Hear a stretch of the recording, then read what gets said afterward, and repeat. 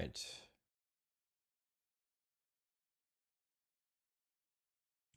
Hello, Mr. Honor Seeker. How are you? Sir, just what are we facing here?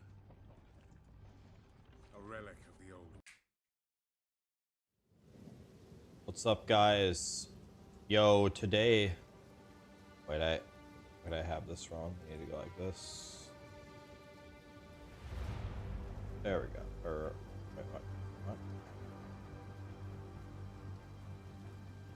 There we go.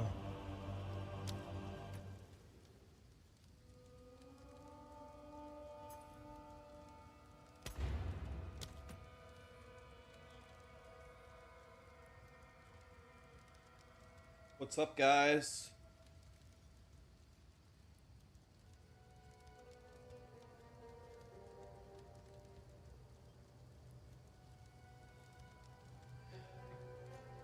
What's up?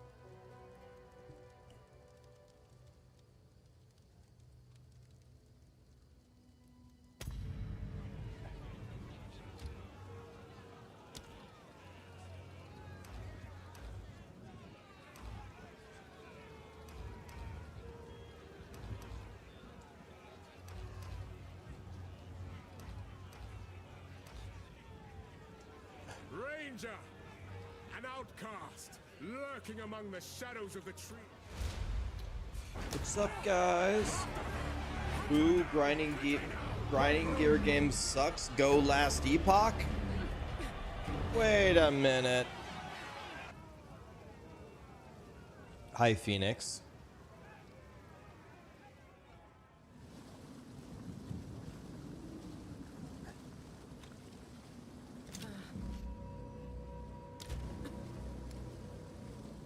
It'll take a better snare than that to catch me.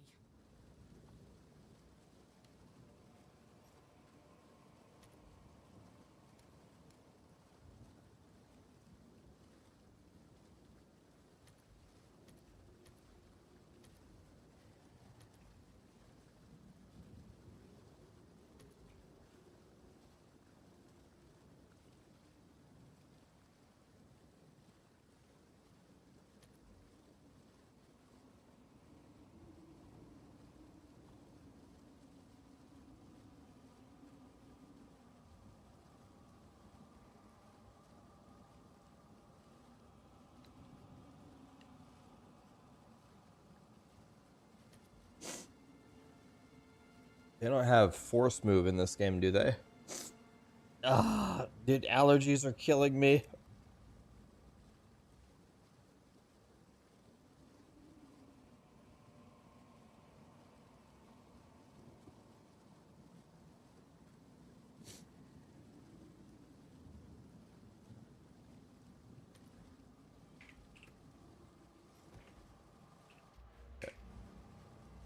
Okay, this works. Okay, yeah, I forgot. They have this, I forgot POE2 has this sliding stuff. Has the ice skating, I forgot. Do I like Apple products? Ugh.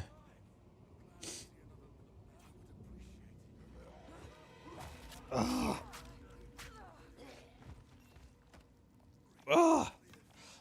Die.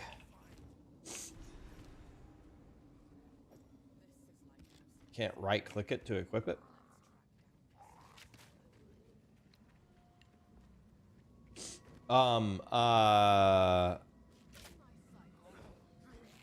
In general, I do like Apple products, but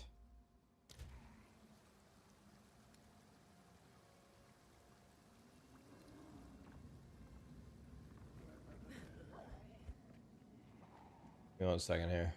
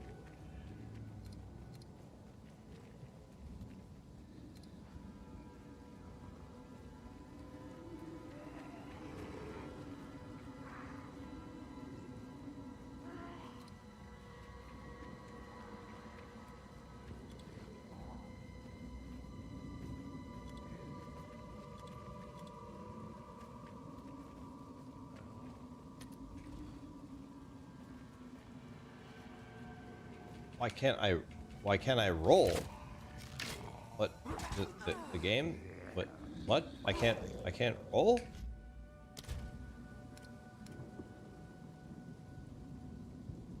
Oh, hitting the default switches the default for all windows? Oh, what? Why?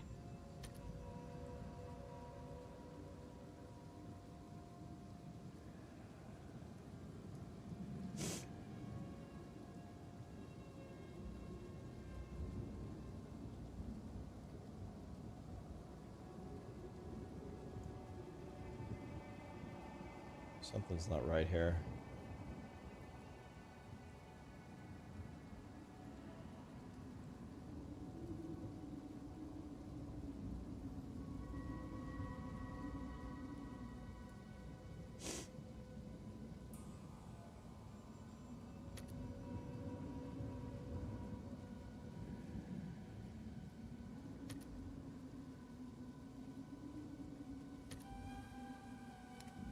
Hold on 1 second.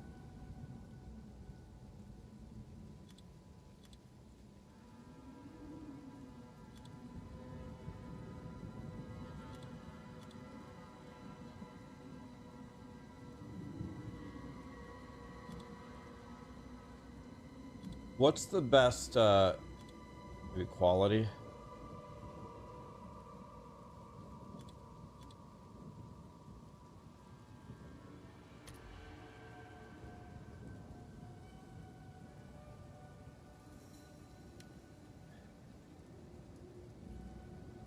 I don't want to target frame rate. DLAA is the best.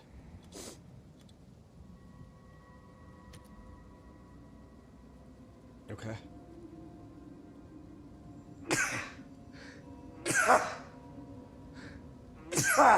God. Ah.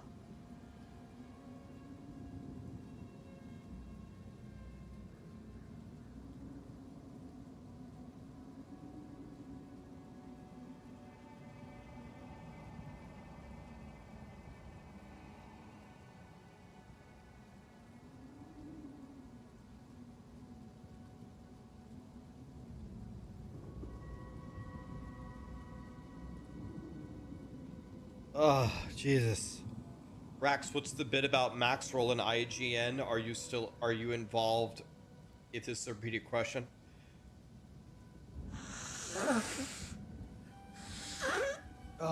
Yeah, I'll answer. I like Apple products. I'm not sure that I like Apple as a company, but I think Apple makes pretty good products, but I mean, I like Apple. I think they make good stuff. Oh, dude. I'm just getting destroyed by allergies. I already took allergy medicine. This is me on medicine. Whew. Are drops still on? I don't know when the drops end. If the drops are still going, they are on the stream. Are they still going, guys?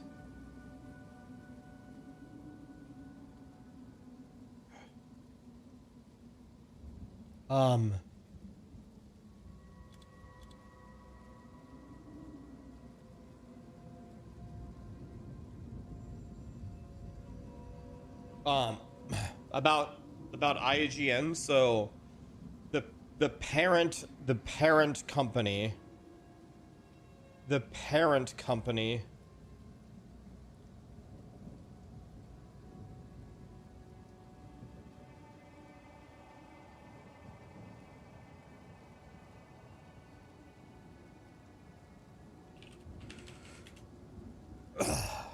man, dude, it's actually messing with my head how bad my allergies are. It ended an hour ago. Okay.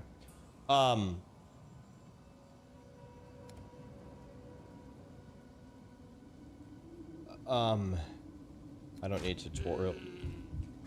What? Nowhere to run.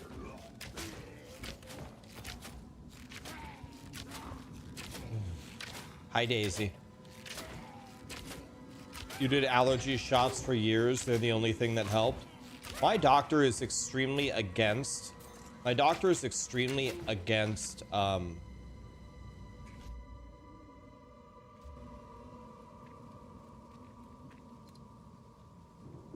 allergies or allergy shots, and the reason why is she says unless you have like absolutely debilitating allergy shots or allergies, the allergy shots barely help you at all. Like the performance of allergy shots is very low, they're very expensive, it's hard to properly diagnose.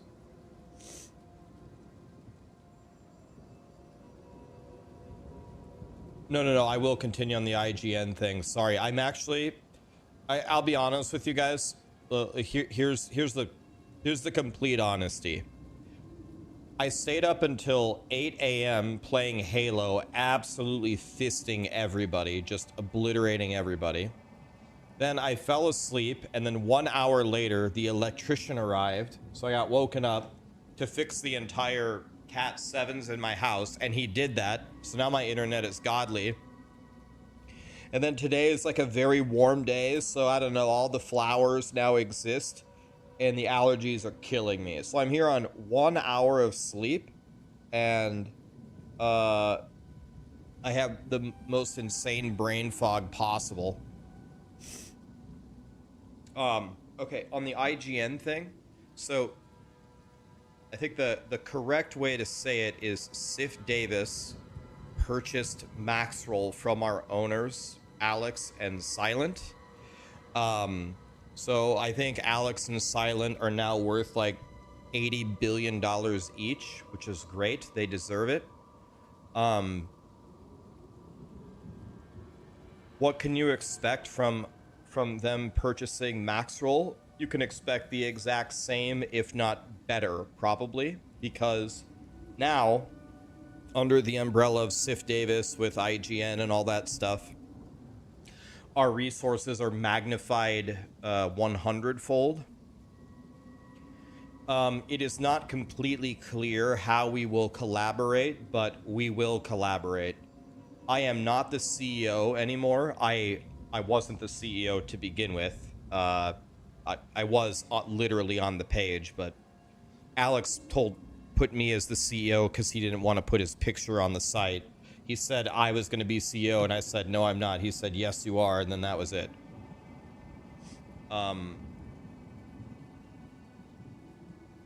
So everyone who runs Maxroll, who creates Maxroll, who writes the guides, everyone who makes all the decisions, who makes all the tooltips, who makes all the planners, it's exactly the same. In fact, our key employees have been retained in an unbelievable way for them. So I'm very happy for them.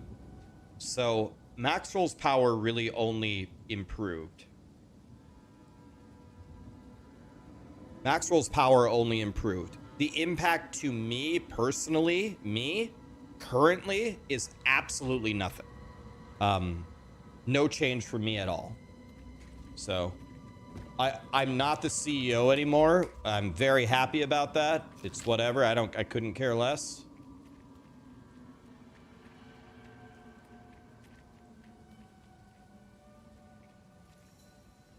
Not for long, Rax. No. Guys, here's the thing.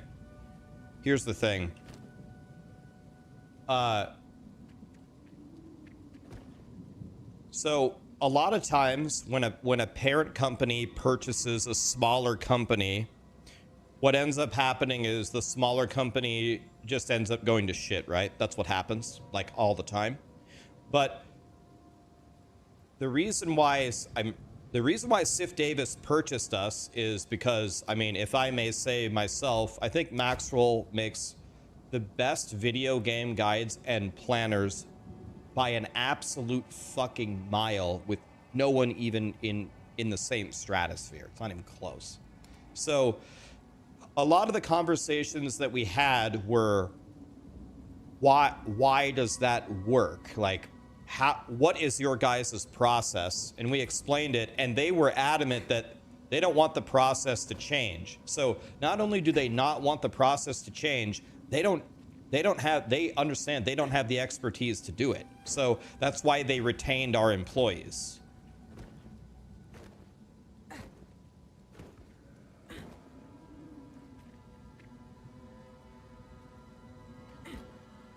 Did I hear about the Maxroll Discord rumors? No. Maxroll Discord rumors?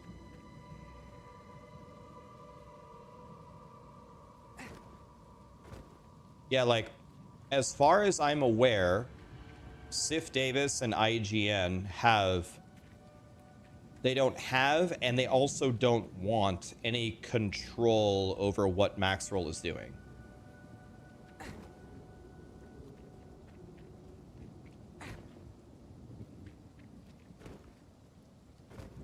You speak of owners and our employees. What is my role at Maxroll exactly? My role changed over the years. I started as a founding member of Maxroll. The three owners of Maxroll were SVR, Rob, and Alex. SVR, Rob, and Alex founded Maxroll, and they, at the founding of Maxroll, they had 2 guide writers, one from North America, one from Europe. They picked me for North America. They picked Woody from Europe. So I just started off as a guide writer. As we expanded to more games and we brought on many more people, we brought on North War and Chewy, everyone very talented, and a lot of times everyone very talented at different things. The things that I was good at Maxroll was leadership. I was good at Dread Scythe, of course. Dread Scythe can confirm or deny everything that I'm saying. We picked up Dread Scythe very early, and my brother as well. I was good at leadership. I'm good at leading the charge, leading a team. This is our vision. We do things this way. And I was probably English-wise, probably our strongest English speaker, writer, and editor. So my role quickly changed from, instead of writing guides, I was leading the teams and I was editing the guides. I wouldn't write any guides and I'd just sit around, and then Woody, North War, Chewy, Dread Scythe, Lee would send me all of their guides, and then I'd take a giant red pen and I'd be like, no, no, no, no, no, no, no, no, no, no, no, no, no. And I did that for multiple years. That's like what I was good at. So then, SVR left as an owner, and the owners were Rob and Alex. Went right before Diablo 4 launched, in a bizarre twist of events, Silent became the owner. Not Alex, not Rob, Silent. And then,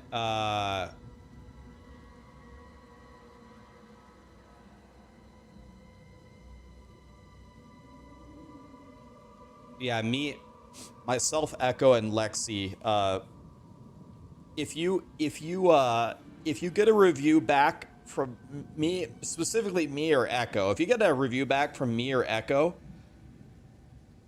you're going to be sitting at your computer for a while, because I will read every sentence that you wrote, all of them. I'll read every sentence that you wrote, and I'll challenge everything that you wrote. But that's what you're supposed to do, right? Anyway, the ownership changed, and then at that moment, they said, Rax, we want you to be the CEO. And I said, guys, I need to stream. Diablo, like, what was happening with me is I was undertaking a lethal amount of work. I couldn't continue. I couldn't. I was losing my mind. I was streaming all day, YouTubing all day. My mom was dying in the hospital. Then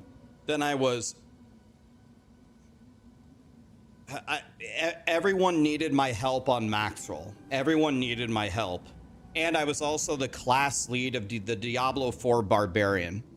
I had like 30 hours of work per day with 24 hours in the day. It was actually killing me, literally. I was slowly dying from the workload. So I talked to Alex and Silent and I said, guys, I cannot do this anymore. I've done this for too many years. And they said, well, will you at least review and write our most important articles?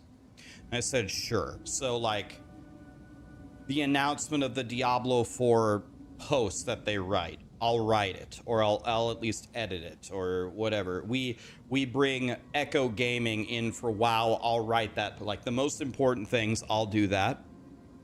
But I had a talk with Alex and Silent. I said, guys, I'm telling you, as a human being, I can't continue here. I could easily like maybe be the CEO of Maxroll, but I don't want to give up my stream. So if I have to give up something, I can't do all this stuff on Maxroll. They said, no problem. If you ever want to come back and do all the work, we'll bring you back. No problem. And they said, by the way, you are going to be the CEO. I said, what? No, I just said I'm not going to be the CEO, da da da da da. And they said, oh, yes, you are. We're putting you on the team page. We're putting your picture there.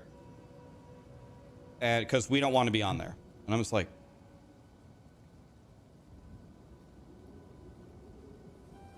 that sounds like a really dumb idea. And then they said, nope.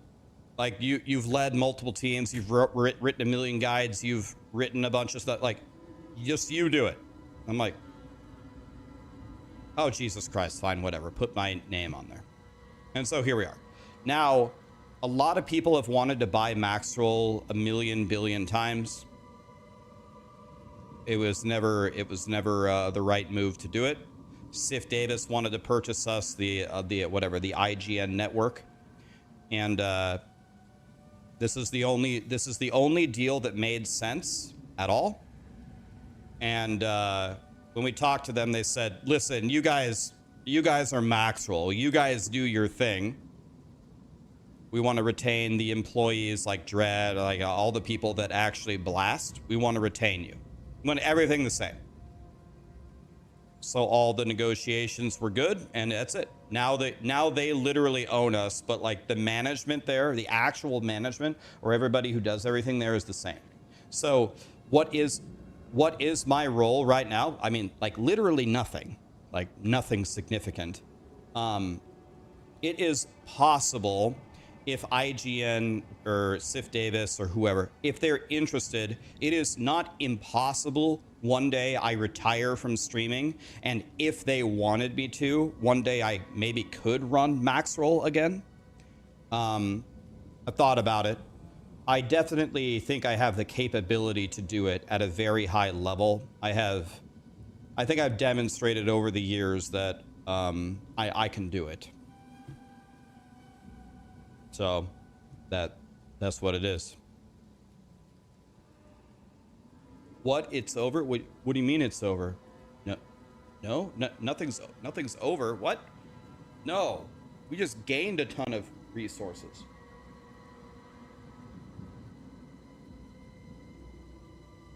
If IGN would be interested in me leading it one day again, if I decide I want to do it and I don't want to stream, I'll ask them. Who knows? Maybe they say, no, Rax, fuck you, you suck.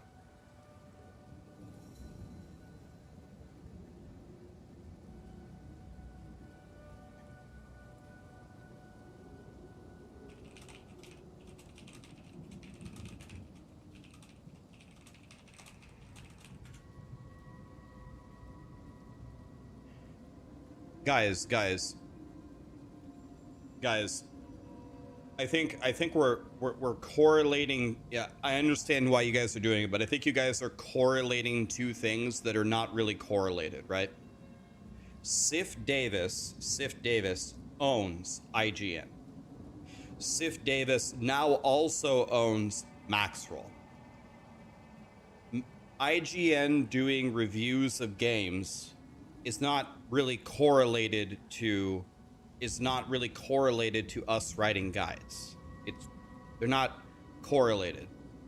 In fact, if anything, I think there were talks of I cannot confirm this, so I wasn't in these meetings, but I believe there were talks of having Maxroll potentially do the reviews instead, because we are degenerate blasters of games, and I'm sure IGN has some really great reviewers, but we are, like, you know, uniquely qualified to play a game and tell you if it's good or not. So actually it's probably the opposite. It's not like, I think it'll be way more Maxroll maybe impacts IGN rather than IGN impacts Maxroll. I think it's going to go the other way. I could be wrong though.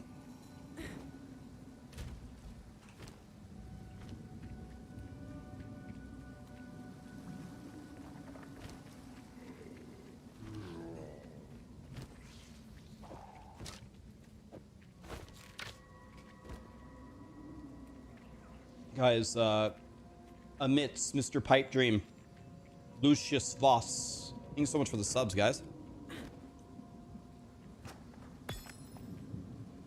Another string to my bow. How do I do this? I kind of forgot how to play this game, like, completely. Am I a millionaire, Rax? From the specific sale of this, I have earned $0. I'm not an owner of Maxroll. I didn't earn anything.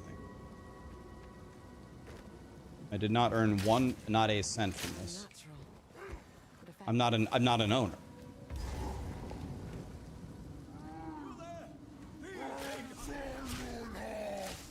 journey has not been kind to you. I gotta remember how to play here.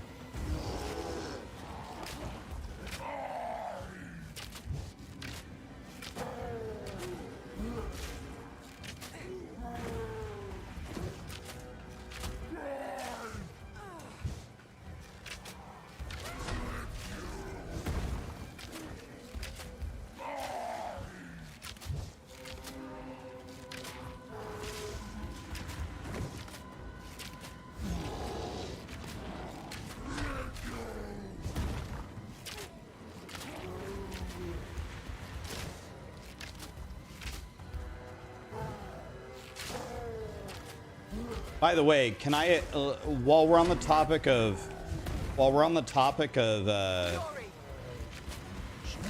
changes, not too many people have brought this up, but I'll bring it up just in general.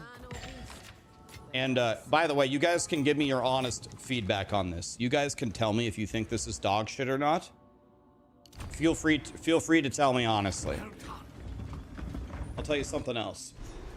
So, for the first 5 years that I streamed, I did literally everything myself. Everything. I did all my IT stuff. I did all my taxes. I did all my sponsorships. For several years, I did all of my editing, uploading, thumbnails, everything, right? What do I take? Lightning rod, maybe? And then, I think I put lightning arrow here, lightning rod there. Yeah, iron ring pog. So,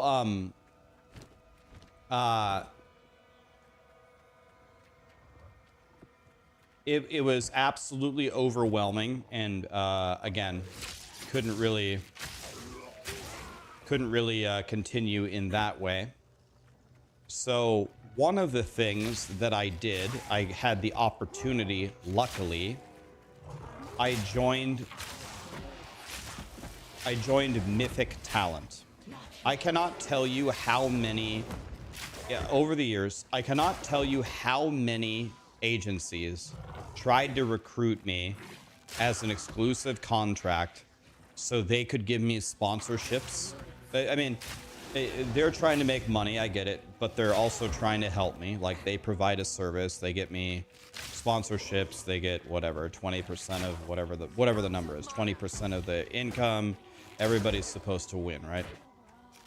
But I declined all of these because I was just willing to do it I was willing to do the work myself. And I didn't really want someone having control over... I mean, at the end of the day, I have the control anyway because it's up to me what I want to do, right? But... okay, I have the wrong keybind here, I'm just noticing. I had the opportunity to join Mythic Talent, which, in my opinion, is by far the best agency out there. I don't know of a better one. So, since I've joined Mythic Talent, the opportunities that they have are not only... there's not only way more opportunities for sponsorships. Oh my god. They are far better opportunities. So what I've always said in the 5 years of me streaming, I pretty much never put, for example, I never put integration, I never put sponsorship. Hey, download this app and try it. Use code Rax or whatever. I really never did that, no matter how much they offered me, because I pretty much just think you guys don't want to hear it, first of all. And second of all, I mean, a lot of times, actually, they would offer me what I would consider quite a bit of money, but it really wasn't... I was okay to give it up just to protect my brand, you know what I mean? It's like, whatever. People don't want to watch that. I actually saw people spamming in my YouTube videos, Rax, do the sponsorships. We don't care. It's a 60 seconds. Who cares? That was nice of people to say, but I still just never did it. However, if you have noticed, in the last couple of videos, I put them in there. And the reason is because with Mythic Talent, again, the opportunities are better. Like, what I'm advertising is actually usually just a better product in general. And second of all, it seems very, very worth it. I sit there and think to myself, it would actually be stupid if I don't do this. I think any logical human being like with the opportunities that they give me would take this. So this is where I turn it over to you guys. Do you think it's absolute dog shit and I should stop doing it? Or do you think I should do it? And you could be honest with me. You don't need to sugarcoat anything. But it's let me put it to you this way. Let me say it this way. If I do let's say two of those a month, then my YouTube income would probably double. So for 2 minutes of time, my income doubles. It's like, well, okay, maybe at that level, I think you just have to do it.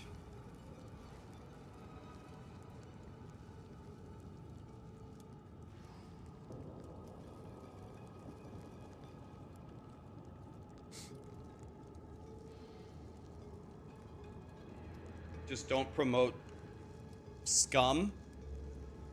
I just had a 1 hour... I've been with Mythic Talent for several months. I just had a 1-hour call with them yesterday. And literally it was just, let's just talk about life and let's just talk about what you want to do. Mythic Talent has no agenda for me. It's what do I want to do, and they will do that. This is what I told them. I told them this yesterday. I said, guys, you can send me a message about any campaign that you want. I'll hear the pitch for any campaign you want to do. However, there's one thing I don't want to do, ever. Like, you don't even have to send it to me. The answer is no, for any amount of money, unless it's like, if they're gonna give me a Ferrari, okay, fine. But you can pitch to me anything, but I don't want to do any shitty pay-to-win mobile games. No matter what. I know that they pay the most. I don't care. I don't even want to hear it. Don't pitch it to me. I don't care. Unless if they're gonna buy me a house for playing Raid Shadow Legends for a day, let's do it. But other than that, forget it.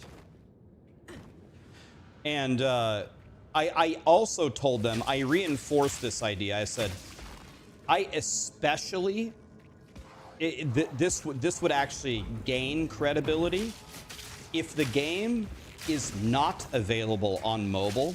That's a plus. It's only on Steam. It's only on Epic. It's like not a mobile game at all. That gives them more credibility in my eyes.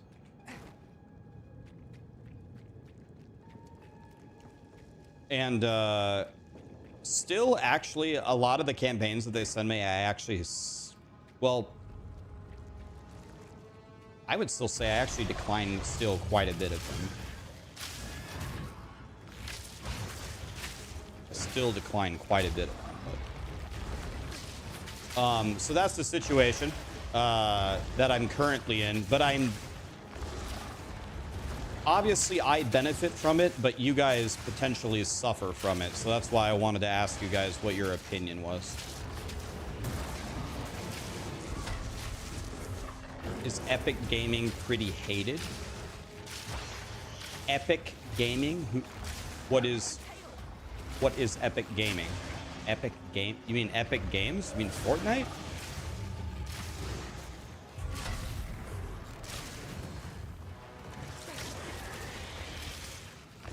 I did tell them there's only 2 mobile games. There's only 2 mobile games that I would do a sponsorship for. I only whitelisted 2 of them. I said I would do Warcraft Rumble because I played that game a lot and I actually like that game. And I told them that I would do the Pokemon trading card game. Those are the only 2 games I whitelisted for mobile.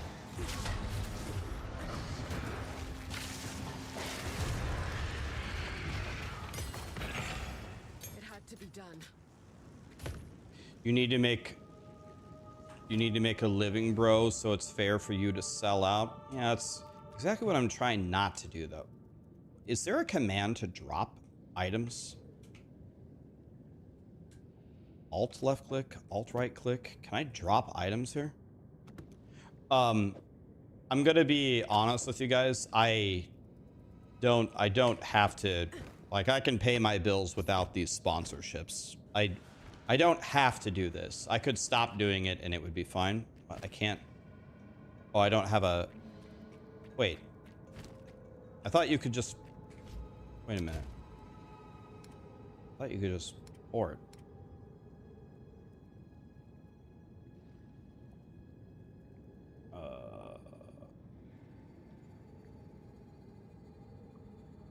How do you port to town?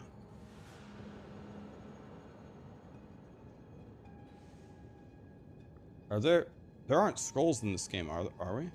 T, that's what I've been pressing. T.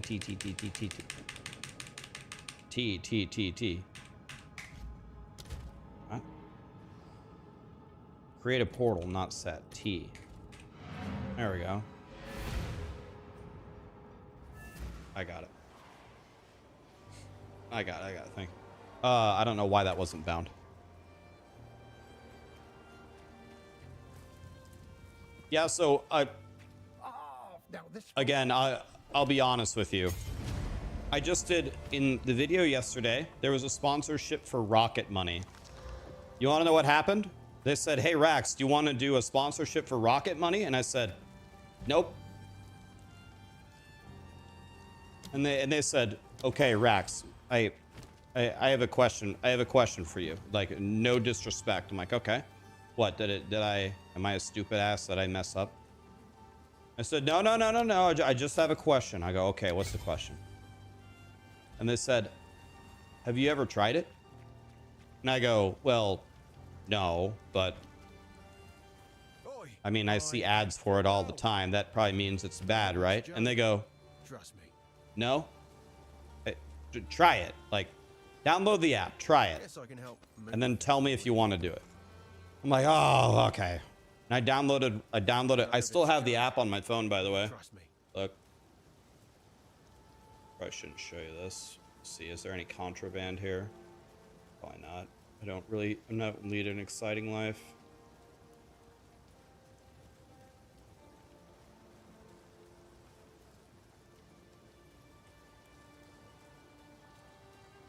Yeah, I think this is fine. Can you see it? Look. Still, can you see it? Still there. Not sure if you can see the apps. It's actually still there. I didn't uninstall it or anything. But anyway, I downloaded Rocket Money, and I was like, and they're like, do you want us to help cancel? Do you want us to help cancel bullshit things? I'm like, yeah, sure. It says, do you know you're paying $180 a year for? I'm not allowed to say what brand it is. They're one of the protected brands in the campaign, so $180 from something. And I was like, no. And I bought someone a membership to it for Christmas like a few years ago, and I forgot to cancel it. And they don't even use it anymore. I forgot. So I was like, oh my God, I'm paying $180 a year for fucking nothing. The Growlwood feels darker. And I canceled. I was like, okay, Rocket Money, let me see what else you've got. And it goes, how much do you think you spend on food a month? Like, what percentage of your monthly expenses do you think goes to food? I'm like,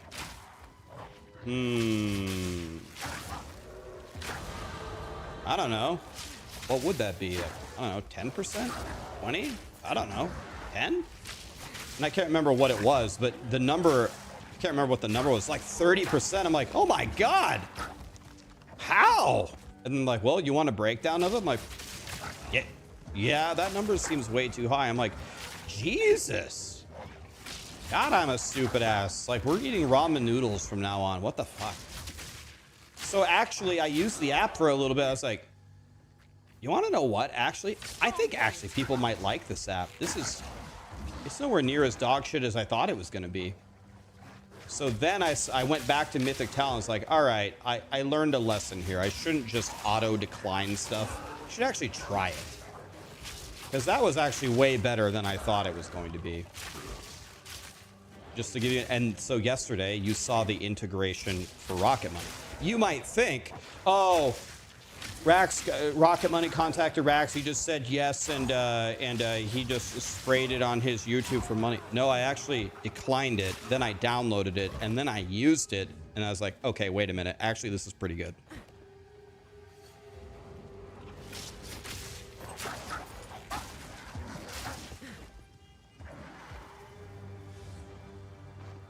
That's the longest Rocket Money ad I've ever heard.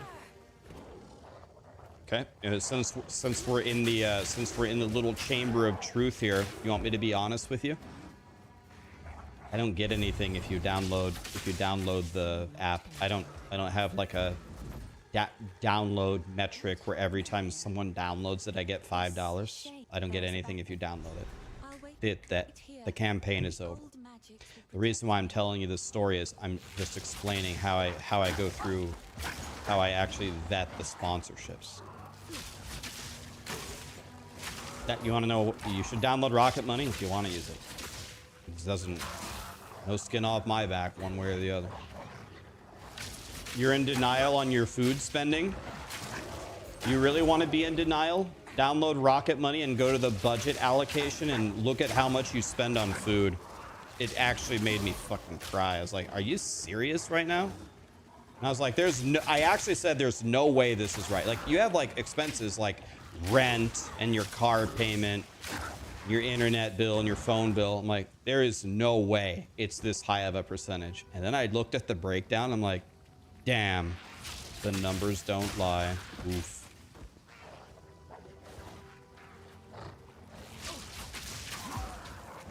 The numbers don't lie, guys. Patch notes when? Next week, they said.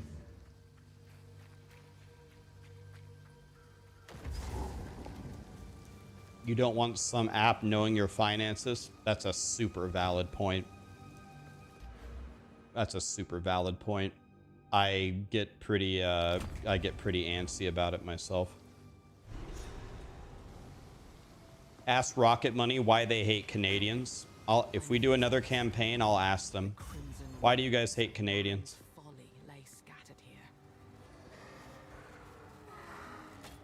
I will do this with every single campaign. If they give me a game, I'm gonna ask them, what is this game? What platforms is it on? Why would people like this game? Give me a code for the game. Let me try it. Yeah, are we actually gonna like this game or not? If it makes it past all that and I think you guys will like it, I'll do the campaign. If I think it's garbage, I'm just gonna tell them, nah.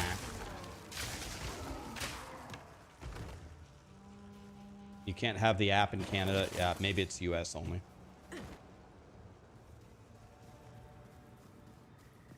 Get the bag and invest it wisely so you can live the rest of your life. My mom passed away this last year, but my mom was a financial advisor. I've been literally saving since I was born. My mom literally taught me with a little silver piggy bank when I was a little kid. So the people who know me, like Sarah and, you know, Marshall, who comes in the chat, what Sarah said when she first met me, by the way, it's not a joke. It's not, I mean, I guess it is funny, but she said, Ryan, I know some people who are actually homeless, and you have less belongings than my homeless friends. You have less shirts, less pairs of shorts, less shoes, less items than some of my homeless friends. I don't buy anything, right? I never wake up and think about, what can I buy today? Never. Return to the earth. Never. Ever.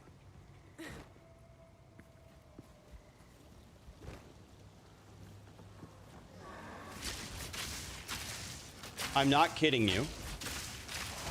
I do not think that I own a pair of jeans. I don't think I have one pair.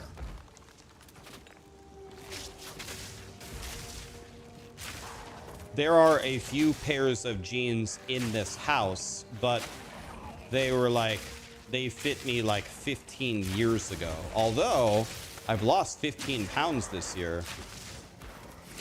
Maybe they fit me, so maybe now I do actually have a pair of jeans. I don't think I have one, not one pair.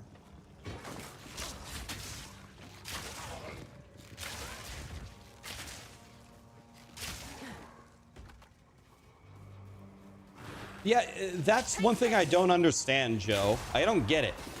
When I worked at a corporation, like, it's like business casual, you wear like whatever, the dress pants or the khakis or whatever they're called. And then people, what you could do is you could pay $100 a year to wear jeans on Friday, and the $100 they gave it to charity. So you pay money, it goes to charity, and then you can wear jeans on Fridays. That is how they do it or whatever. It's fine. But I was like, can I pay the $100 and not wear jeans on Friday? Like, the khakis are way more comfortable. Right? Like, who in the world ever put on a pair of jeans and said, this is comfort? It's like, has someone bashed your brain in with a very large hammer? What the fuck is comfortable about this? This is between shorts, khakis, sweatpants. This is the least comfortable thing by far. Like, what? Like, is everyone in the world just a giant stupid ass? Or I don't even get it. How is this a reward? Hello. If you pay $100 a year, you can put your dick in a pencil sharpener on Fridays. Oh. Well, thank you, kind sir. It actually doesn't even make any sense.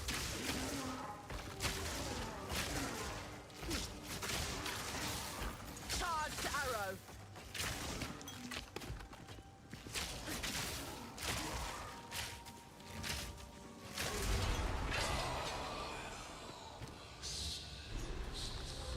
It seems someone refuses to let go.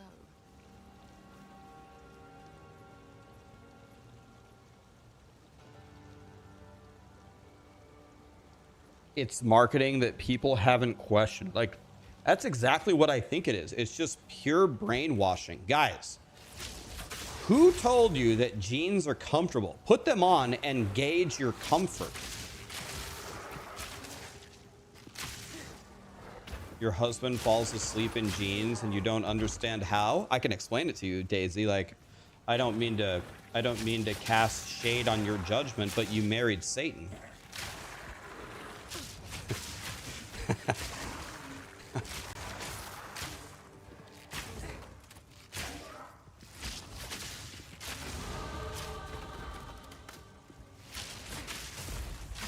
If you can fall asleep in jeans, any of you, you are Lucifer. It's just that simple.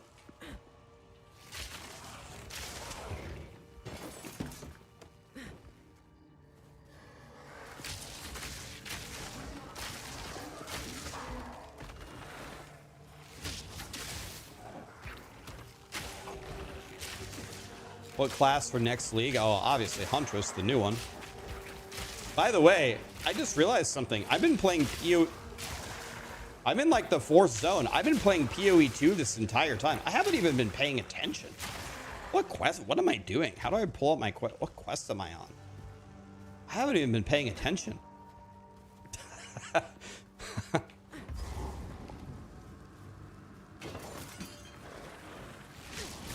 Just been playing on complete autopilot here.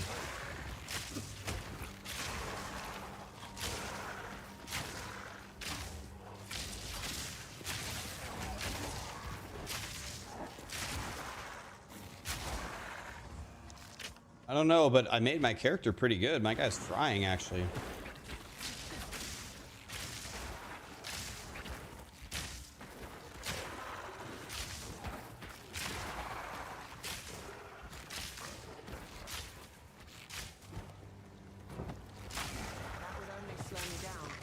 Okay, that has a rune in it.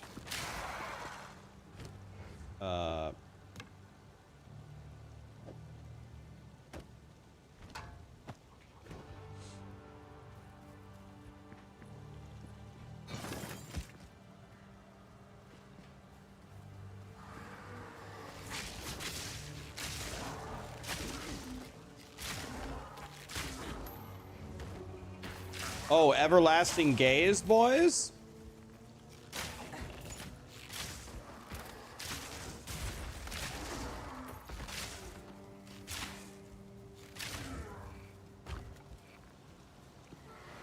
What exactly am I doing here? I think I've done something very wrong. Again, I haven't been paying attention. I need to do this thing? No.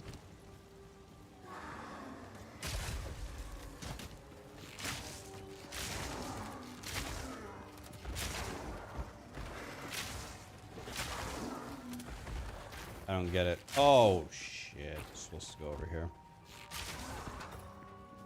That would only slow me down. Wait, we need the superior stuff. Wait. 7 fire res. So, okay. How do I play this game again?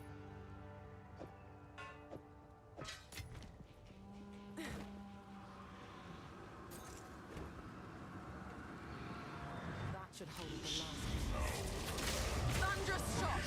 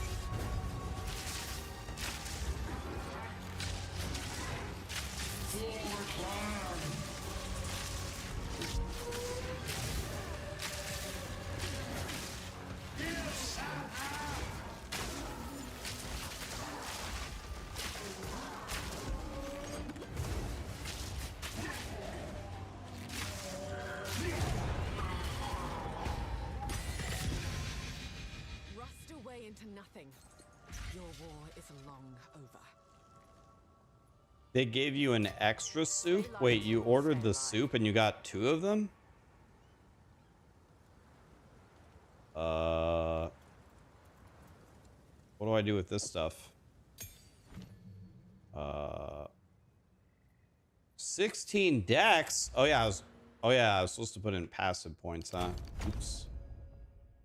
Forgot. Can I use this now? Lit.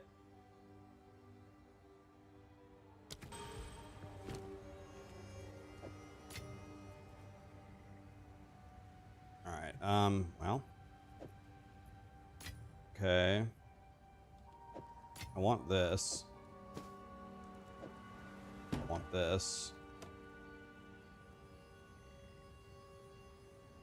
I don't think I want any of that stuff. Oh, I want this Stay though. light, stay alive. Damn it.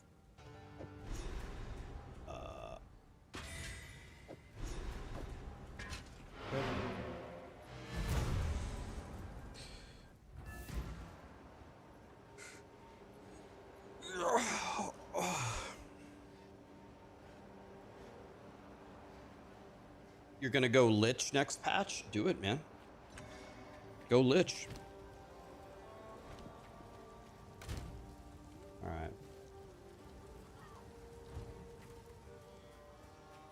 Furious by Buddha.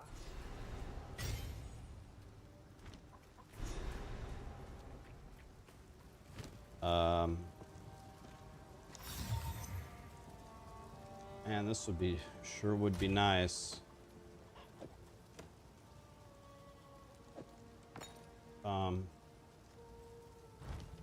Spirits in it later. Let's see here. Feeling lucky.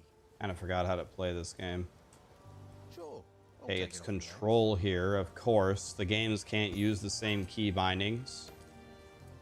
Thanks, Satan. This is an AUG.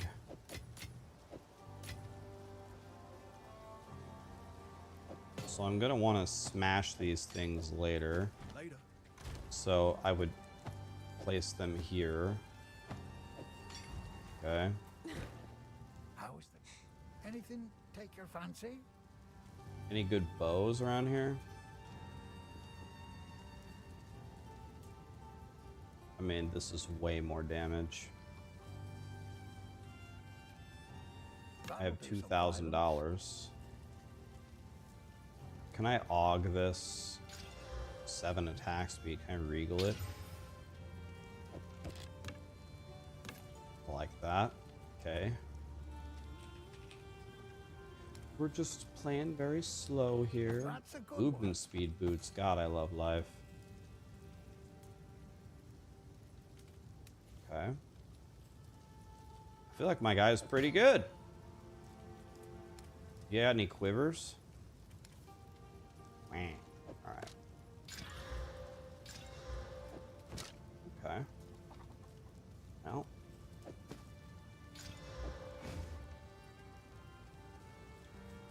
Okay. I feel like my guy's pretty good, actually. Go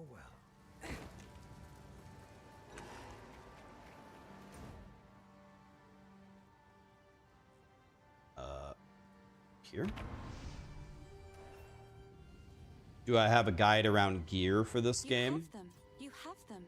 I have specific leveling guides for like 5 different builds that all of them explain to you how to gear them up. What are you trying to play, Lucas?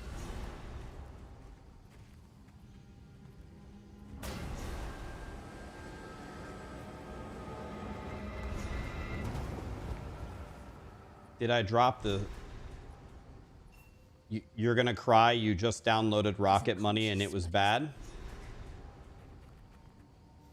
I had the same awakening. Yep. The womb only by the grim tower. It's like being woken up in the Matrix.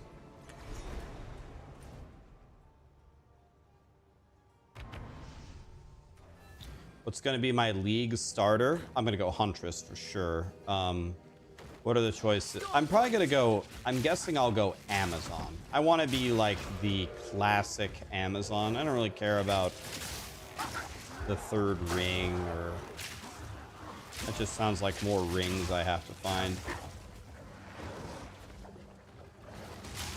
I'm lazy. I don't want to find 3 rings.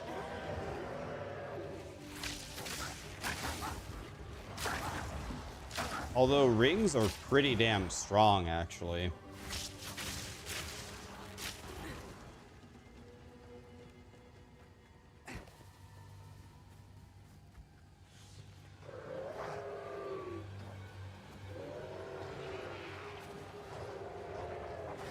You buy Simply Steamers at Walmart. They're very cheap and they're good quality. Nice. Again, not to purposely plug my current sponsor, but did you guys know that I literally did not know this. Did you know that HelloFresh now has like the prepped meals? You don't have to cook anymore.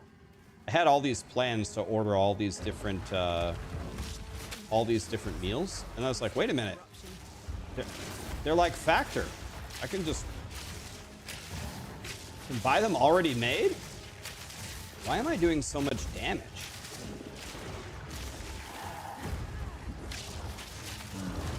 Why am I so strong? I don't understand.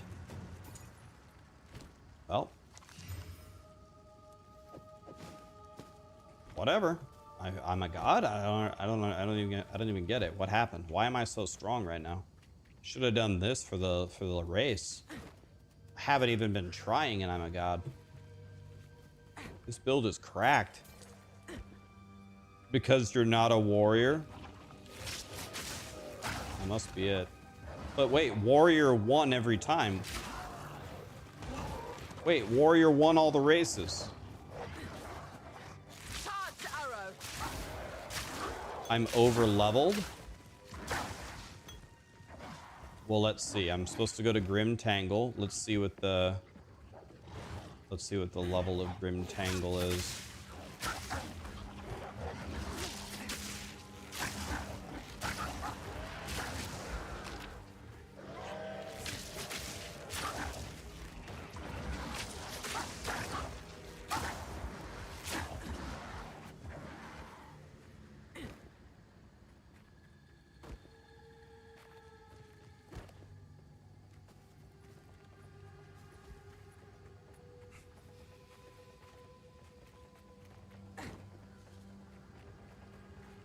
I'm just playing really well? Oh, that can't be it. We don't ever play well around here.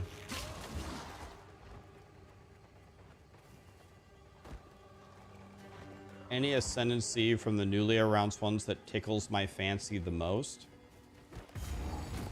Not the armor building one. Not the supporty one. Probably either the Lich or the Amazon. Yeah, get a missile launcher. The roots have grown like a You want to know what I might have to do one of these days, guys? I might have to stream some shooter games. I might have to stream some Halo or some Fortnite. I'm actually reaching some scary levels. I'm just cooking people. Starting to get real good. Not as good as I used to be, but good enough to absolutely cook almost anybody. You don't play Fortnite because you hate Epic Games? I don't really know much about them. Why do you hate them? I don't think I have to kill this guy, but we're here, so.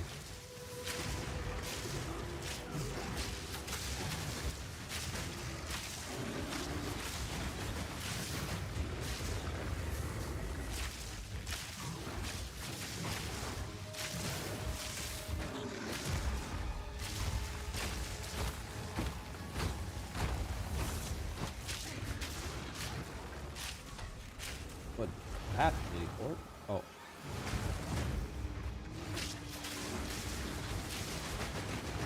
Ow. That hurt.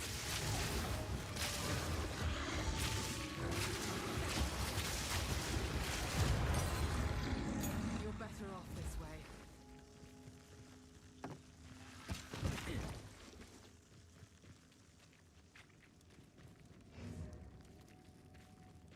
You're waiting for an in-depth endgame guide. Should you be waiting for an in-depth endgame guide from me from 0.2?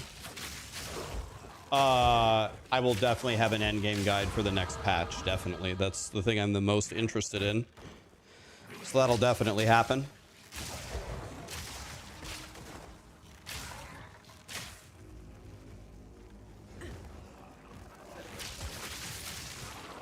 Not the games, the launcher.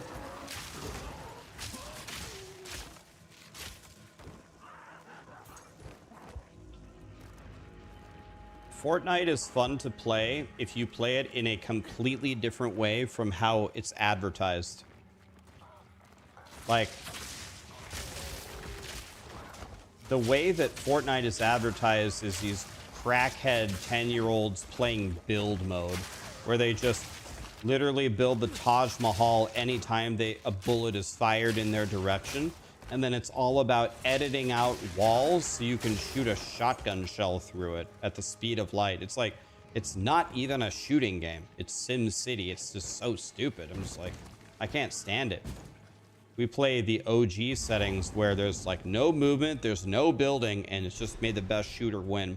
Makes it 1,000 times more fun for me. It's not even close. My family has been that I said. That man's mind seems as dead as this cemetery. It's way too loud. Everything's way too loud. What level am I?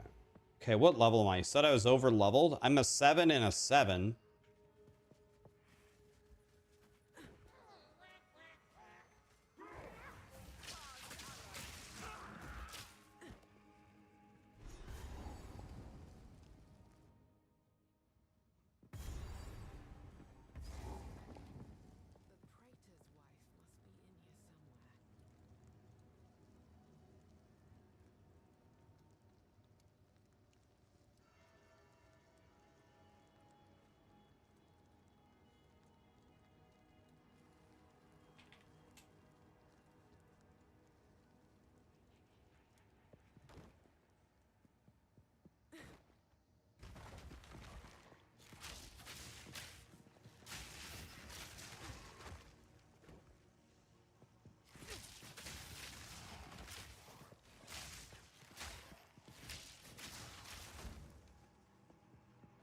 Why am I playing from scratch?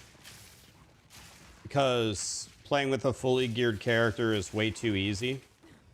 Did you know every endgame character that I ever had playing POE2, I purposely gimped it every single time? Did you know I have more divines in my stash than I have divines spent on all of my characters? You wanna know why? It's because if I spend all of my divines on my characters, then all of a sudden all the guides that I make are useless. Because people don't get to have that. People don't farm that much stuff. And I care way more about being relatable to you guys than making a powerful character. If I made one character, played it all the time, and just spent all my currency, I would have enough damage to one-shot Path of Exile 3 right now. Making those super endgame builds is useless for 99% of my audience, so that's why I don't do it. People said that they wanted me to try in the last PoE 1 League, so I did. I made one character, and I invested all the currency, and I killed all 7 Uber bosses. Dead. That's why I specifically don't do that. So why am I starting over? Because I'm trying to learn how to be good with nothing. Because if I'm good with nothing, then I can help you guys be good with nothing.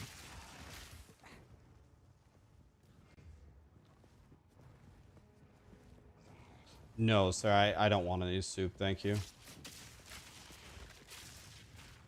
So guys, I don't know if you guys heard, I do have some more news on my health if anybody cares. So last year I failed 4 liver tests. My doctor said, like, I'm actually in big trouble. I need to lose a ton of weight immediately, and we're gonna retest the liver. I retested my liver, and believe it or not, I lost 14.8 pounds, and my liver actually got worse. So now I'm in kind of big trouble here. So yesterday I went to the hospital, and they also were thinking that there's something wrong with my heart. So I went to the hospital yesterday, and I got some x-rays on my heart. And I got the results back this morning on my heart, and apparently my heart is perfect. No cholesterol, no clogs, no problems, no masses. So my heart is fine, but my liver is still not. So the doctor said, actually I should check if I have a missed call. They might call me back today or call me on Monday. They called me this morning and they said they want to make a plan. They're either going to call me later today or on Monday. I didn't get the call yet today. But more extreme measures are going to be taken. So, yeah, I guess that's the update. So, I have already lost 15 pounds, but she said if I could lose even more weight, it would help. So now that I failed liver test number 5, well, now we're going to resort to much more extreme measures. So now I'm doing no more shit food at all. No more shit food until I fix myself, or very, very rarely. So no cheeseburgers, no pizza, it's gone. I'll bring it back one day if I can fix myself. And I actually kind of naturally fast a little bit here and there, just naturally, but they said that more serious fasting could help. So I ate a ham sandwich yesterday at 7 p.m. I'm going to try to go 2 days with just water, with just mostly water, for a very, very, very super serious fast. So I've eaten nothing since yesterday at 7 p.m. and it's 4 p.m. today, so it's 21 hours so far. I'm going to try to go 48. And then when I eat dinner tomorrow, I'm going to eat something very healthy and very low in fat. I'm just going to drink a lot of water. That's what I'm doing.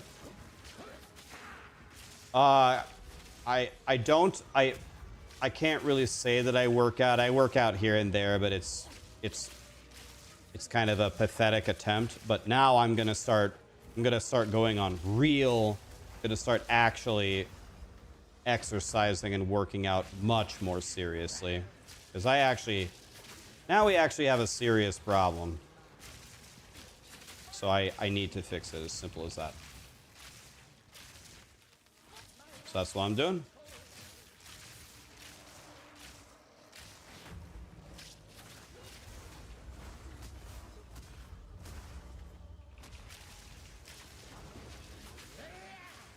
I'll be fine though. Don't worry about me. But it's just an update. At least my heart works.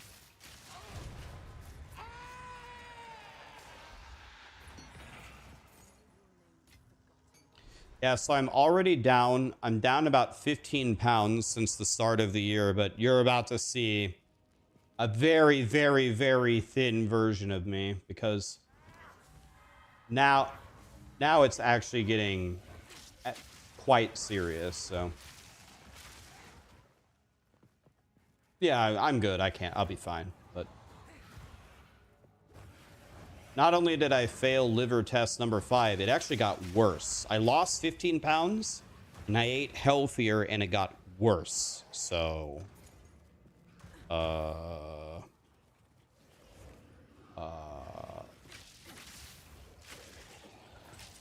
Xylos just gifted $20 and he said to help with medical bills.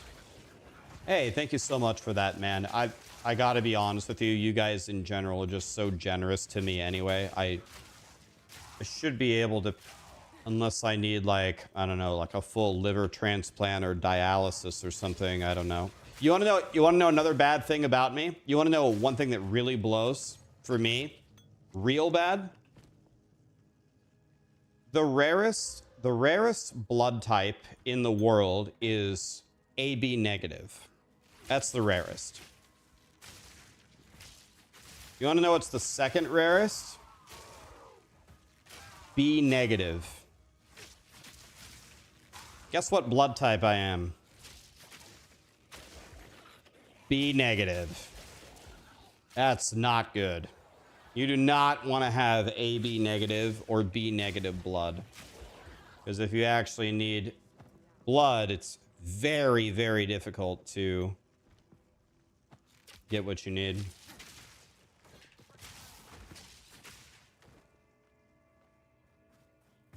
So, not good. It's okay, Rax. You have 6 portals. I'm not worried at all, guys. It's not getting me down at all. I'm in good spirits. We're chilling. I can't die. I'm fine. But just an update.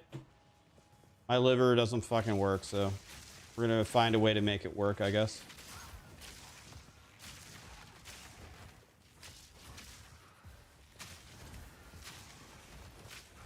You're a universal donor, though? Me? B negative is not a universal donor.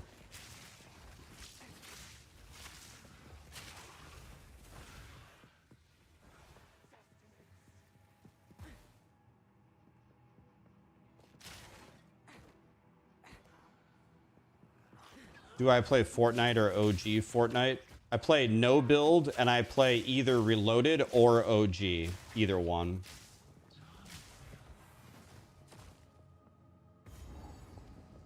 Yeah, I think O negative is the universal donor, right? It's not B negative.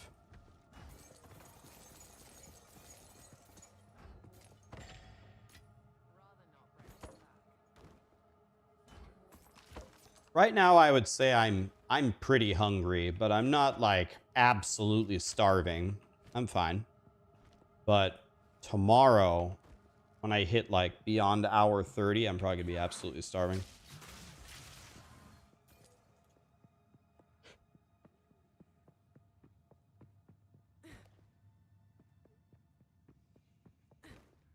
You're a universal plasma donor, but you can't because you grew up in England? Would you donate if you could?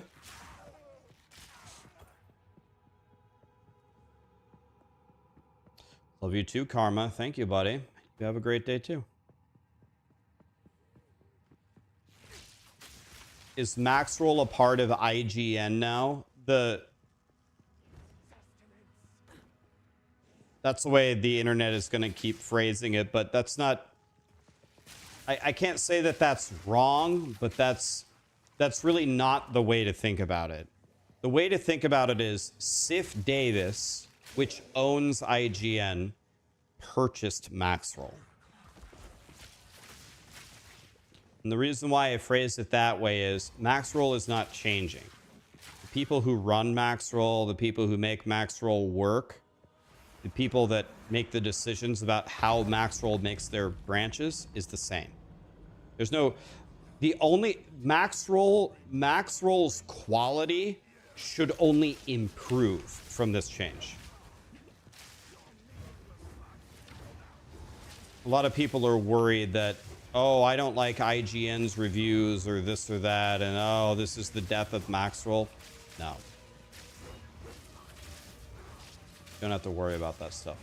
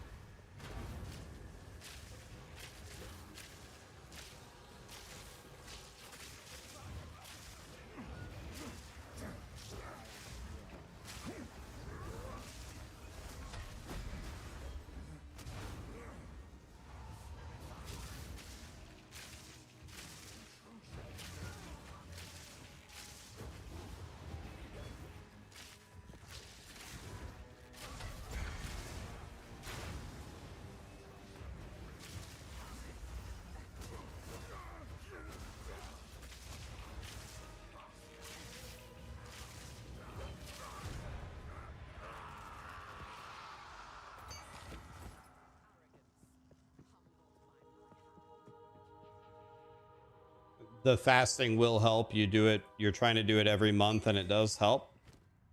Yep. I'm feeling optimistic about it. I'm very close. I'm almost the lowest weight that I've ever been on stream in the last 6 years. So we're going to reach that and go probably much lower. It's gonna be good. Like I said, I'm not worried. I'm chilling.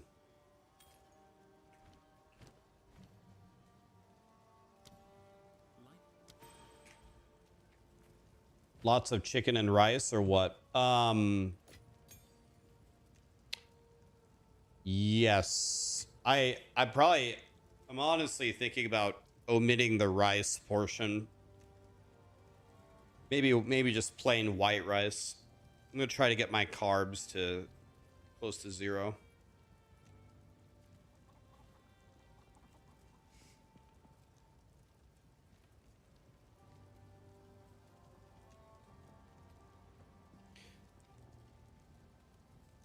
You have a new...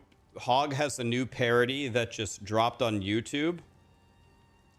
All right, let's watch it. It might demonetize my stream, but who cares? Let's see.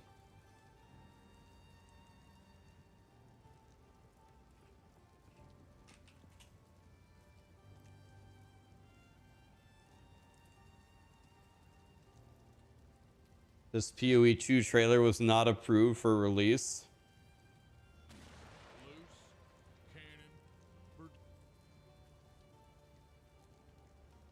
Loose Cannon Productions. I'm gonna like it. I don't even know what it is.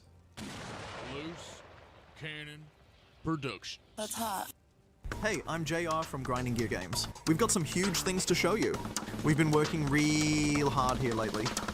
Extra hard. I'm serious. And if you don't like it, fuck you. We've heard your bitching. I mean, feedback.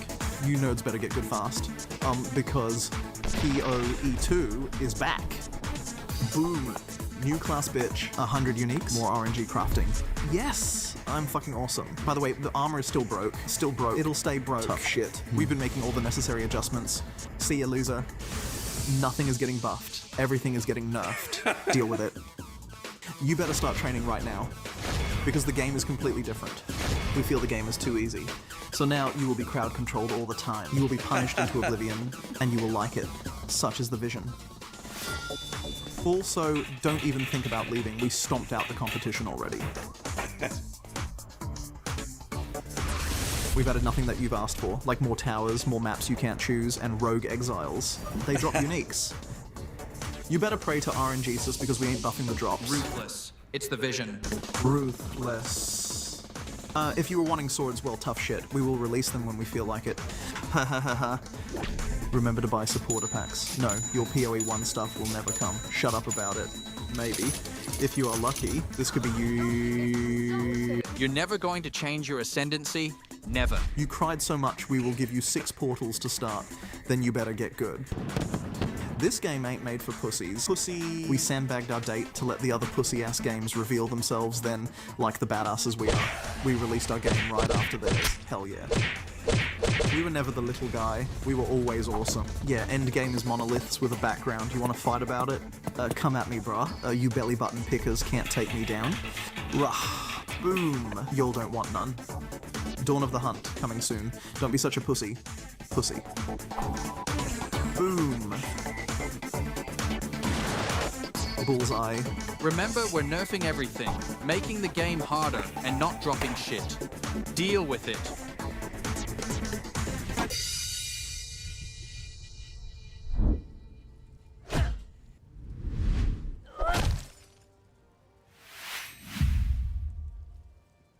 My God, that's some really high production value there.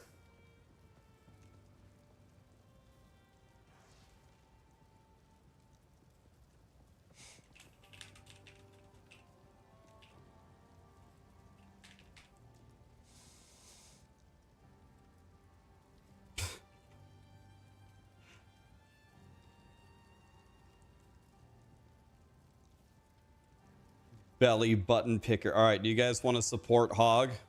Guys, give him a like and a comment. Let's boost his algorithm.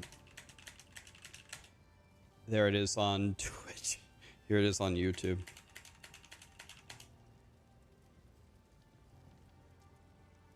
That was good. I'm not very good at making videos, but it's not easy to make all those like transitions, and I don't even know how to edit. Like, did you use AI to do that voice?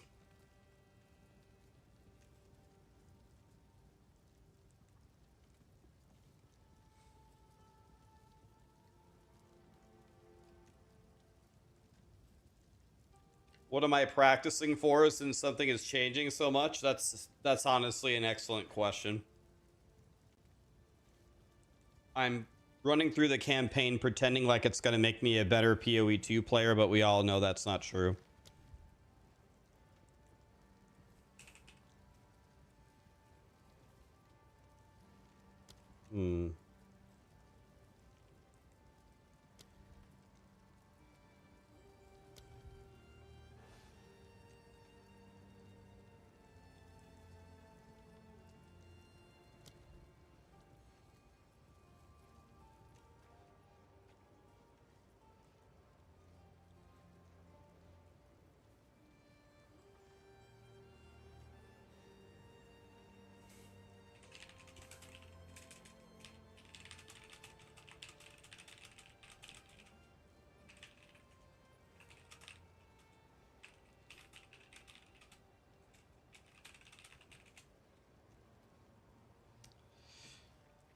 Hog is AI.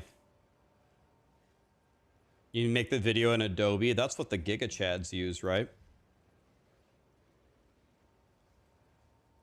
What do we do on lightning?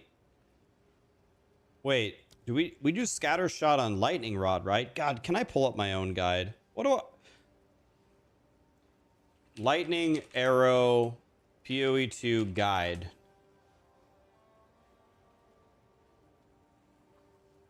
Wow, my own video doesn't even come up if I search. Terrible.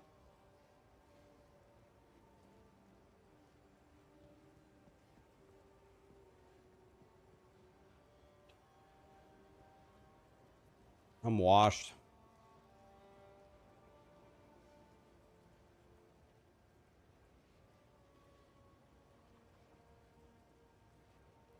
Okay, here's my own guide. Martial tempo makes a lot of sense. Lightning infusion, okay.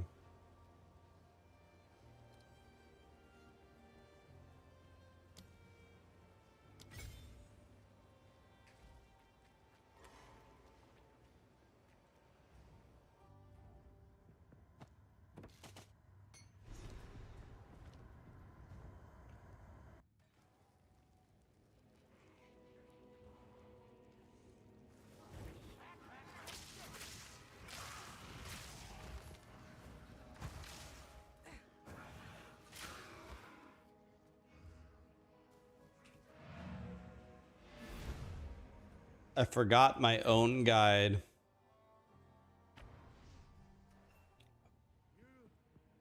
My stream is on the homepage of POE2's official site. Wait, is it actually?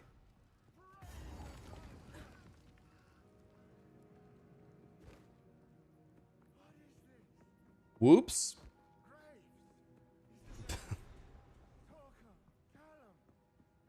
Hog just got me banned. Dude, I think Grinding Gear Games might agree with half the shit in that video.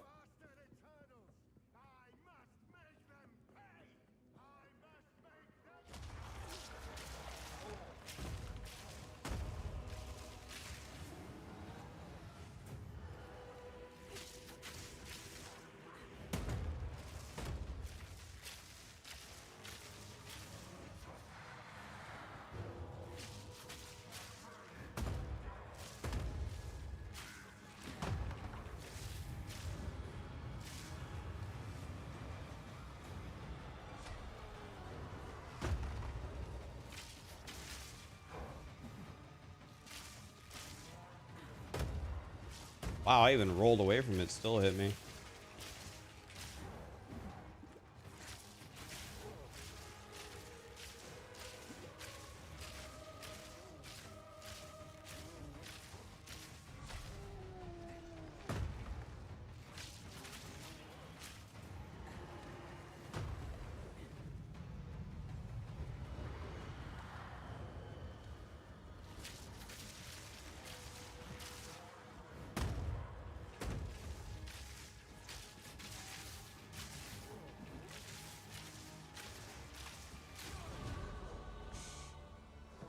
I think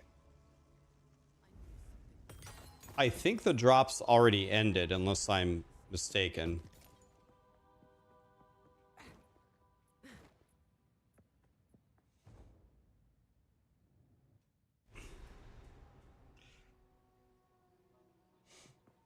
How long it took to do the Lilith edit? Wait, was Lilith in that video, or you mean a previous video?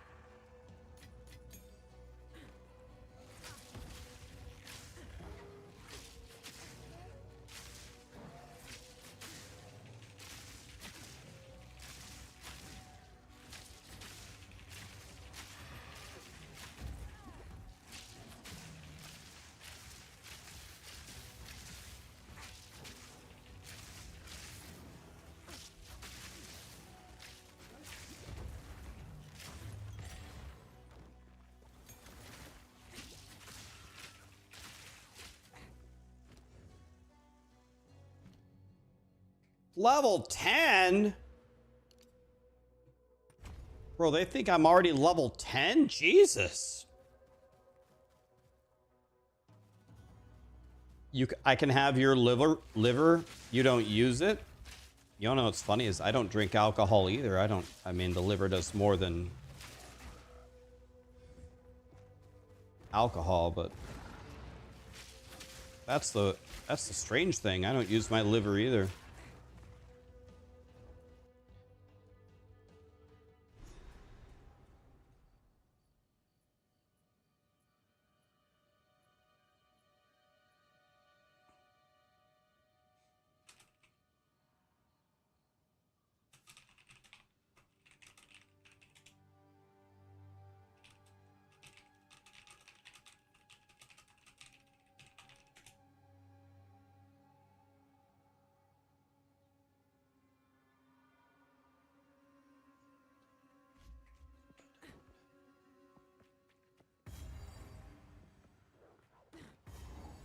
Wait, I forgot to go kill Jim Bob.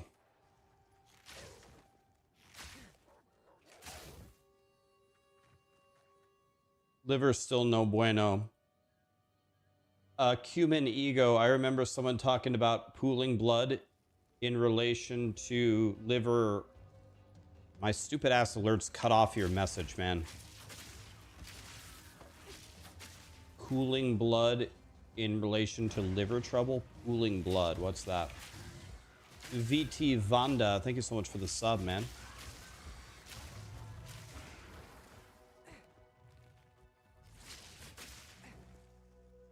What's my favorite thing about next patch?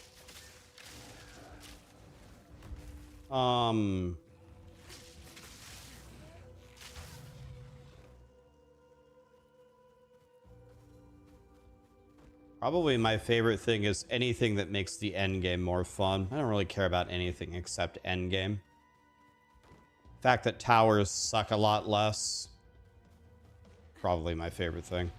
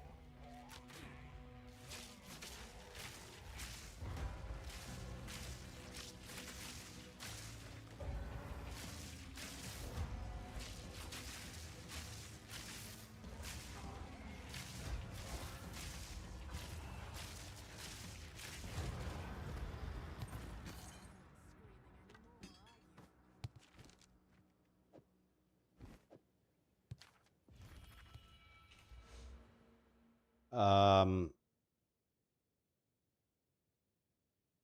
right.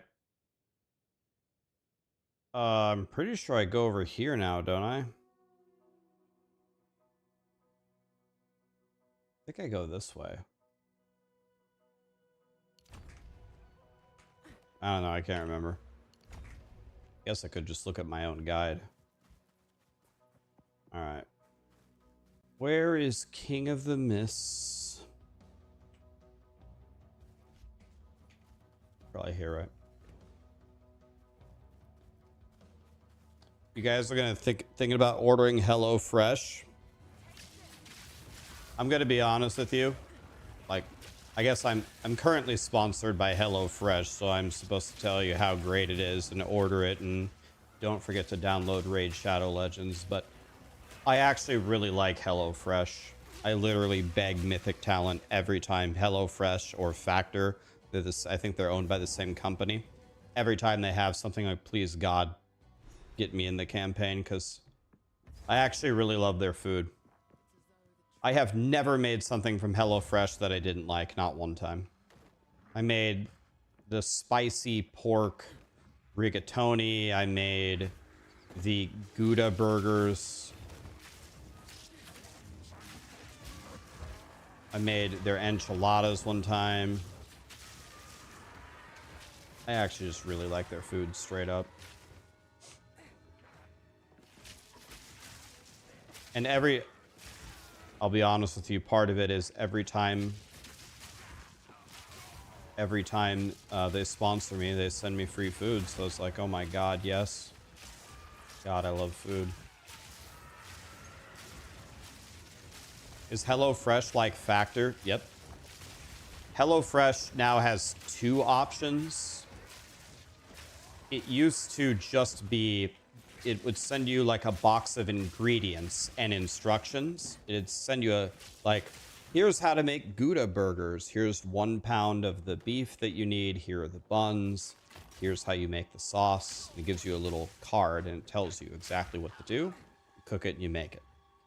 But now, also, HelloFresh just has prepared meals. Put it in the microwave for 3 minutes and it's done. They'll make it for you and you just heat it up. I've never tried it before, but all of the meals that I ordered, they were that. So I'm going to try their heat up meals and I will report back when I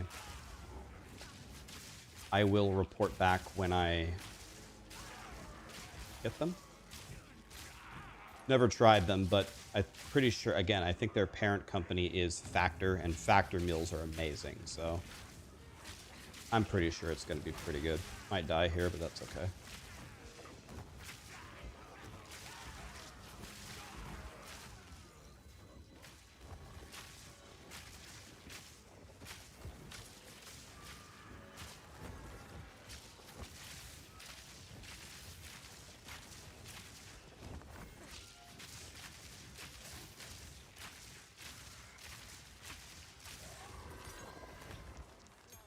If you've never tried HelloFresh, if you like meal kits where they send you all the ingredients and you cook it, or if you want to try their just heat up meals. I've never tried the heat up meal, but the meal kits are pretty amazing actually. It's pretty damn good.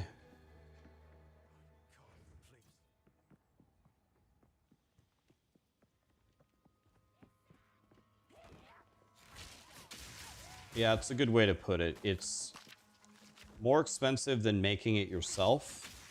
Or, I say it a different way. More expensive than grocery shopping, but cheaper than DoorDash. The HelloFresh and the Factor things, I don't think this is really a secret. They're very worth it if you have a campaign code from any creator, and they're less worth it if you pay full price. Paying full price is pretty brutal. But if you have a code, it's pretty good. 1 to all minion skills. Man, that would be nice if I was playing, I don't know, a different build that has minions.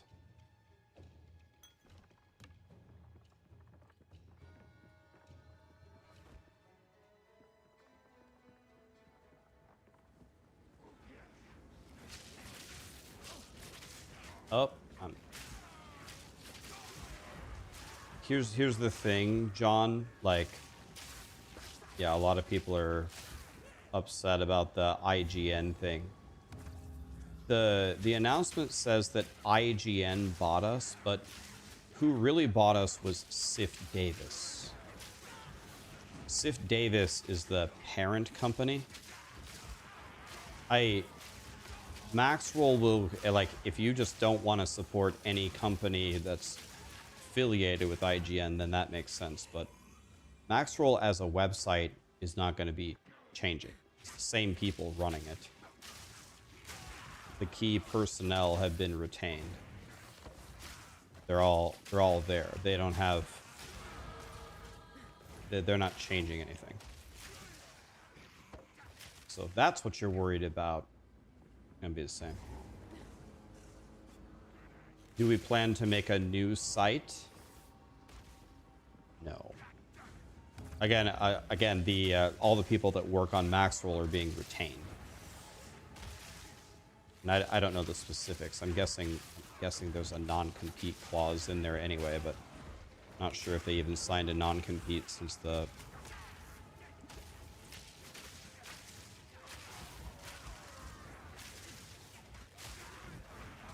Roll, please. Oh, I'm dead.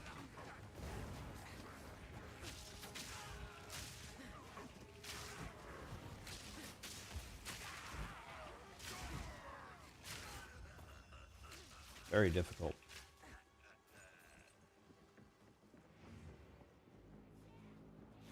For now, the firings usually happen later.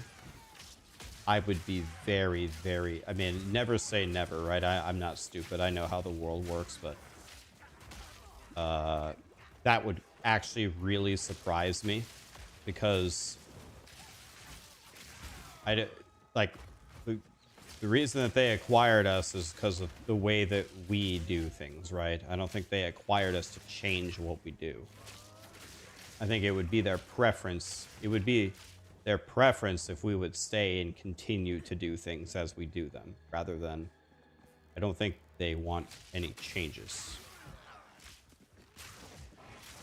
I think the conversations went much more in a different direction, like, how can we help you continue to do your thing? I'm actually... What I'm trying to tell you is I actually have pretty positive feelings about this change. I don't have any negative feelings at all.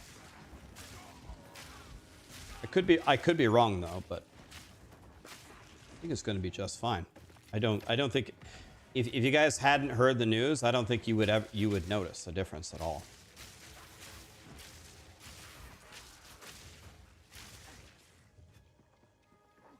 Yeah, acquisitions are not always bad. I don't think this is going to be a bad thing. But I could be wrong.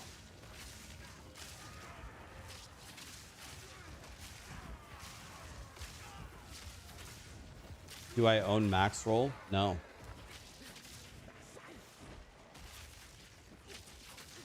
Not at all.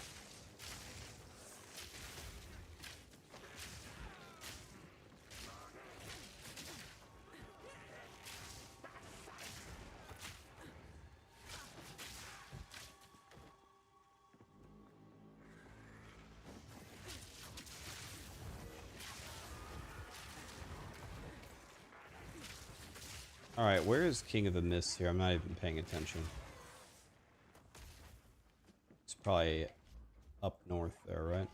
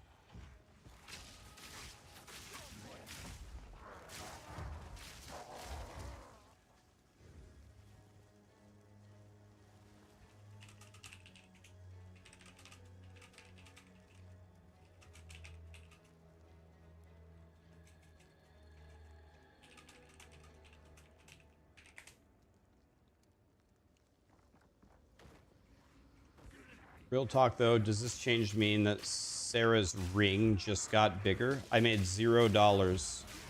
I made $0 from the sale of Maxroll. Not up, want 1 penny. I don't own Maxroll. This change earned me $0. I'm not an owner.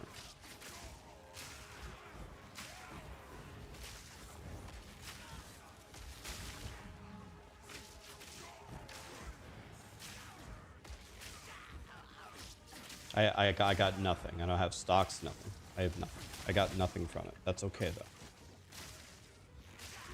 I got absolutely nothing. But that's okay. I'm not an owner. Why would I get anything?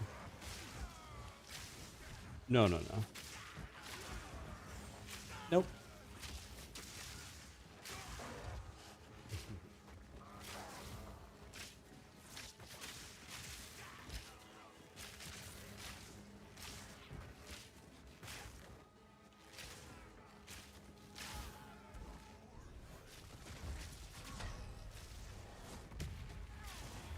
Wait, how did that hit me? I wasn't anywhere near him.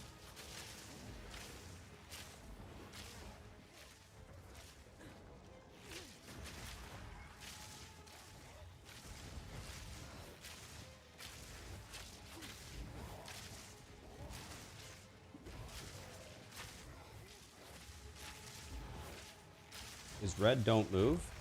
Dude, you want to know what's hilarious about that attack? I stopped moving like 5 seconds earlier, but the ice skating effect of PoE just made me keep moving.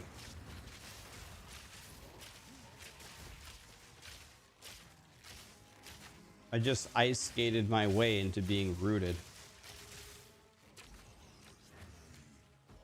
Nope, stop moving, stop moving.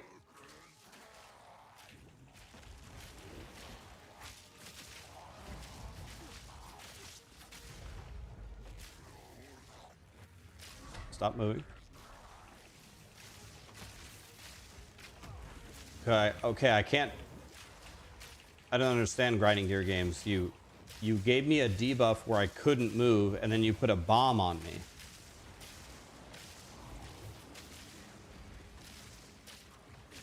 Did you guys see what grinding gear games just did?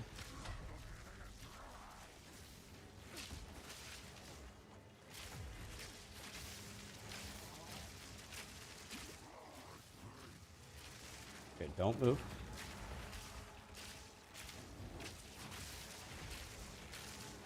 Is the curse is still on me?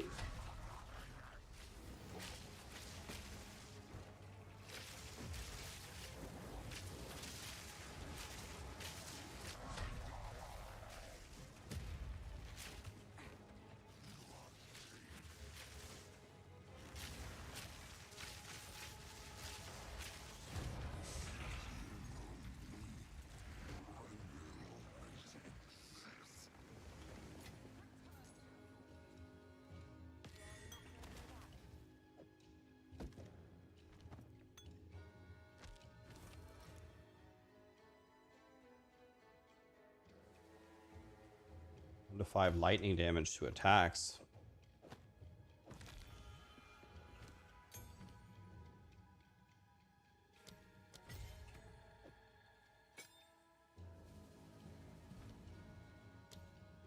Let's take this.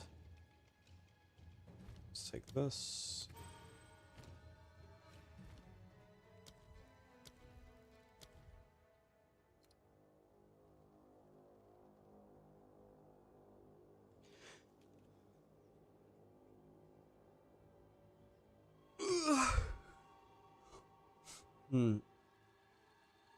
What can I take right now?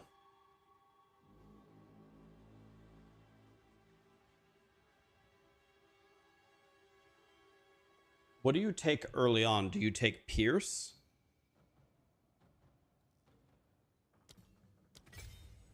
Never mind. Lightning Infusion is already available. I'm a stupid ass. Never mind.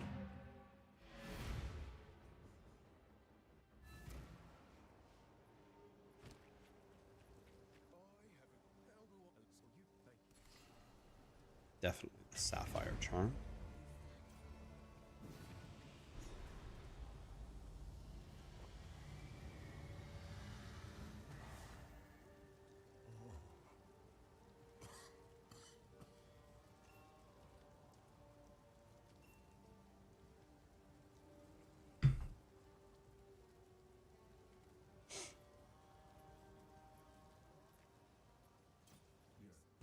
Do you have that, Vince? Are you here? Did you make that command?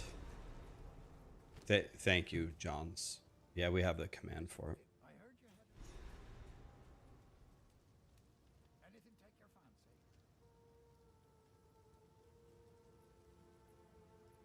18 to 27 damage and chains an additional time. Sweet baby Jesus.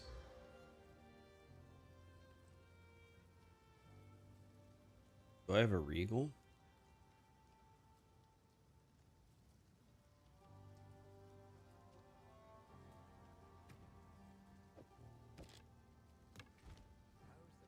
Anything take your fancy. That'll be useful.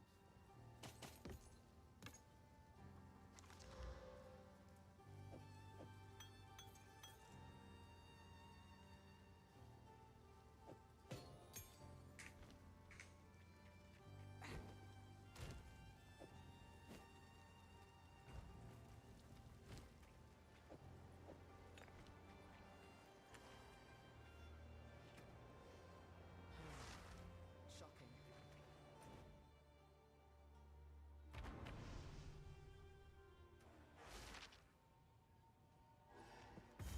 Hi, Titan. Everything's fine, man. How are you? Chilling.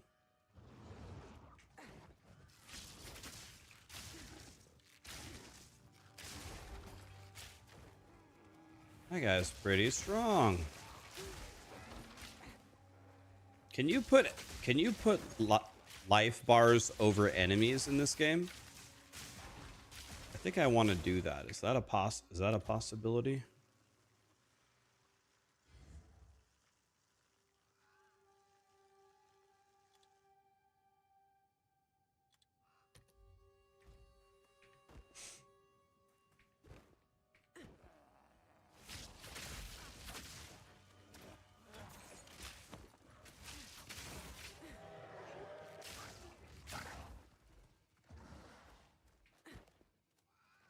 Do I think POE2 will be overwhelming if I've never played POE1 and you were a long-time D2 player?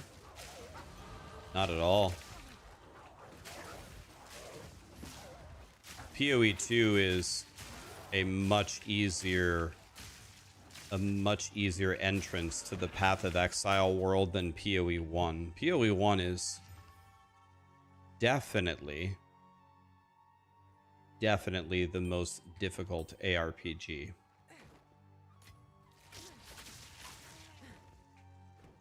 If you go to YouTube and you follow any of my leveling guides and just follow what I teach you, I think you're gonna have no problems at all.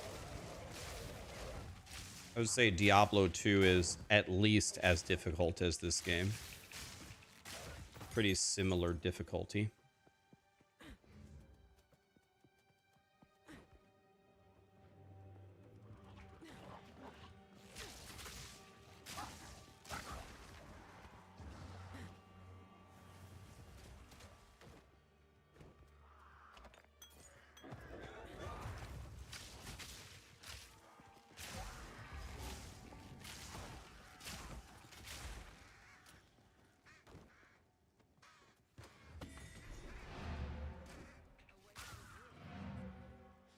Which one is better, do I think? Oh, I don't think it has anything to do with think. It's POE1 is definitely the better game.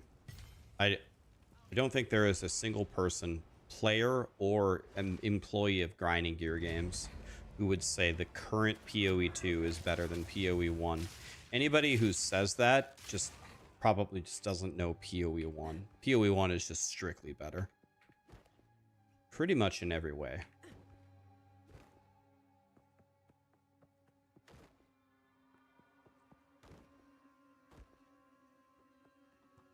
How did I feel about the POE2 reveal? That was good. Game's getting better, but POE1 is either the best or second best ARPG of all time. It's gonna take several of these very big updates to POE2 to get it close to POE1.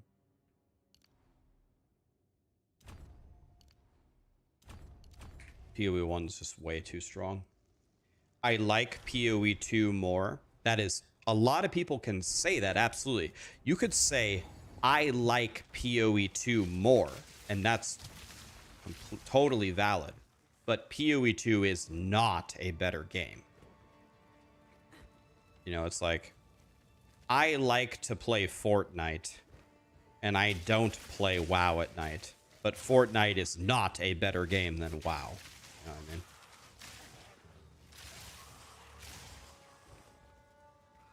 You can absolutely say, I like to play PoE 2 more. A lot of people would agree with you, but PoE 2 is not a better game. Crafting is worse, the end game is worse, the character development is worse, the items are worse.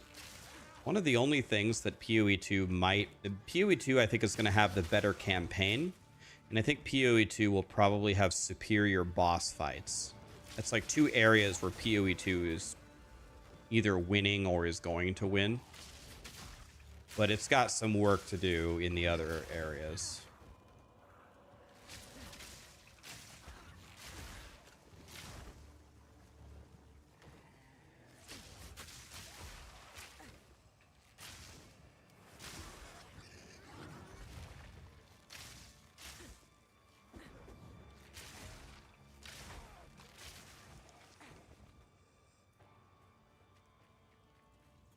Oh yeah, that's another one. Yeah, PoE 2 has a way better new player experience. Oh yeah, by far. That's right. Yeah, that's the category where PoE 2 wins by far. You play PoE 1, you're gonna be so confused and so frustrated the first time you play. It's rough. It's pretty rough out there.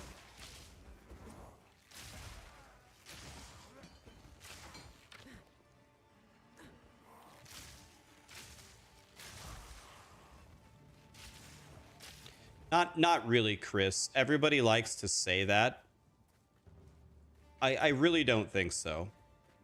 When people say everything is subjective, people have opinions, not really. Sometimes there are just universal truths, and there's just stupid people who disagree with the truth, right?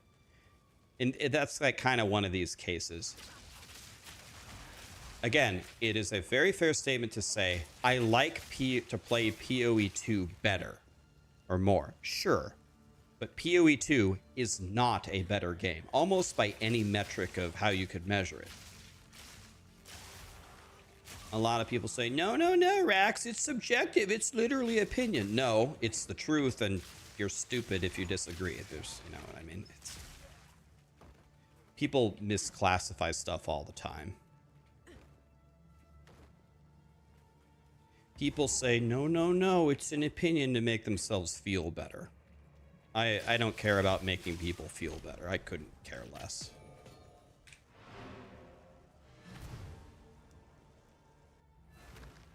Oh, you're saying I need to give the objective reasons? Right. So, I mean, probably the most obvious one is just the breadth and the quality of the end game is by far the most glaring example, right? In PoE 2, what do you do in the end game? You run around and do maps you don't like, and you do towers which are very horribly designed by Grinding Gear Games' own admission, right? Because they keep completely changing them. And then you go fight. There's like 4 end game mechanics. The only good one is Breach. The other ones have glaring problems. They're really not very fleshed out. The trees in which you build into them are very small. And you have one pinnacle boss to go fight, and he dies instantly to any good build. So it's not even a fight. That's the current PoE 2 endgame. PoE 1's endgame, I mean, it's definitely best in the industry. I would be rambling for hours about how great it is and all the different things you can do.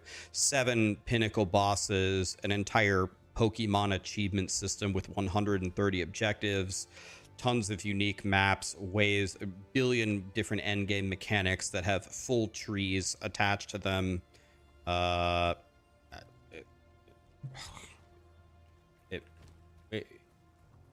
it's outrageously better.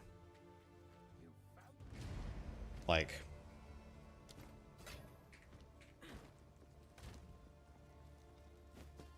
yeah, it's not comparable. It's not even the same thing.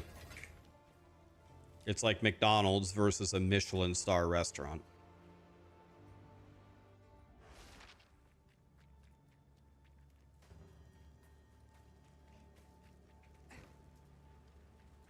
But like I said, I'm favorable toward the PoE2 updates. It's getting better. It's getting better. Big patch, big patch. Towers suck. We made it better. Towers still suck. Another major patch to make it better. Okay.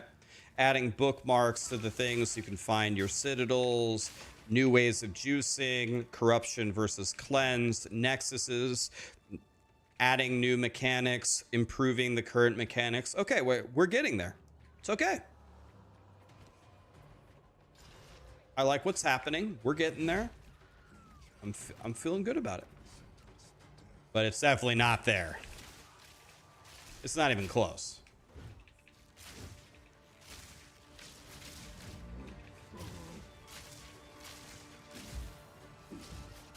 Yeah, I mean,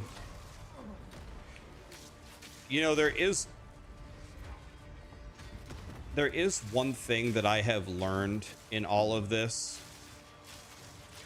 So if you watch one of my streams, I would get, I don't know if you guys watch like multiple ARPG content creators, but I think on a daily basis, if you watch one of my live streams like right now, when I'm playing any game, I think I complain about what's going on probably more than just about anybody. Like, compare me to Woody, for example. Woody doesn't complain about anything.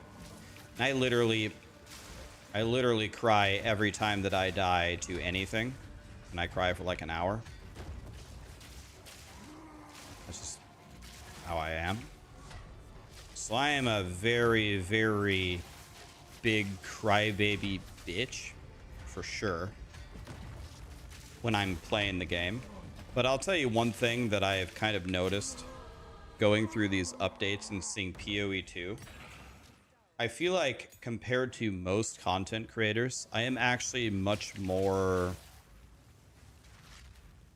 what's the right word? Patient or understanding, or I don't know, much more lenient toward giving game developers some time and a chance to fix things. Usually when I hear an update from almost any company, I'm like, okay, you're making things better. I can tell that you listened to some feedback here. Okay. I wasn't super pissed off about the PoE1 thing, even though it's my favorite ARPG to play, because they said that they would fix it. And they said they were sorry. Oh, okay. I mean, if you don't do that to me too many times in a row, okay, I'll forgive you. Fine. Other people are just absolutely raging, losing their minds. You know, they get their pitchforks out. Thought the PoE2 update yesterday was pretty good, addressing a lot of feedback. They're making the game better. A lot of people said this is horse shit. There's no real crafting. They didn't really update the end game. We only got one class. We didn't get any axe. Gonna be the same shit. I hate them for putting it on the same day of last Epoch. Screw grinding gear games. Man, I'm not. I don't have that kind of rage within me. I give them a chance, you know. I'm not here on a witch hunt. I will be honest, and I've said this directly to Blizzard. Like, I have a pretty good relationship with Blizzard, I would say. I've told Blizzard straight up, the updates lately are so underwhelming and don't give me a reason to play the game. So I haven't been playing Diablo because I don't have fun playing Diablo. These updates are very underwhelming. Not giving me anything to do. So if I don't have anything to do, I don't play the game. You know, I tell them that, and they know.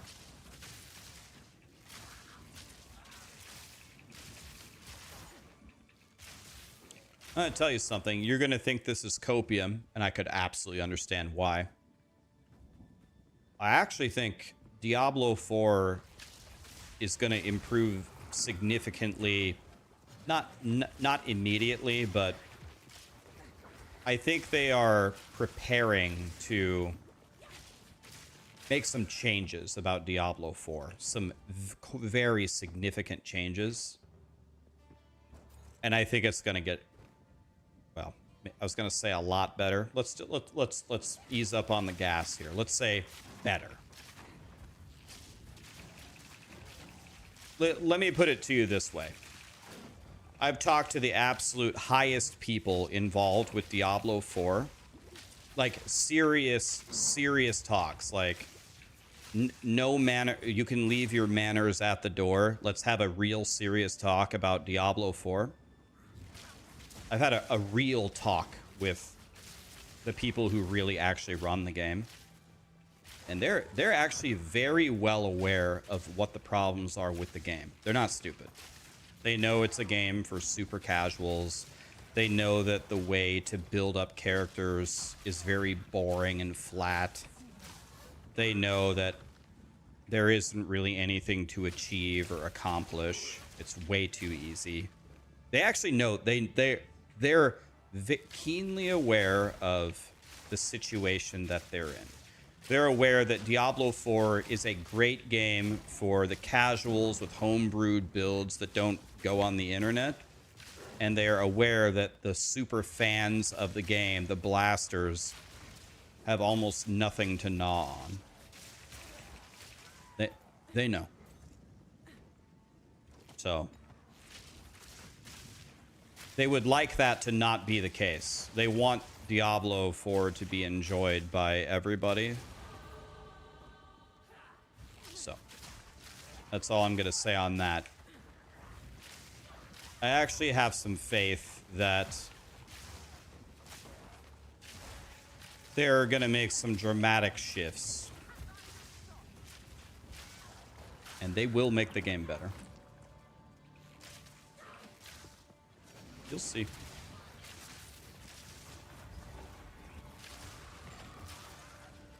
Blizzard will never put aspirational content into their game.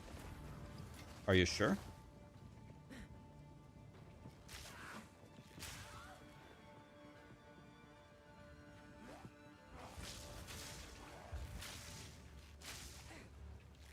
Welcome back, all you Diablo 4 super fans.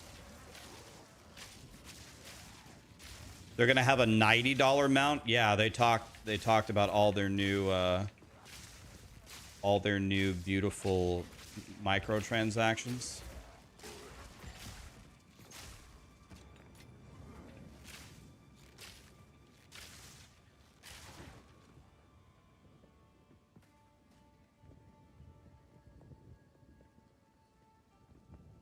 That's their own fault because they got money hungry.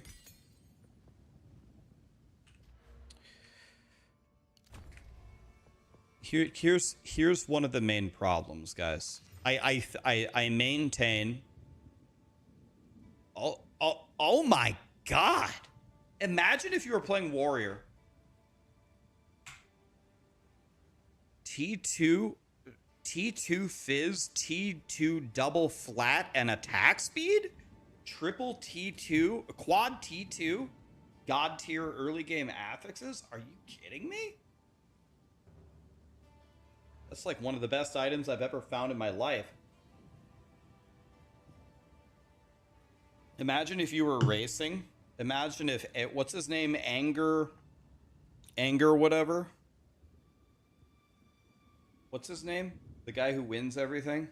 Imagine if he got this drop at level 11. Angermus. Imagine if he got this.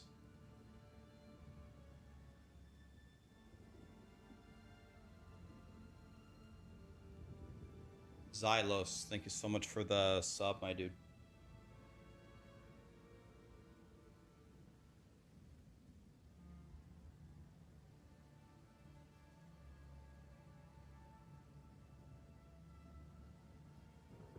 Hey, 1 mana left. 1 mana left. Hold on. Are you, sorry. Are you Connor?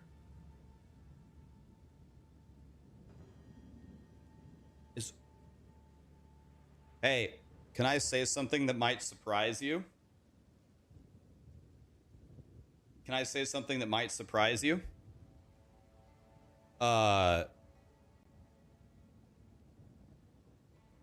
So I'm kind of new in the PoE universe, right?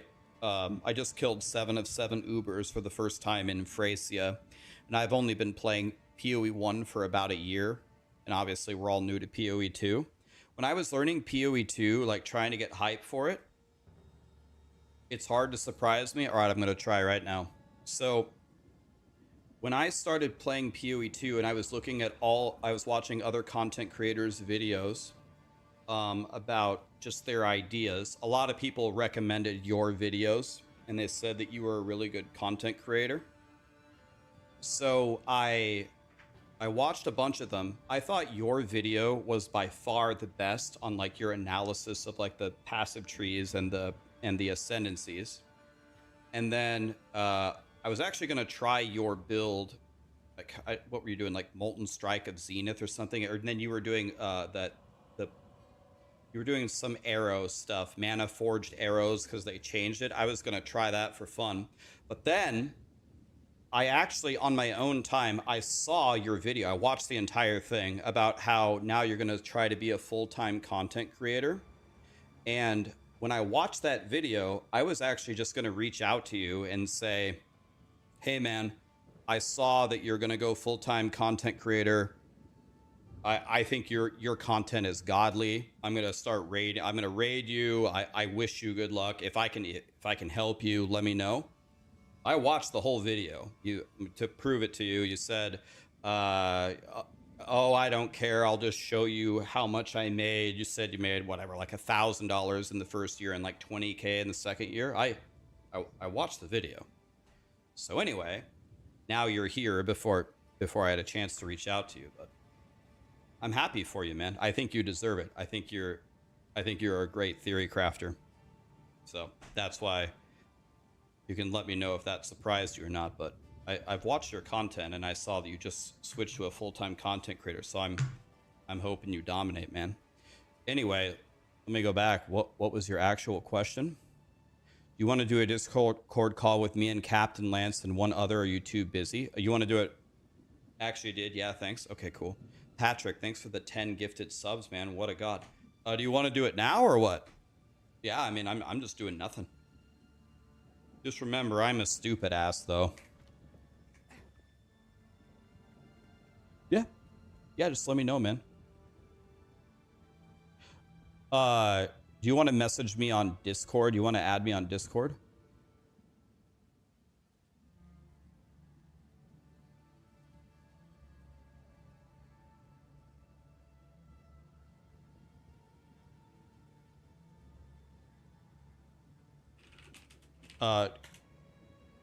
DM just messaged me and said that he wants to chat about the new patch. Why does everybody want to talk to me?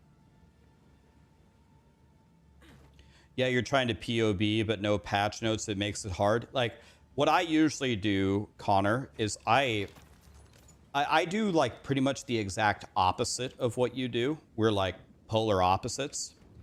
I usually make leveling guides for the masses where you have nothing. So what I do is I just keep playing all the classes with nothing and trying all the base skills and trying like, okay, what feels really good where you don't have to press anything and it just dominates for you to get people in the end game. And I, unless it's like Diablo 3 or Diablo 4, I usually don't make super unbelievable end game guides that here's a 500 divine build, because it's just it's so unrelatable to so many people that it's honestly just like I'm flexing at that point or something. Like, I'm trying to just make content just to get people into the game, but you're the one who makes like the super end game, here's how you one-shot Arbiter kind of build. So it's that's a good thing. It's good that people make different kinds of content.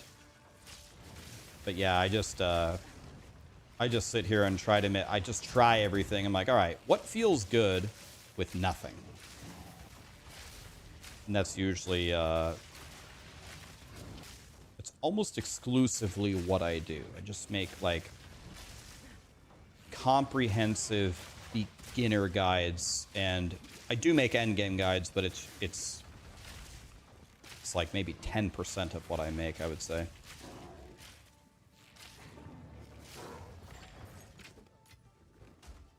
This is not the new patch. Yeah, DM and Woody wanted to talk to me yesterday, but I actually had to go. I couldn't stay.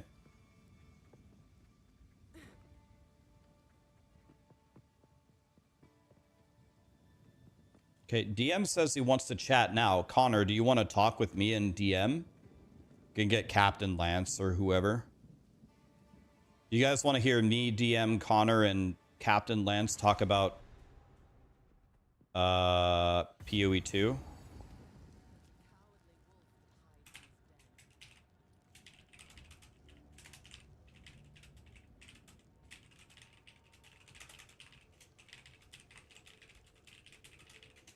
Okay, let me ask DM if he's down. I mean, okay, I'm asking DM. You message me on Discord, Connor. My name is Raxxanterax or some shit. I have no idea. Can you find me on Discord and add me?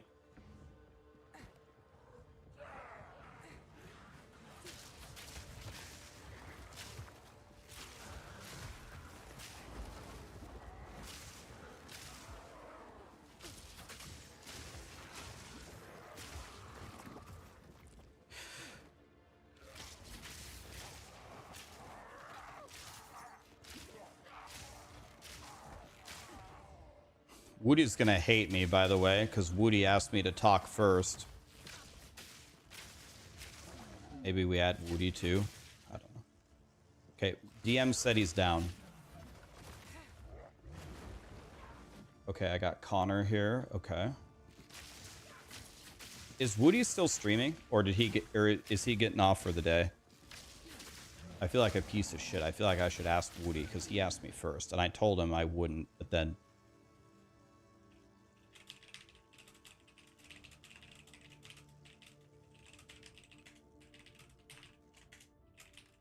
Okay, I'm asking Woody if he wants to join. See what happens here.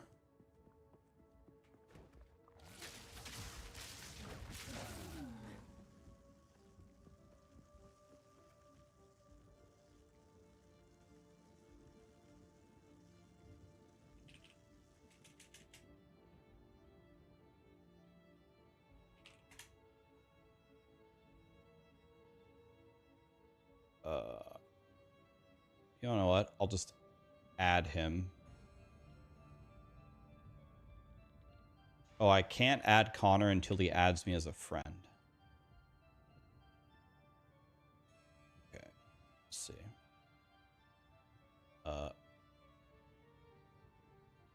There we go. Now I'll just add Woody, and if he answers, he answers, and if he doesn't, he doesn't. It's whatever. Okay, let me turn off the music here.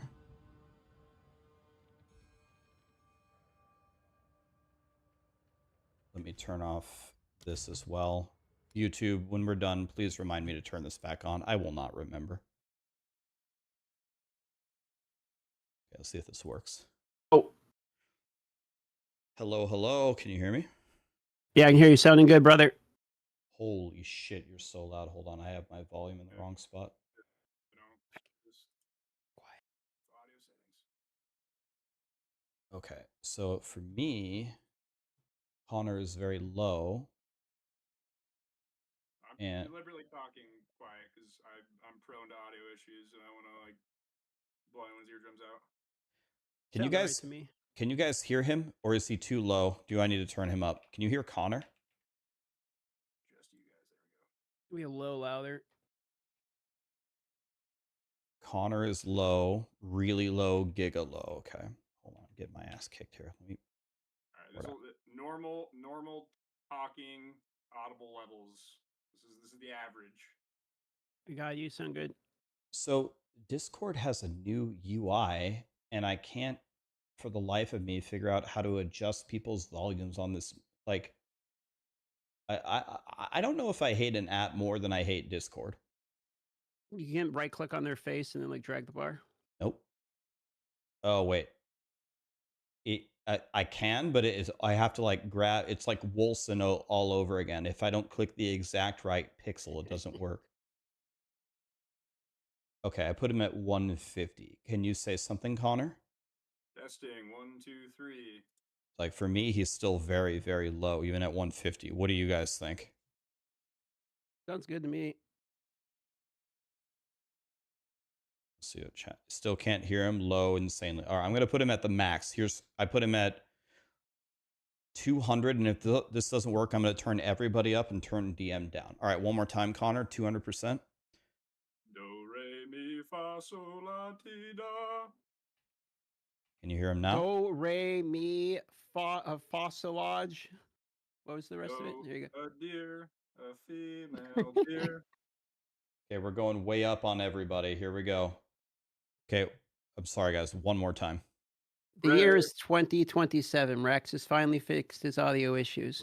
The game is fully released. God, I love all this singing.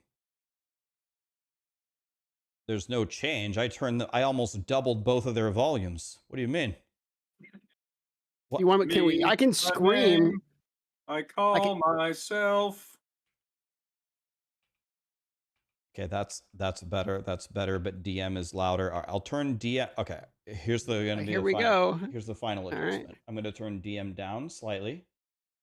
Okay, I turn him down slightly, and then I'm gonna turn everybody up slightly. Okay, So now here's the real troll. I've been adjusting my audio levels every time I adjust my level by 30% one way or another just to throw you off. I mean, it's working because I can't get anything right over here. What up, boys? How you guys doing today? Doing good. I'm good. Just playing some POE2. I've been playing Last Epoch. Are you guys, not to instantly change the subject, but you guys playing any Last Epoch on the launch or nah? Yeah, I'll play launch. As of now, no. There's like maybe a 10% chance, although that 10% chance is patch 0.2 is really bad. So that's where the 10% is. Do you think it's going to be really bad? I've been seeing actually really mixed opinions on the internet. Like some people think it's just, some people are very like doom and gloom about POE2. They say it's just straight dog shit. It's just a worse version of POE1. Why does this game exist? Is that like kind of where you guys are at? No, it's not where I'm remotely at. There's two camps. I think a lot of the people that like it are like non-POE ARPG players. Maybe that was the target audience, and I think a lot of people that are unhappy with it are the OG POE players because they're used to having more content, and it's like a diet version.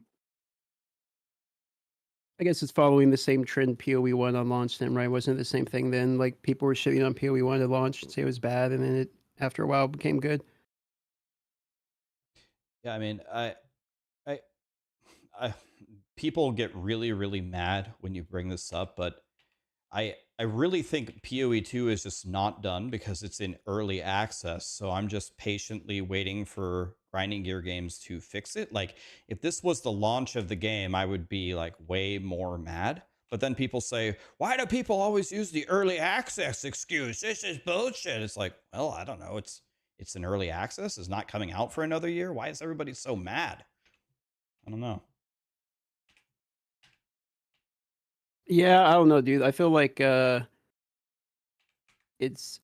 4 months in, and in one league they've added more content than Diablo added in 2 years. So it's like, I don't know. Am I really going to moan about it? Probably not.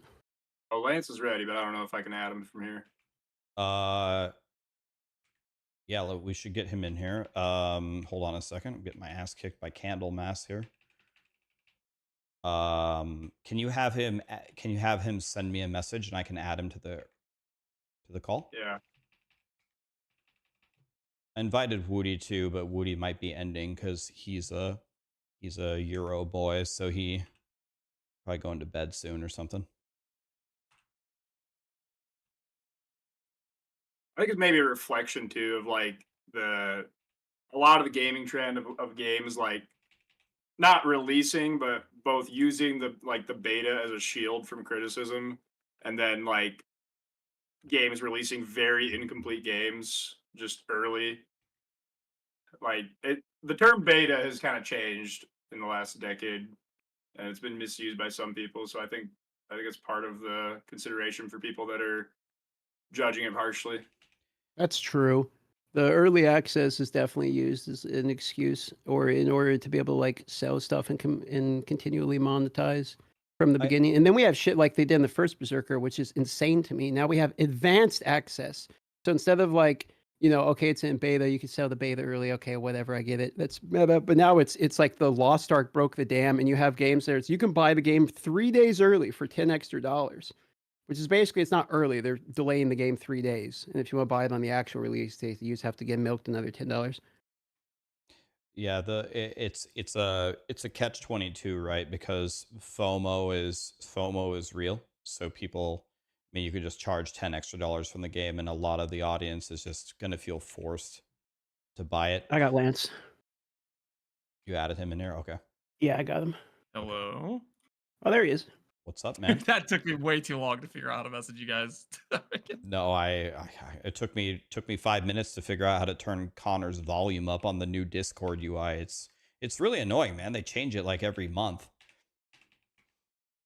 I tried to find Rax in his Discord, but there was a Raxxasaurus Rex, and I'm like, I don't know.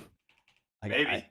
I have some imposters out there, but to go back to what Connor said, I actually saw this at my corporate job before I became a content creator. People, my company said, we're gonna adopt the Google approach of our releases, and I was like, oh great, I can't wait to hear what this means. And they said, well, we're gonna release something 80% complete, and then on the launch we'll just get feedback and then we'll fix it as we go. And they said, oh, it works perfectly with Google, and look how much money Google makes. But then they use it as an excuse to just release absolute dog shit. And everybody notices, and it's like, guys, can we pause and reflect for a moment? Do you think that anything that we're doing resembles what Google does? Like, their shit actually works and our stuff is garbage. And I feel like you said, a lot of gaming companies, it is okay to release these incomplete games. I think people are absolutely tired of it. I think as far as I have been fairly critical of the not launch, but for all practical purposes launch in December. And the way I treat it is, if anything can easily be explained away as just lack of development hours or just launch related issues, I don't penalize at all. So for example, in POE2, if you open up the minimap, you have a 10-second lag. If you enter a new portal, there's a 10-second lag. None of the microtransactions work. And all these things can easily be written off by the fact that it's an open beta. So I don't penalize that at all. Yep. But there's a lot of things that I don't like about the state of the game right now that are not explainable by it being an early access or a beta. Yeah. It's more so design decisions. I don't like the map meta being kill 10 rare monsters spread out throughout the map, and then you miss 2 back at the start, and you have to run back at the speed of smell and go kill them. I want to kill them, right? Agreed.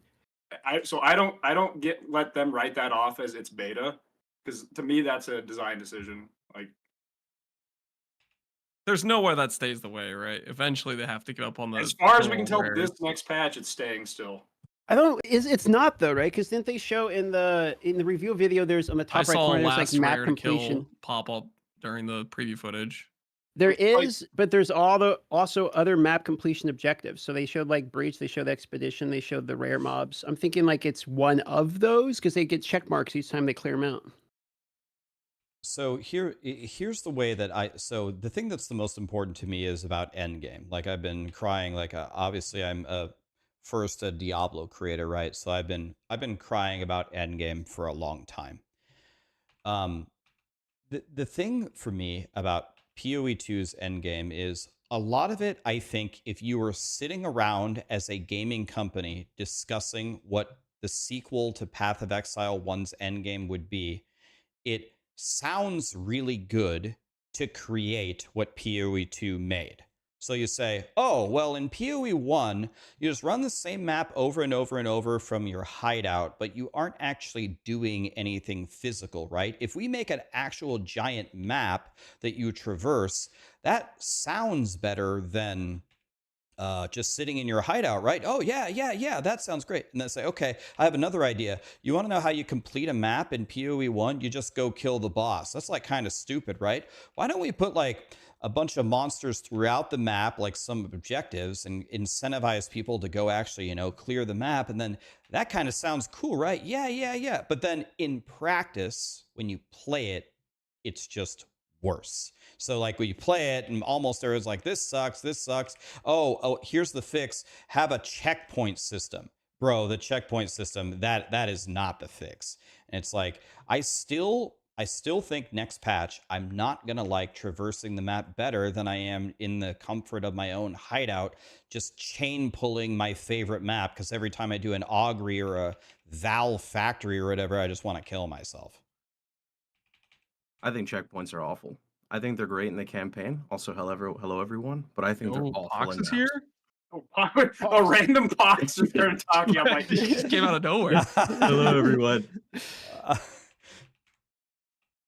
Righteous. Yeah, no, fire I god. don't like the rare mob killing either. Like I agree completely with Connor. That's one of the design decisions. Like this, that's I can bitch about it all the time. Please change that to like something else. I like Zizran's approach of adding a map boss and just killing the map boss, or maybe make it a random map objective, or like literally anything else. Yeah, I think I personally too give them like a little bit less of a pass for that, because like some of the things they've added in PoE 1, I know they've said like, oh, we don't use PoE 1 as a beta for PoE 2 ideas, but like they 100% do, because two patches before this like PoE 2 beta launch, they added Volma's maps to the game, and those were the first time in PoE they added the mechanic of having to kill all the rares, and that did not feel good. Like a lot of the maps have bosses, like it's occupied by the feared, and you have to kill like Azirian Shaper and all them, and it always just felt weird. Like you beat the map, you beat the 5 like pinnacle bosses that are like iconic to the game, and go it's find like, the actually there's a rare that has the devourer runaway underground mod. in the corner, and like no one liked it, but then they still went forward with it. I think if they get enough feedback where everybody's just saying this is bad, they will change it. They can't keep going on with the kill all rares in the map forever, right? I mean, they surely not. That's why I was thinking it's getting changed this time, because you can see in the part of the video where it says like map completions in the top right, it has the multiple different options. And then, I feel like people have been bitching about this. I know I've been bitching about this since the beginning. I'm assuming we all have been bitching about this from the beginning. So is that like the main problem for you guys? Let's say, okay, in the end game, the maps now have a boss. You kill a boss, and that's the end of the map. Is that like the fix for you guys, or you guys have other ideas or other main problems, or? That would be a fix for like me. 4 or 5 problems. That's one of them. Yeah, it's one of the problems. Yeah, It's definitely one of the main problems, but as everyone's saying, there's still more problems for me. Yeah, I think my next problem would be like they have the idea that they want the game to be slower. I understand that, because you look at some of the most stupid PoE 1 builds, and some people like that's their crack. They love that, but like other people look at that and be like, "What even is this game? What's going on? I can't like."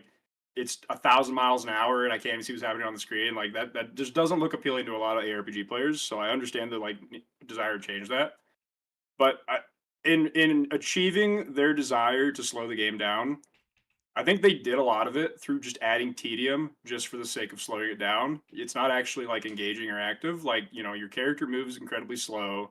There's things like levers that just add 8 seconds to the map each lever. So it's like they had a quota to get the map times above 5 minutes, and they did so just with tedium rather than like making some of the fights harder. kind of along those lines. It's not necessarily in the end game, but I'll tell you the thing that they said in the Q&A yesterday that I disagreed with the most. Like I actually just sat there kind of scratching my head, and I was like, "Wait, really?" When Which they were one was talking, it? so they were talking about. There was a question about people feel like the maps in the campaign are too big, and are they going to do anything about it? And I was actually pretty shocked by their response. And they said, I "Well," like the answer. Yeah. so what they said is, well, it's the problem with the maps being too big in the campaign is there isn't enough to do in those really big maps. So we have to make it exciting. It's the same as in the end game, where if you have too big of a map, we just got to put more shit in it. I was sitting there, I was like, I 100% disagree with everything that was just said. Like, other than the first or second time that you go through the campaign is all about A to B. I just want to get through the campaign. And it's like what Connor is describing, like the tedium of, oh, but you hit Act 3 and you have these maps that are like 10,000 square feet.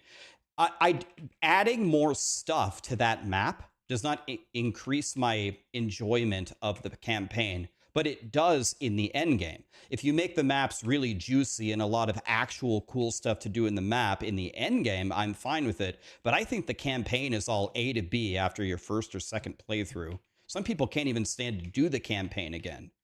So I thought that answer was shocking. I think the answer works if you're talking about like I mean, what he said was basically if load screens didn't exist, you wouldn't notice the difference. If it's like a linear progression, that makes total sense. But like two examples of this would be like the Act 1 zone where you're going through the cornfields, like up to the manor. Like Yeah. that's a fairly long zone, but it's pretty linear and you never have to backtrack for a quest objective. So if you like didn't have a Unless load you run screen in the past manor, The and you hut. flute. Yeah. what's that? There's a flute in like the middle of the zone. If you don't Oh, know where okay. it is, There's Yeah, I miss that thing all the time. Dude, same. Isn't Right, it but like it's a yeah, loop, example not a though is like flute. as long as the progression's linear, it Yeah. doesn't feel bad. The worst example though is the Act 3 zone where there's like objectives and you have to like find something, and the zone it's a 25-minute zone your first playthrough. And it's like if you get to the thing, you don't have like the 3 mushrooms or the cauldron, or I don't even remember what you have to find. And you have to go back and search the entire zone for that. Like that is miserable. like the heart. Yeah. Oh, Yeah, the sacrificial heart, the RNG Yeah. thing. Yeah. That whole zone from when you kill like the the boss with like the spear people, and then Yeah. that zone after. My God, like I normally am okay with things, but when you Ugh. explore that zone and you're like, oh, I'm gonna hug right, and there like you could just keep scrolling the map, and right as Rax is saying, like even if they put 3 times the monster density, when you hit that dead end and you have to look at your map and realize you have to walk for like 3 minutes to go back, it's just I don't know, man, it's not good. Are the other acts an issue for you guys? Or every time I hear about the size of the map things, or even when I've mentioned it, I feel like it's always Utzo, Apex of Filth, like Drowning City, mainly Act arguably. 3. Like it's It's pretty Act much 3, just yeah. Act 3, right? Yeah, I don't have any Act 1 and 2 I two think are pretty problems. reasonable. So then if we only have to play Act 3 once, and then Act 4, 5, and 6 don't pertain to these same issues, are you guys okay with the state of the mapping then? Or is it mostly a little bit of an exaggerated point because you have to play Act 3 twice? I mean, I okay. Again, I've been in like a lot of conversations about this, about different games, and a lot of times the audiences will scream, "Don't ask the streamers because they play this game all day and they learn everything and it's completely unrelatable." And I mean, to some degree, that's fair. I'll be honest with you, DM. I don't give a shit. I'm gonna run through the campaign. You could make the zone 5 times bigger, and I'll just run through the campaign. Try to look at it from like, I don't know, like a new player perspective. What I see is the people who play it for the first time are very frustrated by it. Think of like the gamer dad who plays, not so long. It's like, well, honey, I got to log in and do the Apex of Filth, and hopefully I can do the zone before the baby starts crying and I can stand up and and stop playing. But sometimes I think people in their little bit of time playing, like if they play with a non-meta build and they go to all the dead ends, as you said, you actually can barely even do one zone when you log in. And then people say, well, who cares about those people? Those people are dog shit. We don't build the games around this. This is PoE. It's like, well, that's a pretty shitty attitude to have as well. So I guess does that answer my question? Like you think that Act 3 and the other acts, or is it still just like Act 3? Well, I guess what I'm saying is I think it's mostly Act 3.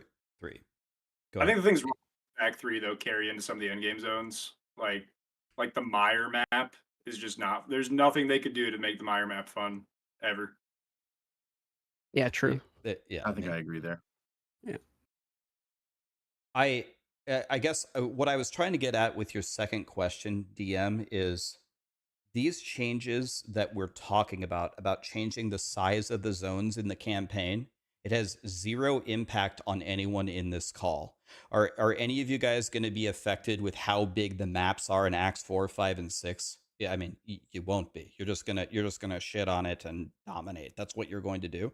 So really, when I think about questions like this, I lean much more into what is my audience saying? What are the people who are playing PoE2 for the first time saying? And yes, what Jonathan is saying is literally true. If we just made it one big story, then you wouldn't notice, like Elden Ring. That's true, but it isn't like that. It's partitioned. And when Act 1 and 2 feel very balanced, and you hit Act 3, all of us on this call can agree, it actually feels very, very different and like a huge slog. I'll be honest, even if there was no load zone, I would still know that Act 3 is the shit act, because I would be like, this biome is awful. It never ends. I'm just going to be real. Like, you're going to be like, it's this biome again. It just never ends. The waterways are pretty long.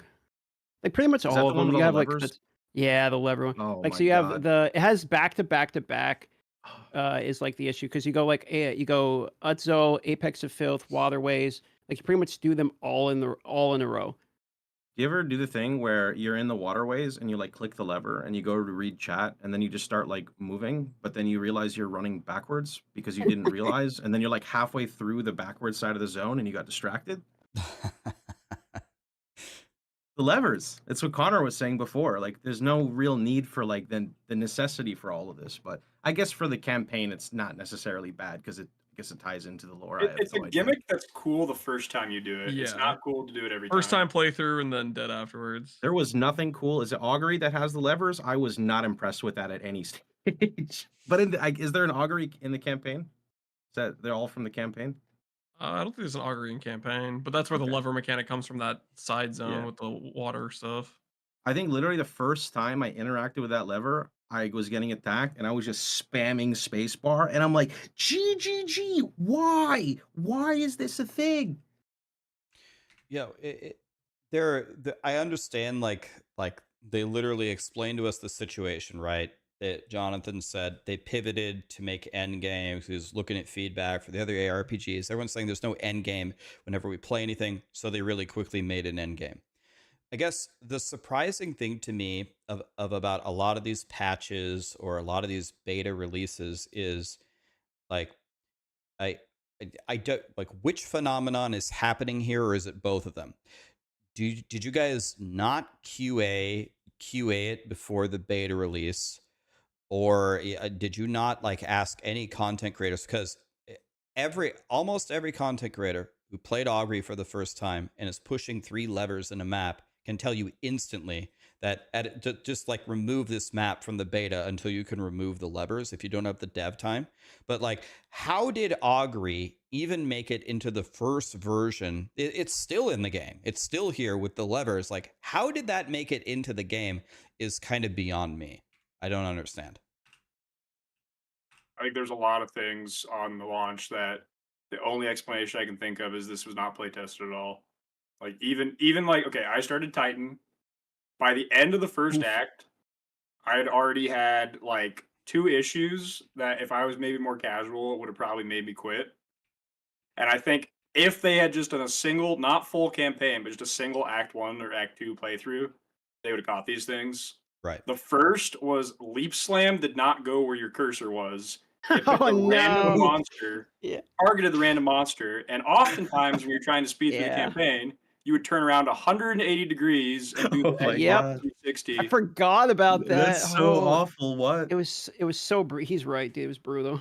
And the That's why I second thing didn't was start Warrior. like getting surrounded by trash was terrifying as a melee because I had like 63 block, but omnidirectional block didn't work. So you would just get surrounded and die even with 63 block, which was supposed to be like unconditional, but it was only directly in front of you. That was weird. I didn't even realize that they had made that decision until after they said they had changed it. Because I was like, why the fuck is this not like it seemed weird to me that it's a defensive layer. Imagine if your physical armor like only actually, let's be honest, it don't work anyway. But imagine if your armor actually only worked if they didn't hit you like in the legs or something. You know what I mean? It just it didn't make sense. It's a defensive layer and it's a stat, but it only works if they happen to hit you from the front. I didn't understand that one at all. It was the weirdest nerf. I mean, hearing that is giving me nightmares about the beetles in Act 2 at the beginning and like the dodge roll, like the character they reduce like the character width so you could actually dodge roll through stuff. I was like, why do I have a dodge roll? Because in every hallway there's 100 beetles around me and I'm paralyzed and I can't move and I just die. So it was, yeah. Positive point on a positive note here. Towers, you guys like the towers change? Does that solve? I'm assuming we all have the same issue with towers, as does everyone. So is the tower rework solve it for you or enough, or how you feel about towers? I feel like it fixes it for right now. I mean, I'm sure I'll find some other problems, but it definitely much better than I think what it was before. I think the towers fixes the tower issue, but I still have the situation where the Atlas as a whole, where it just ends up being you're dragging around, you can't do layouts you want to do, is still going to be the same issue it was before. So like, I don't know if I'm happy with just like what the Atlas is as a whole as the end game system. I am in the same boat as Captain Lant. Exactly what he said. The tower fix solves towers for now, and like, okay, if Grinding Gear Games is going to stick with this mechanic, which seems currently to me worse than the POE1 one. And by the way, another topic that we can dive into later is, should POE2 be like POE1? Like maybe it's an advantage that it's different. So if they're going to stick with this, they are at least making traversing the map a little bit more tolerable, in that at least you are making some decisions like, do you clear the corruption or do you hit the nexus and do the cleansing? And they said that they're having UI improvements where you can bookmark different things on the map. So I'm assuming that means you can bookmark a unique map, or you can bookmark a citadel that you might want to do later. And so that's good. So like it's going to be less cumbersome to do their original vision. I'm just not sure if the original vision is going to get to a point where it's better than just me plugging my favorite map over and over in my hideout. I think some of the things they try to make it a different game for, like have different identity, are good. But I think where they went wrong is there's things that it seems like the only reason it's different was just to be different. Like there wasn't really a rhyme or reason to it. They just wanted it to not be the same as PoE1. Like, you know, I think that like the gem system rework I think is good. Like I've seen mixed feedback on like the one support gem stuff, but I think the gem system is way better than people who like their first PoE1 playthrough are sitting there with all like the, oh, I don't have the 3 green on this weapon, so I can't use it. Like that's a nightmare for a new player. Yeah, And, from hell. You know, I think in general too, like a lot of PoE1 builds are one button. Like your AoE and your single target's the same thing. And you know, I don't necessarily like when they overdo it and try to have like some like 5 skill synergy set up with like heavy stun and all that. Like, but I think even just like something simple like having a single target and an AoE set up with a weapon swap or something, like I think that's cool. But like then there's things where it just seems like the only reason they did them different was to be different. And like, you know, like the mapping change, but like there's I just had a brain fart. I had this thought of, I'll come back. Okay. Go ahead, Connor. You got it? No, I'm drawing a blank. My brain shut off. I was gonna say for the gem thing and multiple different skills, 100 new supports is a lot. I'm hoping they keep adding to the number so it starts to feel like you can support extra skills, because right now the amount of supports is like you can maybe get one single target setup going, and the other one's going to be botched if you have like some secondary setup you're trying to do with the Yep. limitation. Unless you're trying like another element, and then that's a whole nother nightmare that at least I had personally when I was trying. Like I was trying when it first launched, I was like, oh, I'll have like a flame blast setup, and then I'll be cold primarily, but then I'll have the skill tree allocated for fire with the fire weapon, and I'll try out like all this other cool stuff, or I could just press like one button and trigger combat and kill everything. Yeah, I thought of it. It Yep. was It's their back. like melee balance with their okay. This is like the fundamental challenge of an ARPG is how do you make melee as good as range? And don't. you know, the idea being that range will be able to cover a larger area. You know, they can AoE the whole screen or something. So how do you make melee better? And the thing is, they already learned this in POE1, like recently at least, but like in Settlers in 325, like melee just dominates all the other archetypes. There's two ways you can do it. The one is you just do more damage. That's it. Like you have to have content that's hard enough that like a big AoE range or spell build is going to kill the boss slower than like a big melee build, and that is definitely not the case in POE2. And like the second way to do it is to make melee fast. Like, you know, maybe not like full blown flicker strike, but like to try to make up for crazy AoE, they've learned in POE1 that you can do that just through speed. And so like in POE2, like one, you know, I was pretty proud of my first like Pinnacle 4 one shot with Hammer of the Gods. And then I played my Spark Gemling where I killed the boss in 0.1 seconds and thought, well, never mind, that was meaningless. But like they it's crazy to me that in POE2 you can full cast while moving with spells and you can full shoot while moving with bows, but you cannot like attack while moving with melee. It's like it just seems like they did all these things to be different than POE1, but like in doing those things, they made the gap between melee and range and spells significantly larger just to try to fit that different look. I think so my guess with the warrior, this is just a guess, okay? It's a shot in the dark, but like what I think happened with warrior is I am assuming when they made POE2 and they were going with like this, you know, call it Souls like whatever you want to call it, slower style. I think warrior was the first class ever made. Is what it feels like, and the game was going to be more like warrior. I mean, they kind of alluded a bit to it that like the classes are getting power crap because when they're talking about Huntress and Ziggy D Q&A, they're talking about how like every class that they make feels better than the previous one, and then they look back and they're like, okay, well the first ones don't have all the niceties that these ones have. So now that we have, you know, the buckler and the parry, we need to go back and look at like warrior's shield. I mean, every time I hear them talk and the development of the game, I constantly think Warrior is the oldest and first class on the original implementation and design of Path of Exile 2. And then as they built it out more and more and realized it has to be more and more like a standard ARPG, then Warrior kind of got left in the dust in its old design. None of the other classes have what the Warrior basically has with things like what skill time locking and like some really weird mechanics.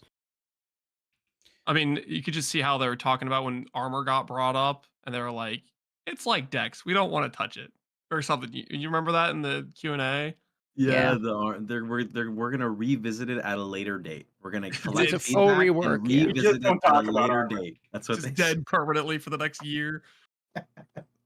What does left side tree defend with? Like you go block, and is it just like all primarily like unique items for defensive layers? Like, It's what block yeah. life. Because I played block life and I was like, it's cool sometimes, but then I played a build that would weapon swap to a two-hander, and I'm like, cool, there goes my block. So when I would like, you know, pop out the totem just for the rare, and then I'm like, oh, I got hit for 3k because I, you know, had my totem or my two-handed out by accident. It was, I didn't like it. Then I played right side tree, monk. Regardless of the damage scaling, it just felt so fluid. You know, like one thing that you said, like attacking with warrior, you're kind of like name locked in, which is true. Monk has like ice strike, and you're literally just dancing around your target, which is like a pro and a con, but at least you have more control over your character. So I agree with DM. I think it has the last Epoch treatment where you can clearly tell, hopefully, what was designed first and what was designed like latest. And there's a massive difference on how the class and the archetype feels overall.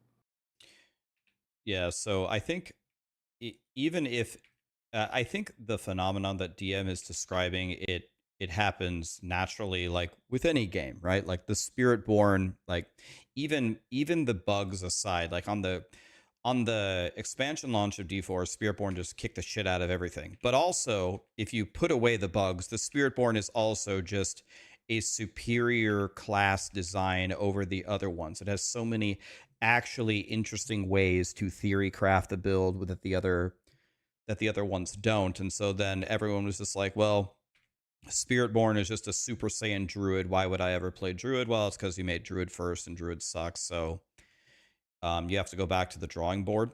I guess my feelings toward that are actually pretty lenient, and maybe they shouldn't be. Unlike the very core concepts of it, like Connor was explaining, that's like the only part that really bothers me. Like if they don't have a core idea, like if no matter what the patch notes they're going to do or the little tiny tweaks, if the gap between melee and range is going to be that bad, then we have a big problem. But I guess the reason why I don't get too worked up about it is I am expecting, especially from grinding your games, these massive balance patches which shake everything up until the launch, and I'm hoping that by the end it'll be somewhat close. Yeah, I'm not so worried about Warrior. Like because the other thing is like Warrior actually isn't bad. It's maces. So the problem is armor life and maces. It's like the Warrior ascendancies are I mean arguably I guess you could say Warbringer, but like arguably the Warrior ascendancies are like some of the better ones. Even the Smith of Katava looks like pretty nuts for an SSF start. So like I'm not really worried about the class as much as when we get swords and axes. Like they'll develop those later, it'll be out later. Like I'm surely copium swords and axes are going to solve it. They already stated armor needs to be reworked and life is like obviously too low. So they're pretty easy solutions, I would think. Maybe with the argument that armor like is going to be a little bit harder to solve, and they have to figure out how to do that. But like they seem very well aware of it. I do get a little worried when I see like they haven't done a lot with POE2 in the last month and a half, but they had the 3 weekends of doing Act 3 races, and I don't think a ton of people are surprised by this, but I do believe Titan won all 3 because you essentially run through with a really undergeared character to a point where you fight a boss that you can barely kill. But turns out Perfect Strike has pretty good single target. So when that's the defining factor of how fast you run the campaign, well, Titan wins. But like the problem with Titan is when you have all these things with set attack times, yeah, it's not a big deal when you have no attack speed scaling, but then like you're playing in a class that just cannot, well, at least a weapon type that just cannot scale any faster, while all your other classes just like keep zooming faster and faster into the end game. And that's so like I worry that they look at those races and stuff and be like, yeah, Titan's fine, it won the Act 3 race. Yeah. But like they don't look at like T15 plus mapping. Yeah, I was talking to I think it was Karn or Alkaiser about like another thing that you said, not even from like a literal power perspective, but just from a feels bad perspective. It's like so many of those nodes over there on the warrior tree, it's like, oh, you do way more damage, but you attack really, really slow. And it was like, it's in so many places. I'm like, God, I don't even feel good about taking these nodes. I'm just a slow piece of shit. Like I understand like the fantasy there, like it's a slow, big boom hit, but I think that at a certain point, like it's actually kind of demoralizing to take some of those talents. There's a good clip of Carr, and he got out of Titan prison. He hit the first SSF 100 Titan after like 46 days or something, just painful. And he goes and he plays a monk, and he looks at the passive tree, and he just mouses over one of the notables, and it's just like 2 good things, and he's just like, "What? Where's the downside? What?" That's one thing that genuinely felt bad to me. It's like, as a casual player, like if you don't use POB or anything, you might like genuinely wonder, I genuinely wonder reading it's like, is this node even good for me? Am I even getting stronger? I tell you what, I certainly feel worse because I attack super slow. I'm not sure how they're going to deal with that. I think the passive tree gets to a point where it does feel worse than PoE 1. And I think the way they got to this problem is basically the POE2 passive tree is all offense. There's like a little bit of defense. There's like some percent energy shield, armor evasion, but like in POE1 you have life, and then you still have like ES mana whatever. But the expectation is when you play through at least like the campaign on POE1, besides like the Giga Racers that are just going all damage, like you're kind of expected to take some life points. But because every point is just more damage, just like the diminishing returns on that starts to feel less and less impactful. And I think they did that because they realized in PoE1 that a lot of new players didn't take any life points. So then they would die more and they would feel bad. So that like basically by taking that choice away from them and balancing around not having life points, that would like make the new player experience better. But then what ended up happening is you just have 123 points of damage, and the diminishing returns on that, it just feels less and less impactful every talent point. I kind of enjoy the defensive layering in PoE1, like trying to play around. How am I going to fit in spell suppression? How am I going to fit in endurance charges? How am I going to fit in fortify? The decision making there, I felt like was a very enjoyable part of building out a character. On what Connor just said, so the way that he described it is definitely how I felt in the campaign. Like I thought that was like just straight up like the best way to do it. It's just you go straight for damage. But when I built all of the characters in the end game, and I guess I didn't get warrior as far as some of the other ones, but I actually felt a huge variance on what am I actually doing here? Am I just going for more damage all the time, or should I actually build the defense? And the way that I thought about that was really how impactful it would be.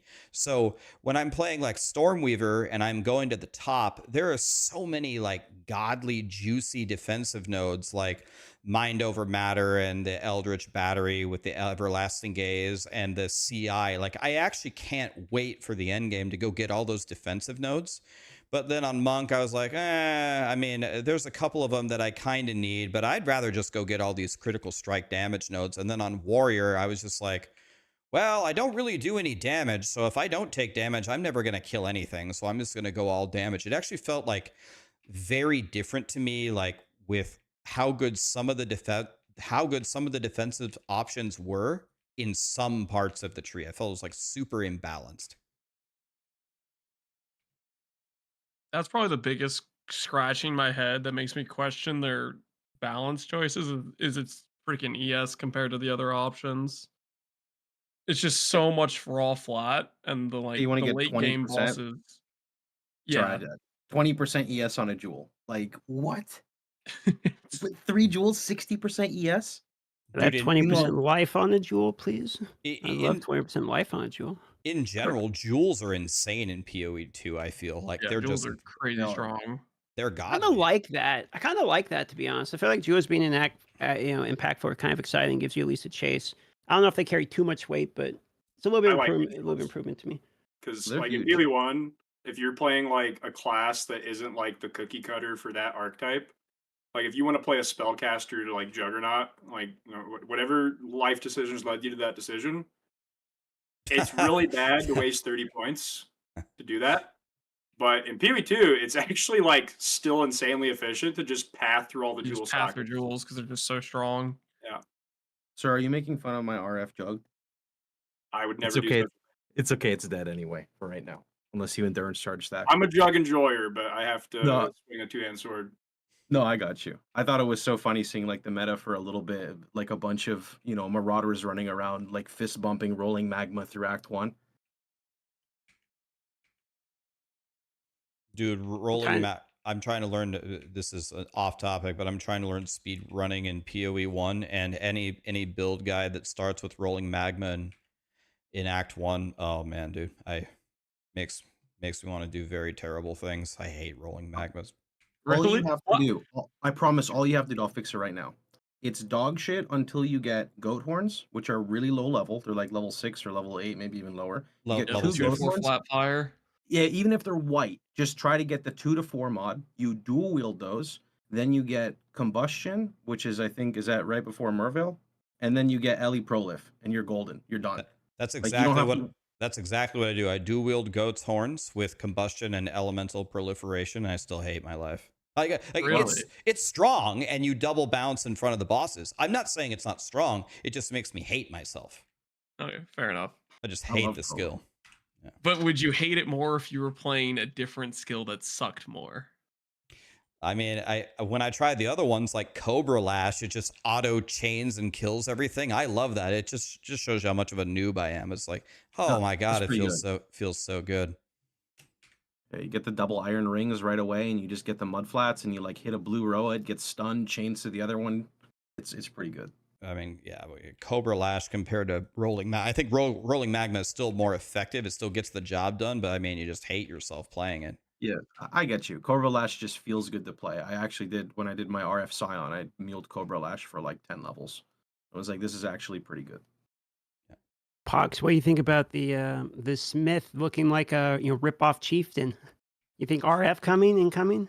So like, I actually like it. I don't know how good its end game potential is, but it's like a cool ascendancy, and I like that. I like that it's kind of unique and complex, and if they're gonna tailor stuff, I'm sure they're gonna just do it. But then again, Blood Mage hasn't been touched for 3 months, so that's a thing too. So I don't know. I like the ascendancy though. I think it's cool.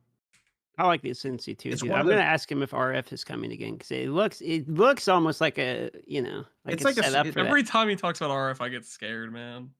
Me too. I don't want it yet. I don't want it yet. Because if it comes, listen. In the current state of the game, right? If you didn't play a build that was using some form of Herald or God knows what to explode like 3 screens at a time, you just felt miserable, right? Like you could get by, but compared to someone else, you're like, I want to do that too. So if they released RF and it like wasn't scaled off anything, I would have to play it. I'd be miserable and it wouldn't be fun. So I want it to be, we talk about this like we're talking about with the design. I want it to be towards the end of the design after the vision of their game is more complete. And then hopefully it's like competes with other skills. I don't want it to be like crossbows on launch. I don't want that, man. I played crossbows. I got to maps and it just wasn't for me. It's not even the. But you like playing RF and POE1. It's not okay. So it's not that you don't want. You just don't want it to be dog shit because then you're locked into a 9 to 5 on. POE1. Yeah. We don't even have Ignite Prolif in the game right now. I'm so scared of it launching right now. Okay, but they launch it with LE Prolif. You got the Ascendancy. It's even better than POE1. Feels good. Everyone wants to play it. It's the number one skill. It's just really bad. Is it like delayed, like a 2-second delay or something? Like, you have to stand next to the enemy for 2 seconds or something. Bro, like that. I'm gonna die. It's hard to be tanky in POE2 right now with like very, very basic gear. RF is just like the antithesis of what they want combat to be in POE2. They want you to use 5 buttons and do all these. They don't want like a 0-button skill. So whenever they ask about RF, and Jonathan's just like, well, it's coming, but it might not look the way you remember. I've just kind of named smiles. Yeah. I'm like, it's gonna be like a 4-second channel for a 2-second duration. No, you don't do that. 4-second channel with 2-second duration. You know it. you got to use support gems just to get like fucking 0% uptime.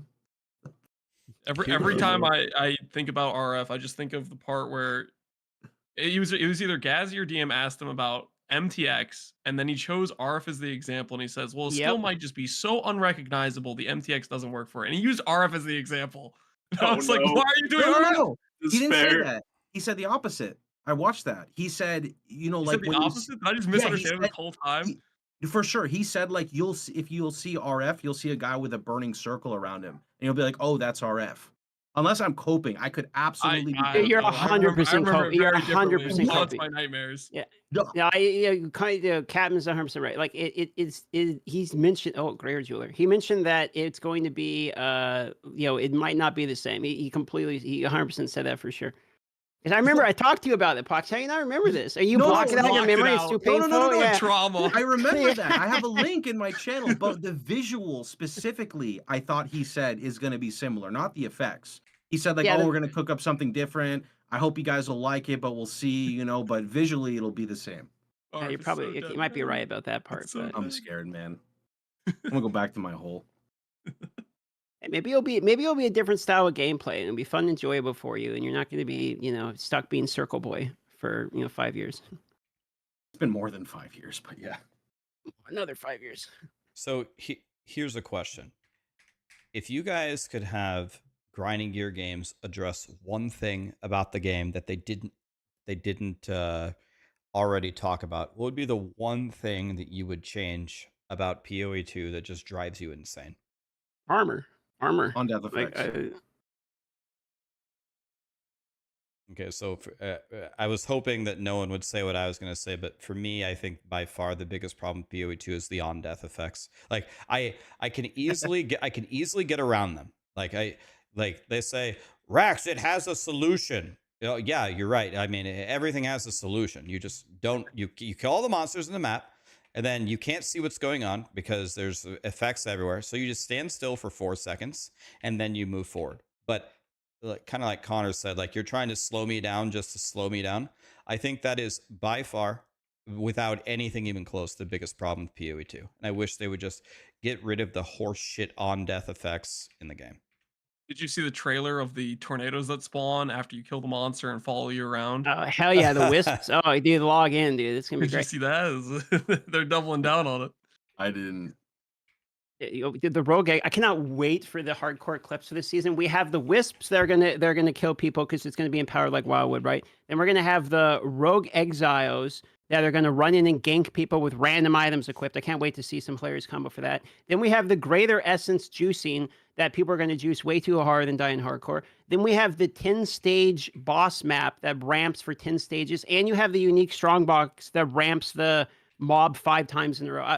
I cannot wait, dude. There's going to be clips of Quinn dying.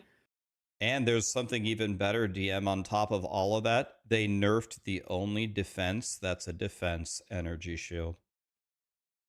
Perfect, dude. Well, there's mind over matter. And that's Says true. the Yeah, mana guy. Yeah, you're 1 mana left. DM, but didn't they say they're changing that too, though? Right? Mind Am over. I wrong? Mind over matter? Not mind over mana. I thought they said they were doing some changes to mana. Maybe I was standing AFK in a Wave 15 double boss Simulacrum 4 watching the announcement. Yeah, that seems okay. Just need 22k mana. DM, will you please ask them a question about on-death effects? Please. Sure. Oh, I have on the list here. I got my list here. Are you interviewing Jonathan? Yeah, Monday. I actually think ES is kind of balanced without Grim Feast. No I know shot. people are gonna think that's crazy, No, but you're like, so cooked, Connor. okay, hear me out. So the vision for the balance of ES is that it is a larger pool, but yet you have no recovery besides recharge. So you actually have to like dodge and bob and weave to get your recharge back.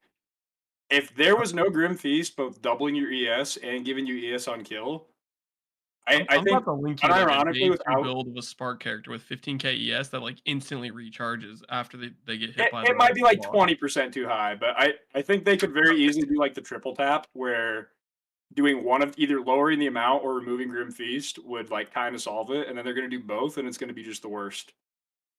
I actually dropped Grim Feast on my monk just to test it out, and I just used Meditate, and I was totally fine because I did like a lot of. You don't need Grim Feast at all. Did you learn that from Elon? He prepares before battle, yes. Okay. I can't wait to not only meditate before battle, but temper before battle. Now as a warrior, I also can meditate before battle. Break out the mobile anvil. Hell yeah, dude. Okay, so there's I like that fantasy. There's 0% chance we actually use that, right? Or the ritual. Do you see the ritual where you're skinning like your World of Warcraft character, leveling your skinning like the mobs for like 4 seconds after you kill a random elite? Did you see that from the ritualist? Like, no shot, right? That's gonna be a party. You're gonna be the anvil guy, so he's gonna be tempering next to you while you're stealing the mob, the effects from them. But that one though, you steal like all of them at the same time, and you could just like the anvil one, you could put support gems to like increase duration. Yeah, true. You can duration. I guess you could reverse temporal. I think it's gonna be annoying, but maybe it ends up being like really good. Also, if I start skinning it and I die to on death effect, oh boy. He takes you out as you're taking him out. Like, that's not cool. It's already a done deal. Okay, so I mean, anything else? Okay, we have on death effects and we have armor. I mean, anything else? Crafting for me. I cannot see a world where they keep going on without giving us scour orbs or alterations, like ways to reroll bases. I think like recombinators will help make it feel like you can somewhat craft, but I think it's still gonna be the constant meme of Lamau POE2 crafting. So like if they added alterations right now, right? One of They're the not going biggest to. issues they have is they want ground loot to be valuable, right? But if they put in alterations, isn't ground loot still valuable? Because you alt for your bases, you recombinate, then they both disappear when you fuck up. Now you need new bases. I mean, you can still fracture by alt spamming. I don't know. Well, I guess that's think true. I actually kind of agree with what they've done so far as ground loot, because I want ground loot to matter too. And both Scouring Orb and Alteration Orb remove a lot of that. But of the things they could do to make the game interesting for crafting while still making ground loot matter, it'd literally just be Fracturing Orb and Recombinate would be like the two things that jump to mind that they could add. So I think it's a big improvement while still making ground loot matter. I think it's Yeah, definitely a big improvement. I Yeah, feel I'm like kinda- no matter what, ground loot always becomes irrelevant in a trade league because you just can never compete with the numbers of how many people are picking up things versus trying to pick it up yourself compared to like what it would cost you to just not pick up loot and just focus on speeding your farm up and generating more currency. Yeah, this Yeah, I is mean, I think it from a always gets to trade the point where you perspective, stop picking that's up stuff. yeah, from a trade perspective, I feel like you're right. I mean, from like I'm thinking from I guess I'm more thinking SSF, but I'm kind of on the mind where I don't think the current system in the game is better than the PoE ones, Scour and all. Like, it's probably not better, but I'm willing to like see where it ends up. You know what I mean? Because I don't know if I necessarily want to go alteration orb spamming again. I'm not going to say that's the part of the PoE one crafting I enjoyed necessarily. So it's like we are getting some of the stuff back. We just got fracturing back. We just got recombinator. I'm not the biggest recombinator fan, but so be it. I guess it somewhat gives values to bases again. I'm okay with the philosophy. I want to see how they take it to fruition. And if that doesn't work, we can always fall back and all right, fuck it. We tried back to all scour and all. Like, I mean, they can, I feel like that's the ripcord. They can pretty much pull at any time. I feel like it's an inevitability. I'm gonna keep coping that it'll get added eventually. They'll try enough things and eventually they'll break down. And where does that bring them? Back to alterations. Eventually, you I might be kinda right. like Yeah, I mean, yeah, at some point. I kind of liked playing through with just a greater range of what's considered like a wearable item. Like in PoE1 right now, the threshold for like what's a good item is like 3 good mods with a crafted mod or something like that. And even like the mid game, you can start to like metacraft and like veiled orb and stuff. And if you just looked at those items and like what percent perfect they are versus like a mirror item, you're like average Joes are wearing items that are like 70% perfect in a lot of cases. Which I mean maybe that's fine, but like in PoE2, you look at people even like a week into the game and like what they're wearing with like no crafted bench, no res reforge, and it's just like this item legitimately has 2 stats and they're like, in tier 16 maps. But then like you still can reach a mirror item. Like it's significantly harder, but like I did enjoy the progression of going from you are wearing absolute dumpster gear, you have a KFC bucket as a helmet, and just like continuing to upgrade that just through like the limitations, I guess. But So I see both points, and the progression thing is super critical, and that's probably like the part that I like the most about what PoE2 has done. I think I'm much more in the camp of Captain Lance though, and here's the thing. Here's the thing that I don't really understand, because all ARPGs essentially get I guess I didn't really understand exactly what they meant. I think they meant kind of what Connor is saying, like with the progression and with the specific items that drop on the ground, they want those to constantly matter. But every ARPG, all of them, is just reduced to items that drop on the ground in some way or another, like with your loot filter or what you're looking for. Like eventually in Diablo 2, you're just hunting for high runes and only the absolute most valuable stuff. And, you do 1,000 meth runs just to try to find one item. Even in PoE 1, whether it's like Captain Lance said, in a trade league where I'm just looking for only the valuable stuff and I'll just buy the item that I want and I'm not actually going to craft it, or I'm in SSF and it like the actual items are a lot more important because I can't just buy it. I always feel like the ground loot is important even if I'm doing a lot of crafting or not a lot of crafting. I don't know. I guess my mind doesn't think of it that way, and so because of that, I think that bringing in all the really cool crafting things would make the game more fun, not less fun, as long as you could still have the progression of some kind that Connor was talking about. I mean, it could be a rarity thing. Like, PoE1 makes alterations and so many of the crafting currencies so common that it's pretty easy to skip straight to the brute forcing stage. And if they added it more rare, it could feel like, oh, you got this very good base, you found some more currency, you can just pick it up every now and then and work on it more, type of thing. But it's like, I don't know how well that'd be balanceable.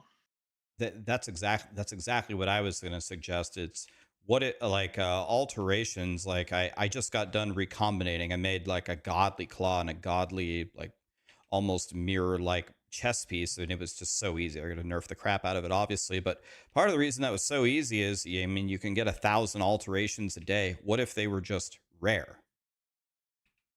Then maybe they could exist. Well, okay, by that logic, though, they already exist because you can annul augment, which is like 14 times more expensive or something, but like that right there is the barrier. It technically exists with a rare currency and no one does it. I did actually do that for timeless jewels. Unironically, you know how you guys couldn't trade search timeless jewels? I don't know if many of you guys were playing SSF, but those like jewels that have like a radius instead of like the regular jewel mods. Yep. They weren't searchable on trade. So I was reduced to caveman tactics, and I literally just bought hundreds of annuls and was just annul auging till I hit the specific mod I was looking for because I couldn't trade search it. Oh no. But like we've established though that rarity is not sufficient then because that already exists. It would have to be more common than that, because the only reason I could even afford to do it is because no one else was doing it. But if other people were trying to do it, then it would be it's broken. It would financially become a very big problem very fast.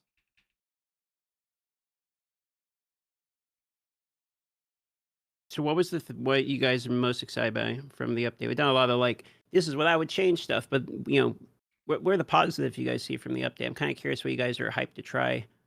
Huntress gameplay. Huntress, yeah. Ascendancies. It doesn't matter. I mean, I'm gonna go Amazon, but I just want to feel like another really fluid class. That's like the number one thing I want. Well, judging by the DM theory about the newer classes being more well put together, it's probably going to be that way. I mean, every demo they had with Huntress, it was always reviewed highly as like, this is the feels good class of the options we tested. I mean, when I played Monk, it felt fluid. Like it felt like when I played last Epoch and I played Rogue, and then I tried to play any other class, and Rogue just felt so updated. Like everything about it felt updated. That's how Monk felt to me. Any Huntress planning I've been doing so far, I'm just looking at it and I'm like, yep, I'm playing quarterstaffs. So we don't know anything about war spear or spears yet, but yeah, if the trend follows and they're stronger, then yeah, sure. But I guess that's the most recent mark to beat is they have, if all else fails, it's quarterstaff time. Gotcha. Yeah, I'm not going off numbers on anything. I like the theme of it. I want to see how it feels. I want to see how it plays. I want to see if the memed, you know, when you use a ranged skill and then your melee gets kind of amped up, and then when you do melee, you're promoted to do range. I know that's not going to be like an actual thing you're doing all the way through, but like a tanky rare if you need to disengage or a boss. I just want to see if it like feels good to play. Because when I tried the crossbow guy, which is about like comboing, it did not feel good to play. Primarily because I felt squishy no matter what I did. The only avenue was like to scale ES, and I did not want to really do that. So the combo gameplay turned into like clunky gameplay, and I want to see if Amazon makes it feel much better, or Huntress. I thought the Rituous try like the whatever Chaos Nexus stuff. They I don't think we can really possibly judge it by like the short demo they did, but I'm hyped for anything that could possibly add to the end game mapping experience and add more than, you know, just doing the 4 league mechanics we have. So I'm here with Connor. I say the same in every single game, in every single patch. I try, like, it's not literally true, but I just reduce it to I don't care what the patch notes say about hardly anything. I only care about the end game. The end game is where I spend almost all of my time on any character or any ascendancy that I'll ever make. I already know in general cool classes that are fun are coming. The thing that I'm worried about the most is what am I going to be doing with these cool classes for the next, 4 years of my life? So I'm happy that they seem to agree that towers still suck. And it looks like the changes are, at least in this iteration, going to make them pretty good. I'm glad that they're adding bookmarks, and I'm glad that they're adding some more interesting decisions to do with this map that they've made with the corruption versus the cleansing. I don't even care if it's properly balanced. Like maybe we play it for 2 days and cleansing is just 100 times better.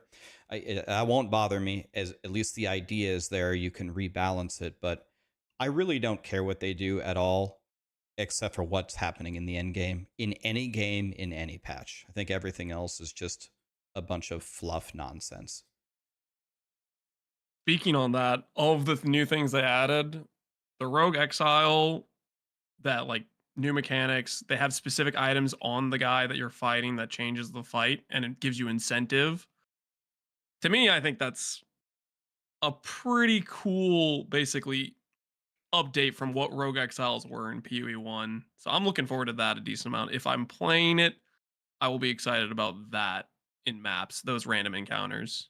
I'm a little skeptical on some of those showcases though, because I feel like your normal Exile experience is going to be they have like no special items on, and then it's like 1 out of 10 for one unique, 1 out of 100 for 2 uniques, and like the showcases they showed of like 2 uniques on 3 Exiles, it's like that's actually never going to happen. I feel like you're gonna walk out of your portal, you're gonna get leap slam, stunned, and die. I'm just gonna bully you. Yeah, I can't wait. And then they're just gonna leave with their portal. And you're gonna be like, no. There's gonna be probably some nice clips of like a This really is- like he's wearing an Astramentus and Yeah. he PKs the guy and runs away with it. You know the clips everyone had with the bird and ultimatum, how they get like petrified and like flops on their face and they get one shot, and Yeah, that's just all yeah. gonna be the rogue exiles now, 100%. That's what Like, I'm there's gonna saying. be, Dude. like, I a can't divine- wait for the clips. It's gonna be a divine, the guy walks to it, and there's just like slow motion exile just like coming in for the swoop, one taps you, no more portals. I have no idea what you're talking about, Pox. I would never die to the bird in ultimatum. Not one death ever. For context, Tornado Bird has killed every hardcore player that every character I've ever made. He's killed all of them, literally all of them. I saw this one If clip. that's your only hardcore deaths is the bird. I think it's like 90% of all of my hardcore deaths is Tornado Bird and ultimatum. All of them. You gotta stop doing ultimatum. It's not working out. Have you seen the brutal? There's the one with so there's like 2 different like debuff ones you can take. It's been a little while since I played, but one of them like extends debuff durations, and another one has something to do with extending the debuff durations. And a guy like walks into the room and gets petrified for like 8 seconds, and then the bird just flops on him and one shots him. When we did a duo hardcore run, I did it with DM, and we did our second ascension, and it was ultimatum, and we got Tornado Bird, killed me instantly, just instant dead, gone. Like, okay, another one gone. Dude, we had so much ZDPS. I saw mechanics I didn't even know existed with that bird. Like I didn't even know it had a whole second phase. Like I've never seen it before. When I played crossbows, that's what happened to me. I actually almost got hard stuck on the lava boss, the one at the bottom where like the lava keeps pushing forward, and I'm like, people are like, if you don't do enough damage, you're gonna die. And I'm like, what do you mean? They're like, the lava moves, and I'm like, are you serious? Dude, I didn't realize that And it does infinite you damage, can't right? step on. Yeah, it one shots you. Like I've lost a character of that because my big toe fucking touched it. I was like, are you serious? You gotta play this game over again? Lily dying to that exact thing, just insta one shot from the lava.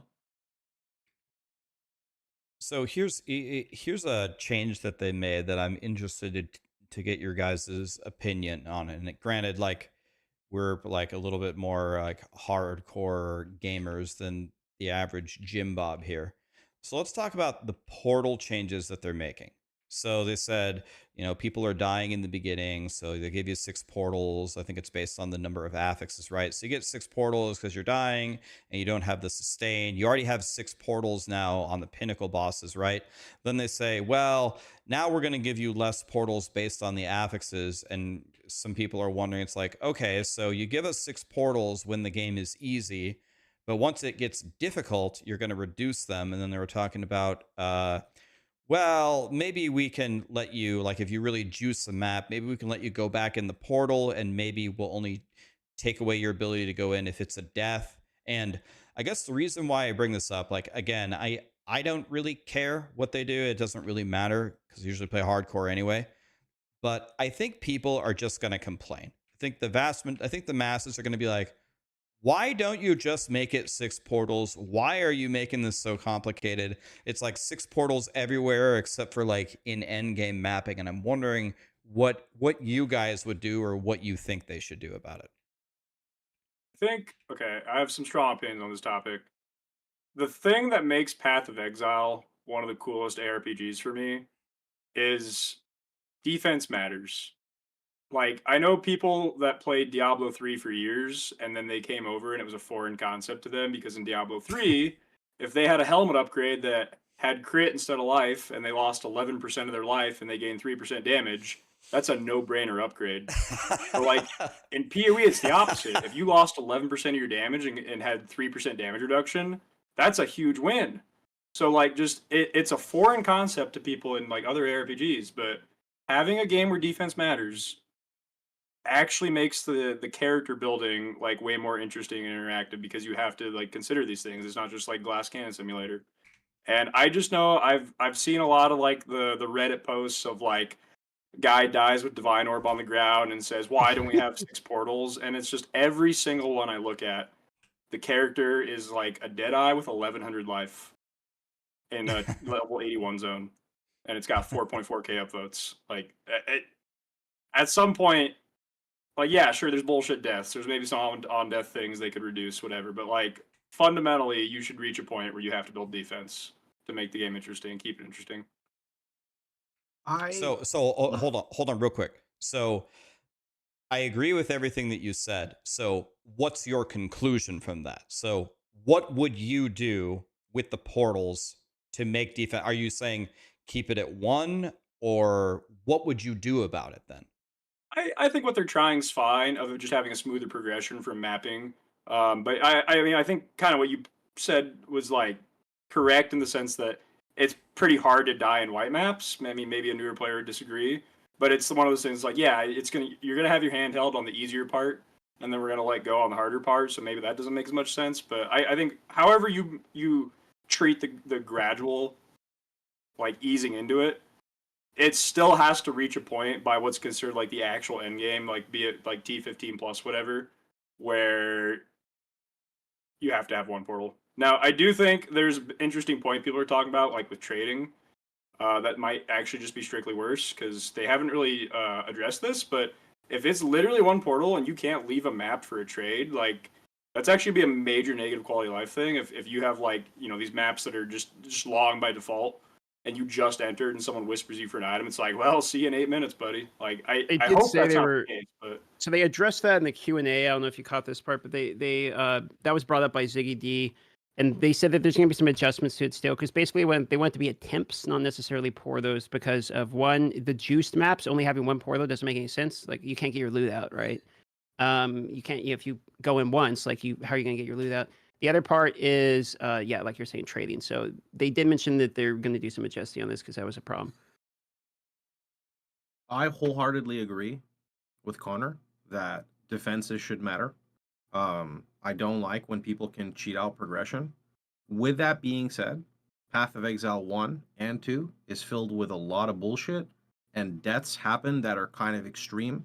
So I would like to see at the latest right now, since we're still in EA and there's massive defensive imbalances across the board, I would like to see like 2 portals for endgame content juicing. So, okay.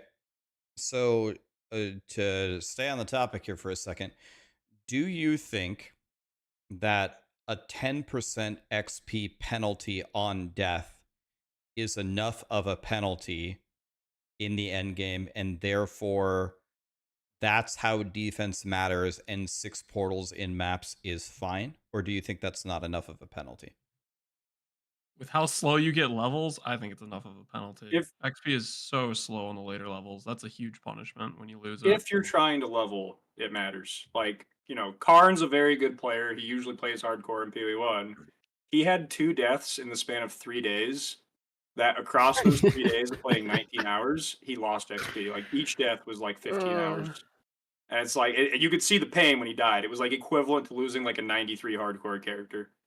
Dude, I just But- die laughing every time I think of it. Like watching that clip of him walking into literally air and just dying to like ground fart out of nowhere, and just listening to him getting mad. There's nothing that cracks me up more than like watching Karn descend into madness when you get him baited and to start talking about Warrior again. It is Karn the has- funniest shit.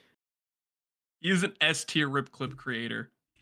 I think his worm clip, this is probably before you guys started playing PoE, but he had a clip of Maven where he was doing worms to get his oversustain for Slayer, and he chain hooked a worm that was inside the brain bomb thing and PK'd his character because it sent him out to that worm that got sent into the big explosion from the Maven brain bomb. It was my all-time favorite rip clip. The thing is, though, for people that aren't trying to level, though, it's a non-factor. Like, I'll give this example. It's like, Fubgun was a really fast progressor on like the December 6th launch. He was like the like 11th or 12th person to make it to 98, I think. And he's playing a Deadeye, which is, depending on how you build the character, not the tankiest, but he kind of got to 98 and then is just like, yep, I'm done leveling. And then he just, stayed at basically 0% 98 for a while. And like a lot of people play exactly that way. They just say like, I'm going to play until 95, and then I don't care if I die because I'm just this level now. So you get a lot of people in like, even in softcore PoE1, that they get to a certain level where they're just like, this is my level and now I don't care anymore. So then it's not a penalty at all. So yeah, I'll play devil's advocate here a little bit.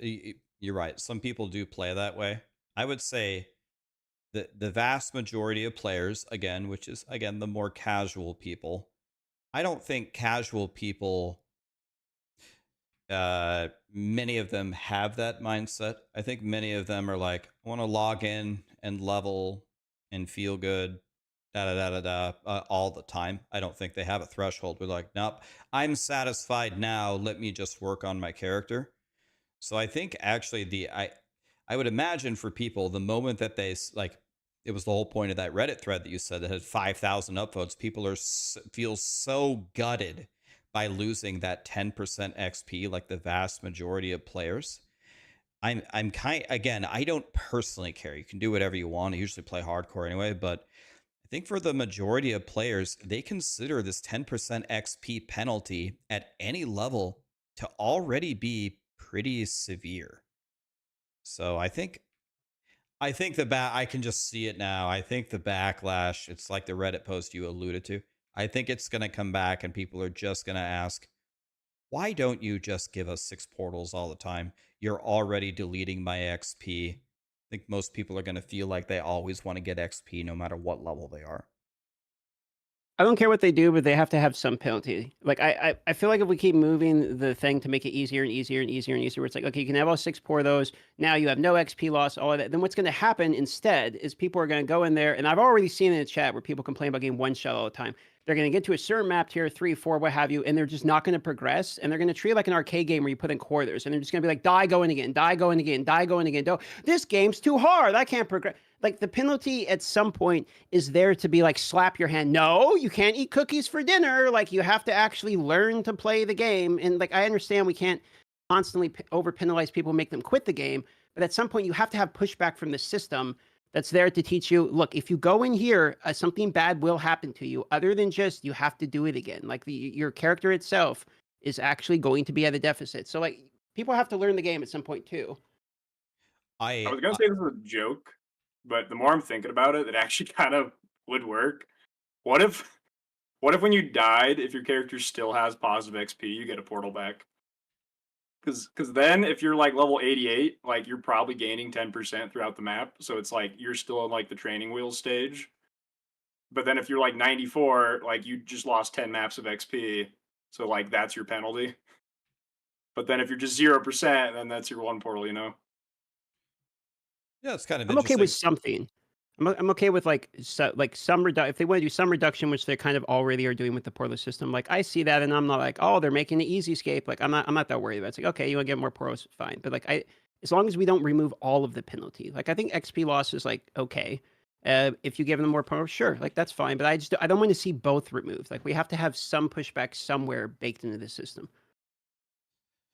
Yeah, so I agree. I mean, I think all of us agree. I don't think the casuals would agree. I think the casuals would vote for remove literally everything. But I think there needs to be a penalty of some kind when as the input it, when it's just quarters in the arcade machine and you just have to go again.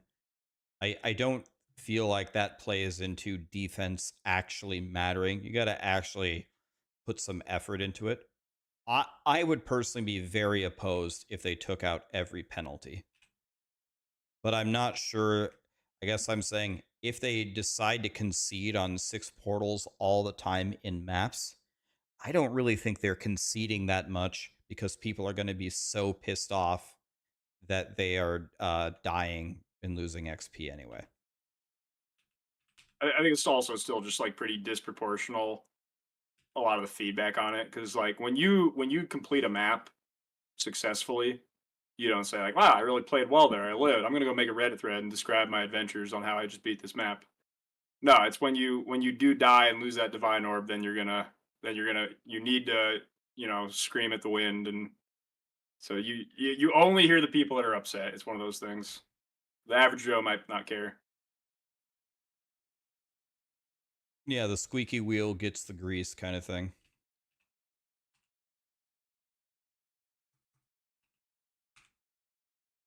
We're gonna get a lot of depending upon Rogue Exiles. I feel like we're gonna get a lot of people that are like, holy shit, you need a balanced Rogue Exiles. Because I asked people about how did you guys play through the POE1 Rogue Exile release in the OG? Because people were saying it was very rippy in the beginning and would murder people all the time. It was the hardcore league. Oh boy. That was back when they had a different league for hardcore and softcore. Yep. And Anarchy was hardcore, so I was a mere softcore script. I forget what the other one for softcore was. Was it Domination or? May have been Domination. There's also like what did Ambush? What did Strongboxes release with? The first league was Onslaught, and then it was something else, right? And then it went in pairs again.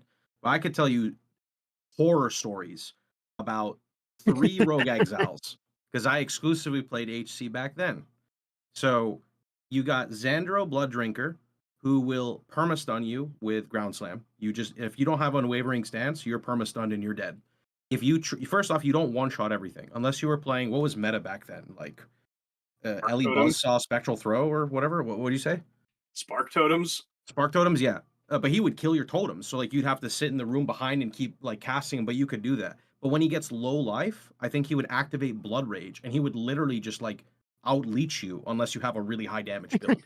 He would actually out-leech you. He would chase you down. Like I actually have old Twitch clips of like 10-minute fights with Rogue Exiles. Not possessed. They're just angry, right? I hope they're hard so badly. Like I kind of hope they are too, dude. When you asked earlier, I didn't answer about like things you want to add to the game because like I feel like this isn't like a valid answer to the question for the average player. But the thing I really like about POE1 is you see all these characters that are just completely godlike, and you might be like, oh, that you shouldn't get to that power level. Here's the cold water. Those characters, I can find you a map they can't beat. Every one of them. Like, it might be a different map for a different character, but like there's always a bigger fish. You can make content POE1 so insane that godlike character gets folded like a chair. That just doesn't exist in POE2 right now. So I hope maybe they're not that crazy. Maybe they are kind of crazy, and maybe they give us like a gigantic tablet for him or something fun. But I want something to be hard. The unique tablets look pretty cool. A reason to make an insane character, like something to push you to want to do it. I want to lose a fight. I want to make the craziest character ever and then get my ass kicked. That's what I want in an RPG. As long as they don't put the who's the rogue exile who summons zombies? Do you know what they're called in PoE1? No clue. Okay, well, that rogue exile had minion instability back in the day. So if you played a melee build and you killed 2 zombies, you died. Like, you just died. That was one as well. And then Igna Phoenix, her firestorm hit so hard, it would stun you. So you would also just die. Those were like the top 3 killers. Like, you get ticked by a firestorm and you're just stunned. And you're like, oh, okay. Dude, I cannot wait. I hope it's ridiculous. I know this patch is gonna have so much broken shit in it, and I can't wait for it. Like, I can't wait to see someone Spectre the Sea Hag, and the Sea Hag is just 1v9 in the entire. I want to see the Sea Hag actually kill every boss in the game with no gear. I'd say the closest gameplay in PoE1 we ever had to their design philosophy of how they wanted PoE2 to be, at least from what I think, was Hardcore Invasion League. Invasion in Path of Exile had a guaranteed invasion boss in every single map. And in Hardcore, there were a couple that would literally just wipe your character off from the Some of face those of the are map. just stupid, though. Oh, There was no. one that reflected all damage.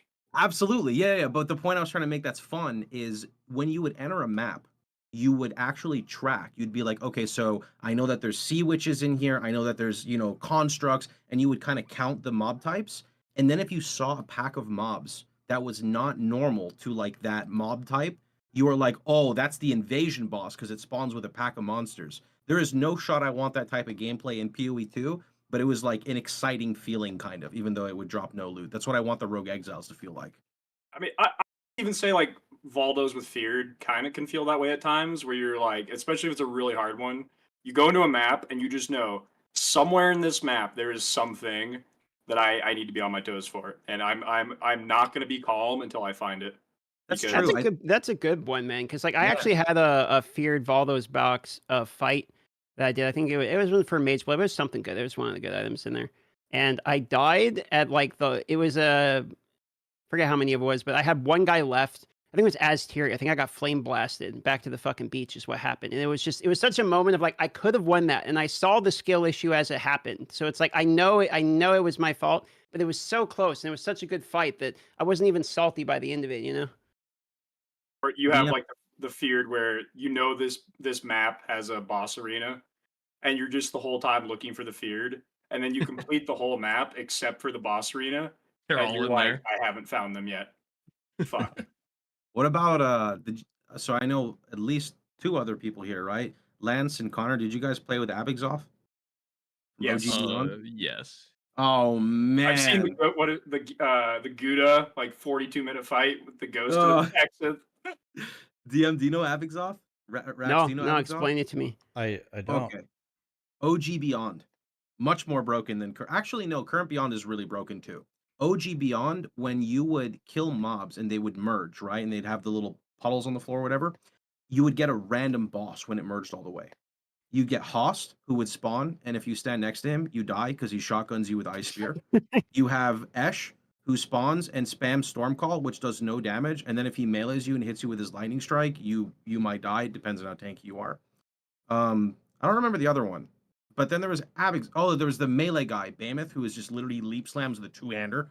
And then there's Abixoff. Abixoff spawns. He is literally like the biggest thing you'll see in the game. He's huge.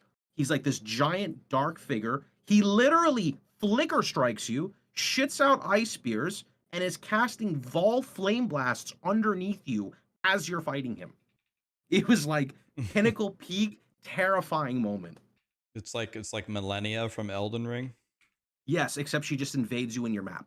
Like 100%. Love that. I hated that boss so much. My God. It kind of reminds me of like if you didn't have like a super meta character in Diablo 2 when Uber Diablo would walk the earth. You're like, oh, I'll just go kill this guy and get my Annihilus charm. No, he like insta PKs you instantly.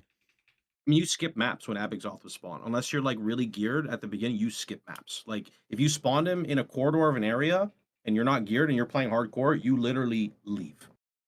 You don't go that way. I know some people are going to hear this and just be like, oh, you're like not the representative crowd. Like whenever people say I want this part of the game to be hard or whatever, they always just be like, no, don't make all of us suffer, whatever. Like That's not what's being said. Like, leave the campaign, leave white maps, leave yellow maps, leave red maps. I just want there to be like some cracked, like unique tablet I can put on a map that when you click it, it says, "Are you sure?" I just want something like that. Like you want what's the term for it? You not pinnacle content, aspirational. Yes, thank you, sir. Aspiration. You want aspirational content. I mean, who doesn't want an aspirational content? I love that idea. Because I mean, like as you say that, like here I am in hardcore SSF on my Astromintus fucking stat stacker, just spin to winning, and I don't even see them all. Oh yeah, I saw that YouTube short. Holy. Oh wait, look at that! Look at this, dude. I got Astromintus 5 socket attribute with elemental res. You know, Hoa ingenuity. I got the whole thing. I got perfect gear. Hey, how many hours do you hold on that character? I'll tell you. 2 days, 4 hours. Plus whatever. I had the Spark build. I got to like 92 or 93. You farmed most of the gear pieces beforehand then, right? Jesus Christ. Well, I got Instrumentus in campaign, so I mean there's that, but yeah.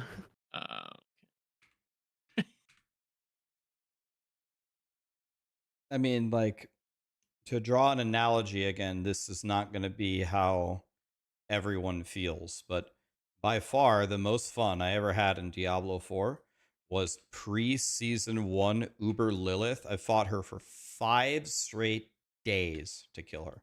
That was the most fun I ever had by far, like times 10.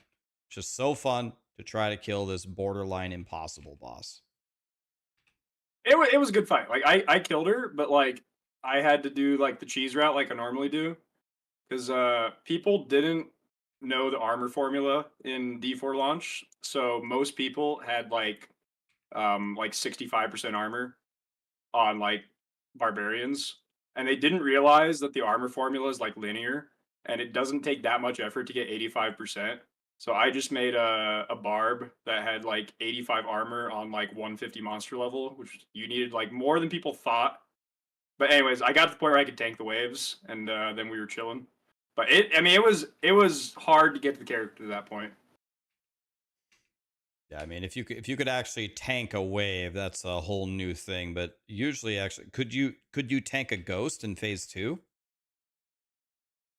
The triangle one, or the platform?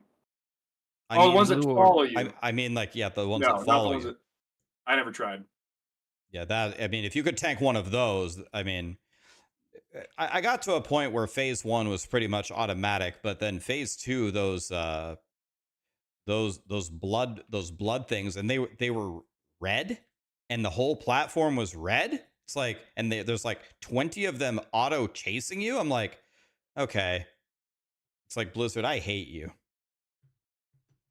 And now, by the way, now fun fact: if you go fight Uber Lilith now, they're blue, so you can actually see them. And now there's so much movement speed in the game, you can actually just outrun them. But anyway, I would love to see I would love to see something like that. Like I loved when last Epoch put in Aberath, and I saw everybody like trying to beat him. That most fun I had in Elden Ring was fighting Millennia and Prime Radon. Like we definitely need more of those encounters. Millennia took me entirely too long. I think it was like almost 300 attempts or something insane. That's exactly where I was. I had more deaths on Millennia than I did throughout the entire campaign. Did you guys use a summon? No, I did it with the Starling Samurai Sword and River of Blood. I mean, that's a godly loadout, though. The starter sword is godly. Yeah, Samurai Sword's good. I just need a bleed build. Yeah, so I did it with you guys know Blasphemous Blade? From Rykard, the guy, the one that shoots the fire wave forward. Anyway, yes, Blasphemous Blade, super S tier, and people were. I killed Millennia on like attempt 27, and I don't think I've ever in 6 years of streaming had my chat more upset. They were just so mad that I wasn't using like a starter weapon, and they were so mad that I used Blasphemous Blade. Like, you're shit. You would have never killed her without Blasphemous Blade. You suck, Rax. So Bro, if you're gonna stream Elden Ring, you have to be you have to be ready for everyone in the world to hate you for no reason. Like that's pretty much what happened to me too. Like no matter what I did in the game, I did it wrong. If I was using like a mimic or any kind of cheese, then I was cheesing. If I wasn't using it, it's well, you're stupid as fuck for not using it, so you literally couldn't win.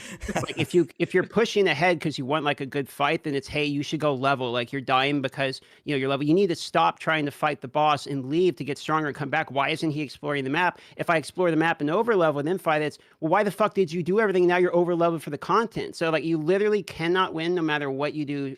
Like playing Elden Ring, it's impossible. Yeah, the Souls Elden Ring- community is super toxic. Elden Ring was like the first game I like broke character. Like I got mad. Like that doesn't usually happen. Millennia made me so mad. I have a clip of me raging at her. Millennia, bitch of the blade. That's what I called her.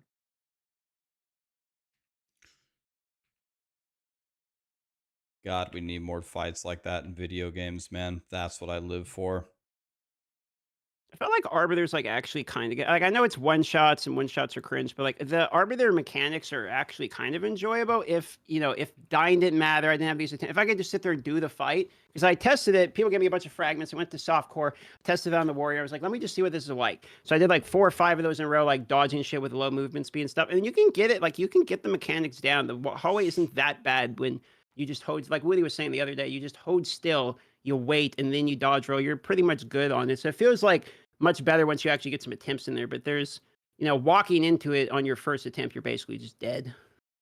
I remember watching all the people like claim it was a bug that he does the beam in the open circle and just like over and over, just like, yeah, it's bugged right now. And then realizing that is actually the intended mechanic, because then I saw a 4-hour stream of Ben where he was on like a 3K life ranger in the arena for 4 hours, just doing that mechanic on repeat while talking with chat. I'm like, oh, yep, turns out, skill check. Very much a skill check. I still die to that mechanic. It's a very narrow frame there to get in there. But my excuse is Alaska Pink, so that's my excuse.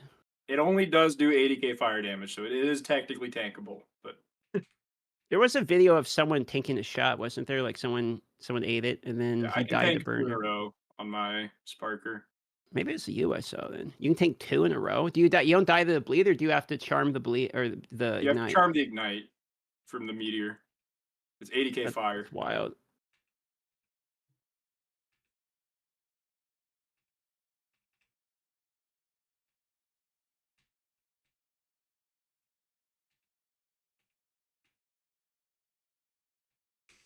All right, boys. Well, anything else? What? I don't think I have anything to add, really. What do you guys? What are your guys' plans for April? Are you guys going all POE2? Are you playing Last Epoch? I know most of you on the 29th will be instantly switching to D4, right? Oh, thank God that you reminded me. I only played the last expansion because DM gave it to me and I felt bad. True. Guilt tripped. So well, I was trying to bait him into, I really did. I really did want to try. It's just coerced into playing. It was D4. like D4 is like a one and done for me. I played it. I had fun, and maybe I'll try it again sometime. But I don't know. I'll give season 8 a try. I didn't log into season 7 at all. So, I said I would log in for a day or two of season 8 to see what it's like and like try to give it a fair shake. The problem with Diablo is the less you play it, the less you want to play it. So it's like if you step away for a season, it's like going to the gym, dude. You walk away, you get out of your routine. It's really hard to log back in. So we'll see. Maybe I'll log in, put that circle beam thing on that I saw Rob playing with. I'll walk around in a circle, kill some stuff with the beam, say, oh, that was cool, and then probably log out. I'm assuming that's what's going to happen. What about No Rest for the Wicked? I'll probably try to that get into does that look good.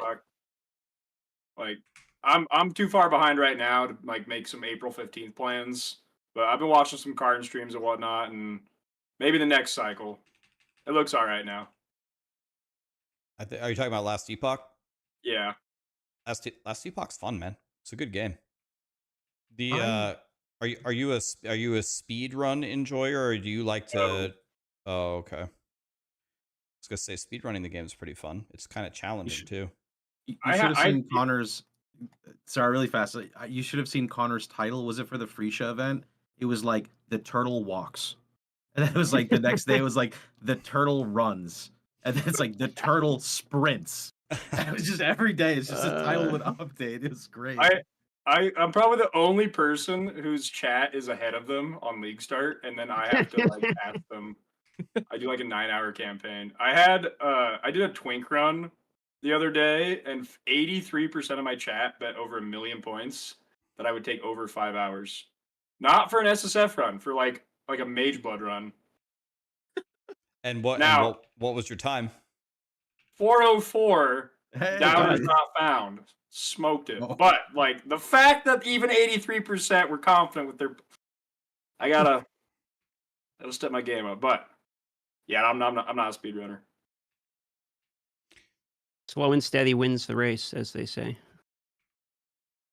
Slow and steady Please, wins the race, except for it never does. I think that was like true, like maybe in the dinosaur era. I know it's like the common phrase, but slow and steady has never won any race that I've ever seen, ever. I think to counter that point, I think I saw Steel Mage win with Slow and Steady and Gauntlet one time. I'm pretty sure like everybody else died ahead of him. Everybody just died. He strolled his way in to the victory. It was beautiful. If Ben and Nick just PK each other like 7 times, like they see the other ones bossing, so they start bossing, and then they both die. Like that's how Alkaiser won that one. It's just like the Ben and Nick PK, and then third just wins. I was coping after Ben died and Jungro died. I was like, oh, I have a chance. The only 2 other good Trickster players are out. If I just overgear, I might have a chance. And then Ben full like gears ahead of me in 1 day flat. And I'm like, yeah, that was a hopeless dream. Yeah, I hope they add private links. I wanted to see Gauntlet POE2. Of course, they're not going to put development time into it, but imagine the mods they do on that shit. I just want like a group found setting. I know that's a bit greedy to ask for like the stage of the game, but I want to play SSF, but I want to play with my friends. So I want to just do like a 10-man private league. Yeah. I actually wonder, currently, do you think they have the tech to mod bosses? Like initially in POE1, they had like the Shaper fight, Zero fight, whatever. And then like when they added the Feared, it was like the first time you could have like GMP hasted AoE on like these iconic fights. Like I wonder if they even have the tech right now to do that. To like, could they give Arbiter hasted? Like I'm sure they could, but maybe they don't have the system in place. Well, I have it on my question list for private leagues for Monday. So I mean, if you guys have questions you want me to throw in there, put them in the chat. By the way, because we're filling on Sunday. Me and guys are gonna sit down and fill out the question list. So if there's anything you want to know about 0.2, throw them in. The first question is about on-death effects. Every other question is just fluff, really. They're never gonna take it away, dude. I have been asking for like 11 years. Like Chris Wilson retired and they're still there. Like that's how long they've been there. I'm still here though. Like they're just never gonna go away, man.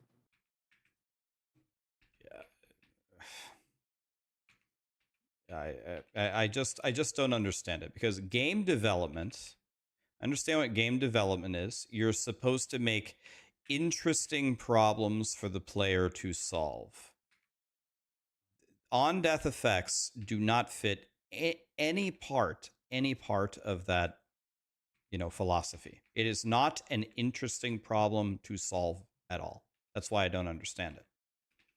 It just doesn't align with, I don't know, anything. I hate on-death effects. I despise them. It's a lingering design choice from POE1 though, because they got to a point in POE1 where things started dying so fast that to actually kill players, that was the way they had to achieve it, was on-death effects. They added like bearers in Bloodlines League, and then they've just kind of stayed with it ever since. But like, I feel like it kind of makes sense in that regard in POE1. But like, if their goal in POE2 is to have like quote unquote engaging combat, then that like if they achieve that goal, then why do they need on-death effects?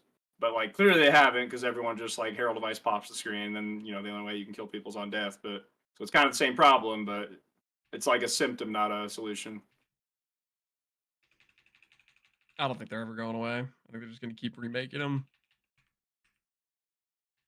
by the way, Rex. I've been watching. You have this one. This is the one.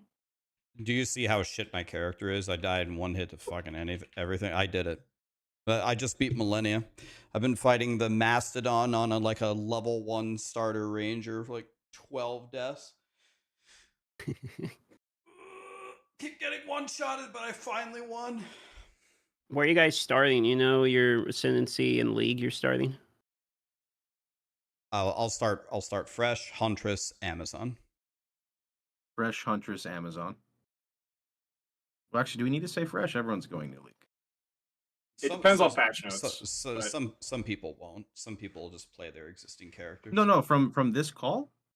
Oh yeah. No, I meant like trade SSF. Like, what's your? Yeah, SSF Amazon. Yeah. I'll do trade either Amazon or Blacksmith or Gemling probably. If I play, which I'm not sure I'm actually going to play or not, I think I would start the Lich and trade. Lich looks so good, dude. It just seems OP. Lich just looks like a blood mage, but it actually fits the theme. And sorry, I have so much blood mage hate. You're still salty from that. Yeah, from the comment start. You're still mad about that. When I played blood mage and I ascended, and I was like, why did my class get weaker? So I told my chat, don't ascend, and they didn't believe me. So people ascended and were like, I don't know how to play the game. I ascended and literally can't kill mobs anymore because I die faster to my own spells than the mobs.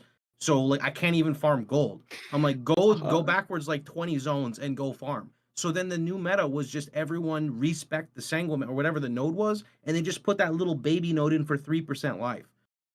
Like that was it. And I'm just like, what is this? And like it's really good at very niche specs, but as an overall caster, it just really missed the mark. Yeah. Hey, DM, while we're on the topic, here's another question you could ask them, which is pretty important, I think, for the future of the game. So with Ascendancy skills, there's two things that you can't do with Ascendancy skills that you can do with other skills, unless I'm mistaken. So one of them is you can't quality them. So for example, on Poison Concoction, if you whatever it is, hold Control or hold Alt over Poison Concoction, it has a benefit from quality, but you can't quality it. So that's one question. Is there going to be a way to quality Ascendancy skills? Then the other thing, you could say that this one's from Elon. On Meditate on Monk, you can't do what you normally do with weapon swap. So you want to make a weapon swap on Monk that has energy shield like recharge rate. So your Meditate, when you cast it, goes like super fast. But you can't set Meditate to only work off of your weapon swap. You have to manually weapon swap, then cast Meditate, and then weapon swap back. So the question would be, can you assign Ascendancy skills to only a specific weapon like you can other skills? Quality and weapon swapping properly is probably two pretty huge questions. Actually forgot about that. I added those onto the list. I'm checking that now because like I have a Stormweaver here. I'll look at this element. No, I know what he's saying because I used Meditate on my Monk build when I was doing like max level breach bosses and stuff in SSF. And I remember people saying, why don't you assign a weapon swap and take the recharge node so it's faster? And I'm like, oh, that sounds really good. And then you, as Rax says, you actually have to manually weapon swap to cast it because you can't assign it. And I'm like, bro, I'm not going to do that because if I make a mistake in the X amount of time from doing that and then I take the boss hit, the whole point of the meditation was voided. So. Yeah, you're right. I see that on Elemental Storm as well. Okay. Yeah, I got that on the list. So essentially, like that's the background of it, but I know you like to get right to the point. The question is, can we quality Ascendancy skills in the future, and can we assign them to weapon swap? And then the follow-up, like the example for that is we can't quality Poison Concoction, can't weapon swap Meditate. There's another massive problem with Poison Concoction as well. I think like maybe someone in chat can remind me, or one of you guys knows, but like area of effect doesn't work for poison concoction, and it's like even over there in the tree, and it just straight up doesn't work. There's like a node that gives you like area damage and attack speed or something, but you only get the attack speed. It doesn't. It's straight up just it's completely broken. So I wonder if they fix that as well.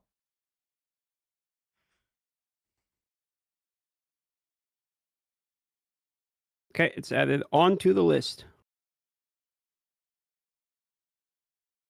You know, one final thought here. I think everyone's probably about ready to wrap this up here, but one final thought that we haven't really talked about picking classes is they said that they changed every skill in the game, and they said that they nerfed the shit out of Energy Shield, and they said the patch notes are just going to be a giant nerf fest. It might be very interesting for people to log in or create again whatever their favorite build was, because what used to be S tier might be F tier and vice versa. So for the record, I'm kind of a doubter on that. Like I am fully expecting we get like the nerf notes, and there are things that need to be nerfed by 90% that are going to get nerfed by like 50%, and then that is just the absolute go-to still.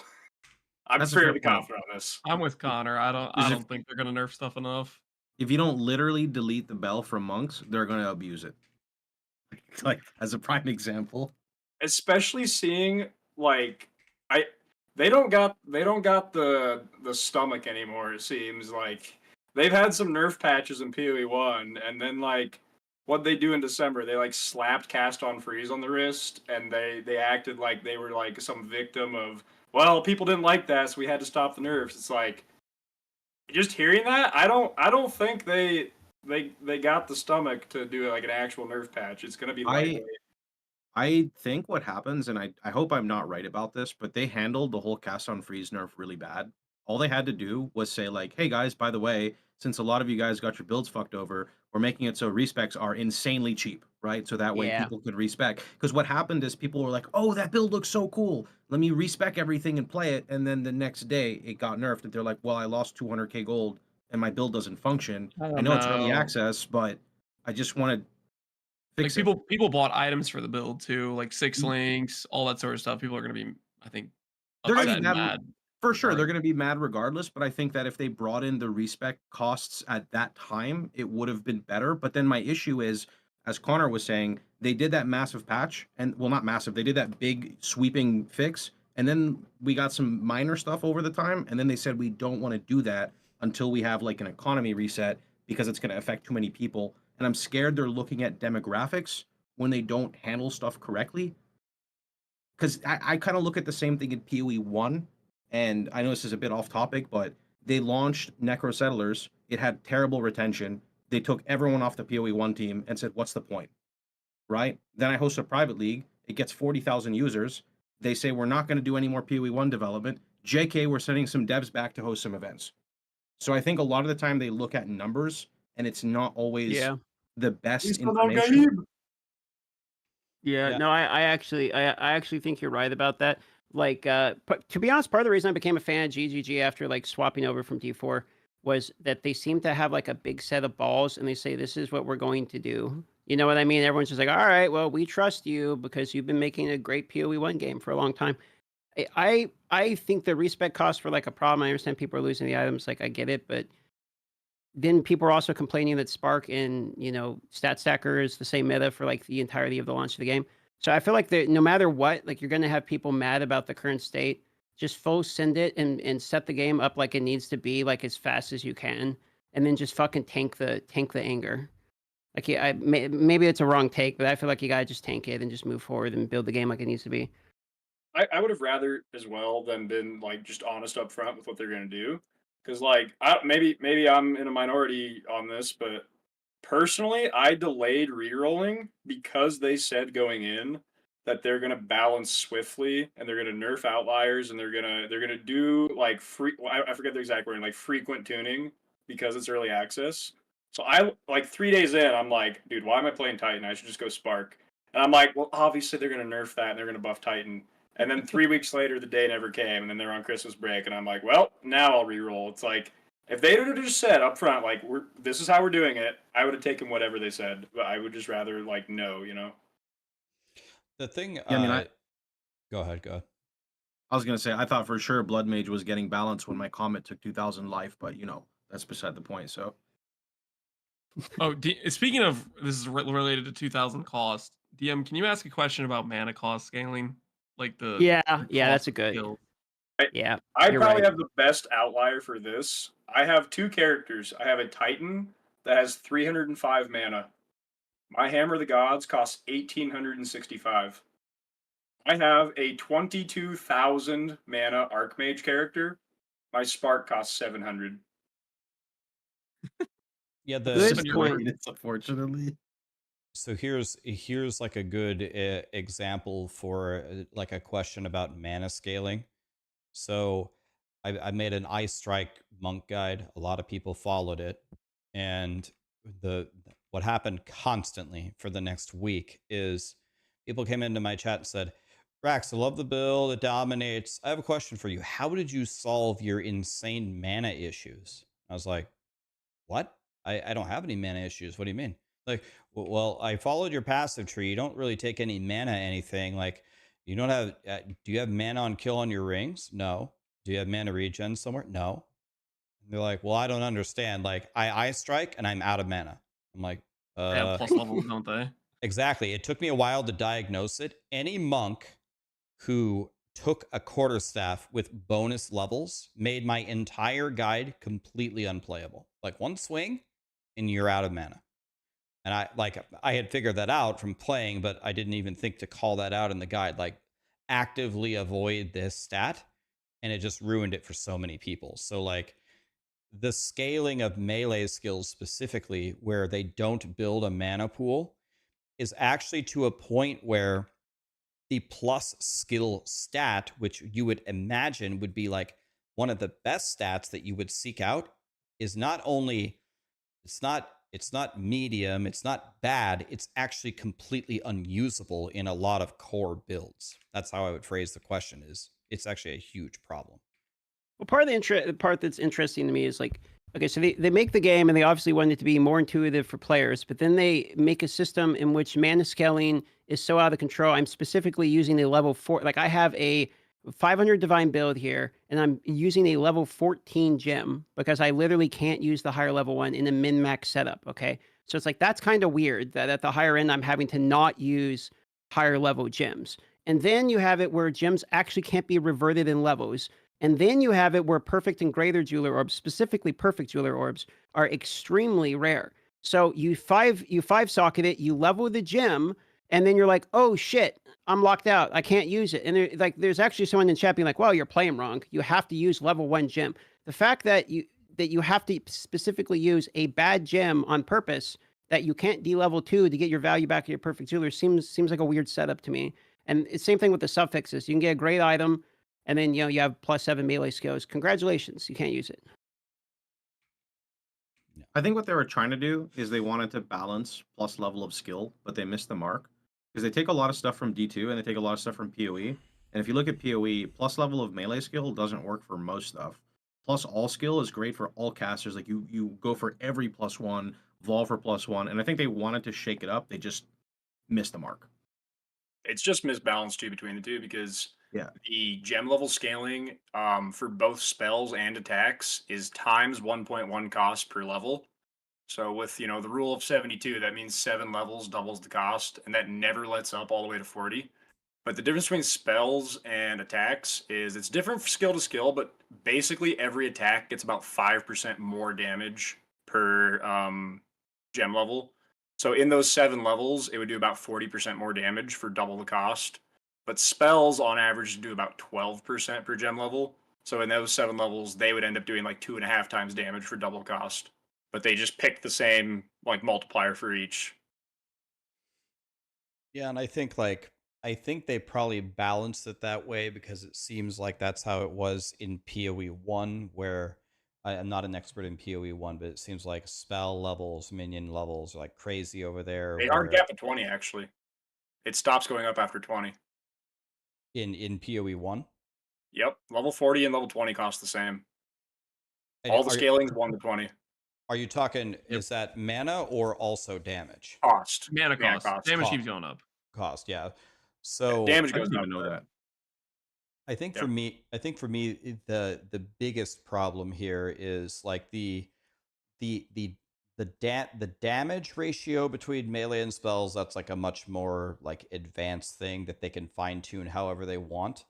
But when casuals are playing your game and they're going through and they get a staff that says +4 to melee skills, they're going to be genuinely probably excited, and then it makes their build unusable.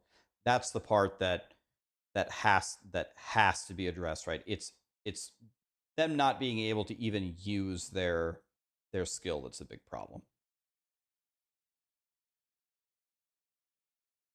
I think even outside of somebody not realizing it's breaking their build, it's you know what you're doing and you know it's a bad stat, even though it's like I think they intended it as a good stat, but the way it's balanced is just not because it breaks your cost.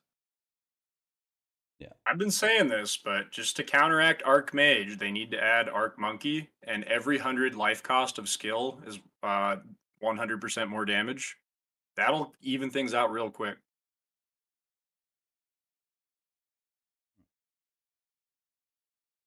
So I have one more question for you. And we can wrap if you want. Beast Tamer. What do you guys think about the beast taming? The Pokemon thing? Pokemon, yeah, dude. I mean, there's Spectre Pokemon, but then there's like Huntress Pokemon. Or Spear Pokemon. I mean, I think it looks kind of cool. I don't really know. I don't see how they're gonna keep it scaling wise. Like if you have a spear build, you're investing into spear nodes. How is that minion gonna do relevant damage? Like if the minions does relevant damage while your entire build spec into spear stuff, then it's just like the most OP minion, and you would just spec in a bunch of minion stuff, right? Yeah. What I think you're supposed to do with it, and I don't know if I'm right or wrong, but because it inherits the like affixes of the mob, what if you just use it as a way to apply in like an element to your build?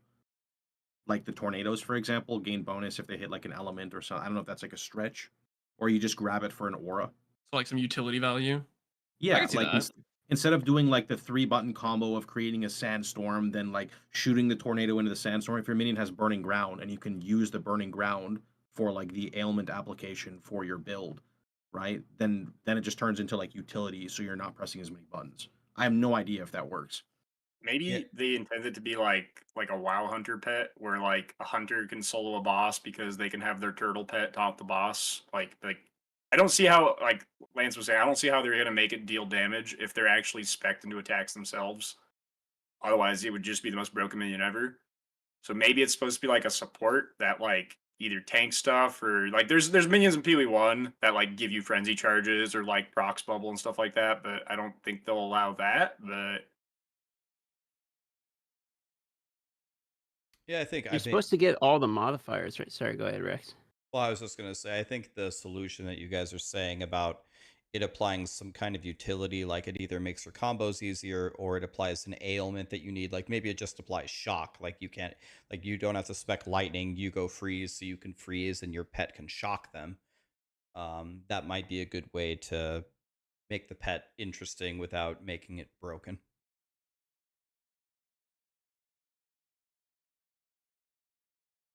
Is the pet tied to a specific ascendancy class, or is this That's just a weapon skill. It's spear. Wait, it's so a I was weapon? thinking it's spear skill. So I was thinking about playing you know, like the Smith of Katava with manifest weapon plus spear. It'd be Wait, hilarious. So you get the weapon plus you get the pet. It's the weapon skill for spear? I thought it was actually I have it pulled up here. Hold on, let me. wait, it's not restricted to hunters? I thought it was a No, spirit gem. it's spear. It's a spear gem. So What the heck? on you can look at right here. Spear under spear. It's level 9 skill gem called Tame Beast. So that's what I'm saying. You can use it. Oh. Wait, And you could use it on a minion build or something, and you get all the modifiers of the thing. That's why I thought it looked like kind of good. Yeah, so I just thought of something. So spear is certainly considered a one-hander, right? Because you can use a shield. So Yes. can you go Infernalist? And Infernalist, I think, usually goes with the scepter and then the shield, right? Can you drop the shield for a spear and then get a beast with all the minion modifiers on it? Yeah, like I think you can weave. That's what I'm thinking. You can weave it into a minion build, right? I mean, I guess you'd want trench timber, but like still, or you'd want, you know, a lot of times you run shield if it's hardcore anyway. But if it's softcore, who cares? I guess you could run, yeah, tame beast on the spear. I mean, I don't know if it'll. There might be rules to the spear, like you know how like bow says you have to use a quiver or whatever. You can't use a quiver without a bow. They might tie spear to a specific like type of shield or something. Better not be the buckler. That would bum me out. I was gonna go shield plus spear. I don't want the dumb buckler. I don't care about parry. I'm just saying that's a possibility. I don't know if they would do that, but it's. I want to be I like hope not. Parry God X, dude. I've got the fantasy. I'm gonna like throw the javelin, run up into the mob, pull up the shield, get the parry, consume the charge, you know, use the melee kickback, throw another one. I have no idea if it's gonna work. I just feel like the combat gets really fluid it's like super hit or miss, right? Either like you're trying to do the combo and then you just get one shot, or like you actually pull it off and it feels good. I can't imagine parry's gonna feel good. Like every time I see the backwards movement stuff, like the locust, or they were showing the huntress is like jumping backwards and parrying. Anytime you have these mechanics, I just think that's gonna like I'm never gonna use that if I'm not moving forward and like destroying everything. If I'm backpedaling in a map, like something's wrong. Well, the backpedal is only for resistance, right? Like that's the way I see it. Like you encounter that rare mob with like he's putting like all the fucking shit all over the floor, so you're just gonna like jump back. I mean, yeah, later on, of course, you want to one shot everything, but I'm hoping it's like situational and not like 1, 2, 3 every time. Like the monk, you don't drop the bell on every pack, right? You just drop the bell when it's needed. Yeah, I think I'm with DM here. I think honestly, kind of like what was just said about like the monk bell. The only time you're ever going to see me parrying is if it's like very beneficial on like a boss or an insane elite. In general, the idea of like they were saying in the interview, well, we weren't sure about parry, but we really nailed it. I'm going to be absolutely blown away if I log into the Huntress and parrying feels good at all, like to regularly use it. I have no faith in parry. Maybe I'm misunderstanding it mechanically, but how does it actually differ from block? I don't think it does. It's just when you parry, so like when you're blocking. Well, it does a counterattack too, right? Isn't that part of it? So I think it light stuns the target when you're blocking while you have the shield up, and then I think it also the target that's stunned gets like an effect on them, and I think either like glad retaliation skills you can activate something, or it just gives a bonus to one of your skills. I think. They said, they said it was better than block. Yeah. Is it tied to the offhand that you can use with a shield though? Because otherwise, can't I just use a shield with 50 block and parry with a spear? You can't parry. It's parry has specifically its a own- buckler. It's a Yeah, buckler. it's a skill. buckler, and they specifically stated that your evasion works with it, so you can evade stamina damage while parrying, aka blocking. I just don't like. I don't want these. I don't want these active defensive mechanics that aren't like Mullen's show. Like I don't want to like sit there and have 0 DPS outgoing in order to block a move I know is coming. Like if I have time to sit there and hold the shield in order to block the move, it's probably it would be a giant slam which you can't block anyway. If I'm trying to block like a normal melee move from a random mob, like why can't I tank that anyway? Like I just don't see a use case scenario for me blocking like a normal attack that isn't a slam or AoE or something from like a boss. Like I'm not going to parry that anyway. Like I'm just going to dodge it, right? That's what dodge is for. And if I want to block, I want the omnidirectional passive block while I'm also DPSing. I don't want, an active block of me standing still on purpose. It's hard. It just, give me Fortify endurance charge. It's like, it's going to be, I don't see it as an actual defensive layer. It's like another dodge roll, but worse. So I don't get why I would use it. So the only instance I see where it works here is Amazon specifically has like infusion mechanics where you consume charges for, I'm guessing, like giga damage. And I'm hoping that the parry at least can tie into charge generation with damage boost. So like that could be cool. Yeah, that's the whole reason. Like I'm not trying to meme. Like I think that's how it's supposed to be used. Because Amazon has literally, you can spend 4 points to get charges or to consume your charges. And I saw that they had one of the parries that when you parry and kick back, you get a frenzy charge. Then you can consume the frenzy charge. Then you can throw your lance. Maybe you get 2 buffs because number 1, you're doing the disengage, which is going to buff your range skill, ... But then you also like parried the guy, so he takes the bonus from whatever skill. So that's where I'm hoping it really actually becomes smooth. It sounds really complicated on paper, but I'm hoping it's fluid. But we'll see what happens. I don't know if they'll manage to bring it back, but as far as them wanting PoE2 combat to be engaging and like active, I think they've actually missed the PoE1 mark on guard skills. Like, I know a lot of guard skills, like a more casual to play is just going to link it to cast when damage taken and forget about it. But if you actually watch like Ben do a gauntlet boss or something, you do not link it to cast when damage taken. You use it proactively. Manually. Like he will immortal call right before the Shaper Slam, and if he misses the timing, he dies, and if he gets the timing, he lives. So it's like, yeah, some people won't want to just turn their brain off in PoE1, but like I think having manual guard skills in PoE1 feels more engaging and active right now than anything like active block does. Yeah, and the main reason for that, as you said, is in the context of Immortal Call. Either it works or it doesn't. It's not like conditional in the sense of, oh, it's a spell, it didn't work. Oh, it's a ground targeted attack. Oh, it didn't work. Oh, the boss's eyes were red. It didn't work. You know, like you take less damage. Yeah, I think for me, in that way, if what Connor said, if it's an active thing that's going to help you survive in the real tough endgame content, parry could be interesting for me. The other way that parry could be interesting, I think, as Pox was alluding to, is as a damage boost. I think of it like Perfect Strike. Perfect Strike, you find the right moment here and you execute this combo and you do way more damage than doing anything else. Now I feel rewarded for parrying. Okay, I learned the boss's moves. He's doing this move. I can parry it. I parry here. I do this follow-up. I do way more damage than I otherwise would have. I'm getting better at the game. But like the underlying idea that DM is getting at, the essence of it is, in no scenario with so many different ascendancies and choices, I am never going to choose a class and an ascendancy where parrying is something that I'm regularly doing. I would just rather play something else that's more simple for farming for that many hours. So no matter how good parrying is, I will only use it in specific scenarios. And if it's really required to use all the time, I just won't play the Huntress personally.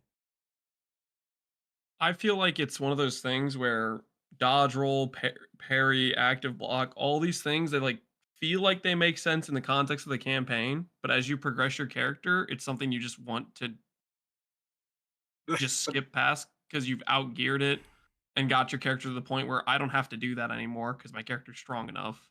It's not even that you outgeared it, it's that the monsters outgeared it. Like the funniest thing is to see someone use dodge roll in the campaign and it works because the bosses are like kind of tuned around that. But then you're in like some juiced like 6 Arch Nemesis mod rare in the end game, and like you dodge roll away from it, and it's actually attacking you from behind multiple times as you're rolling because it's just fast. You. I love seeing the clips of people like spamming dodge roll in the middle of a breach and a rare mob. There's like 3 rare mobs and there's just like 8 different ground effects going off, and then it pops their character while they're dodge rolling, and then they just like ragdoll as they die. Maybe I'm a terrible person.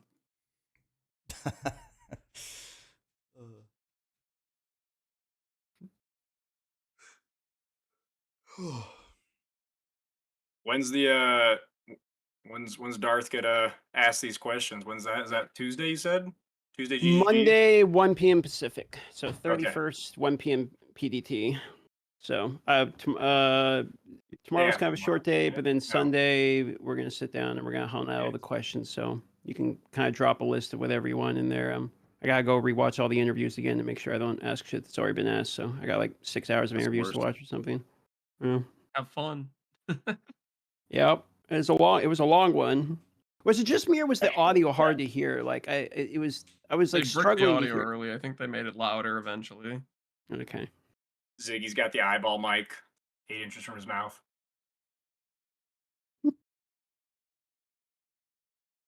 All right, boys. Well, GG. Any last topics, or you want to just wrap it?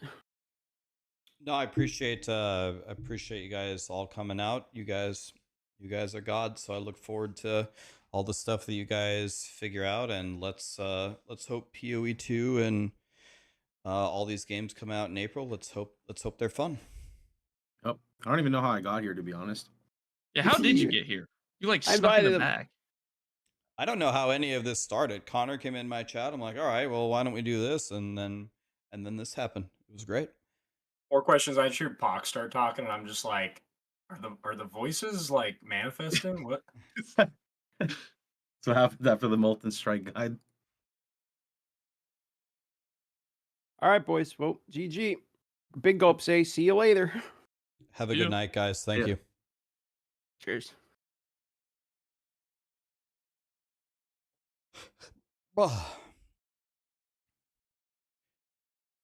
Guys, thank you so much for all the subs and the primes and the bits, guys. Rex, why do you always wear a hood? What are you hiding? The second head. And I'm hiding that I'm completely bald. Actually, no, I'm not bald at all. Guys, that was Connor, DM, Pox, and Captain Lance.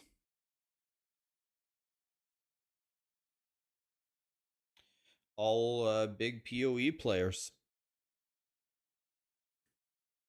Did you guys see how many times that Mastodon killed me? God, my guy sucks.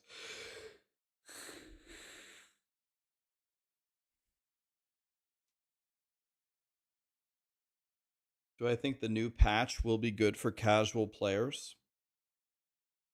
It's going to be probably, honestly, well, the end game could be easier. The end game is going to be easier because T0 pinnacle bosses have half health, and you get 6 portals at the beginning of mapping. So the end game is certainly going to be easier, but they also said they nerfed the shit out of everything, so the campaign will probably be harder. You're going to hate the campaign, but you're probably going to like the end game.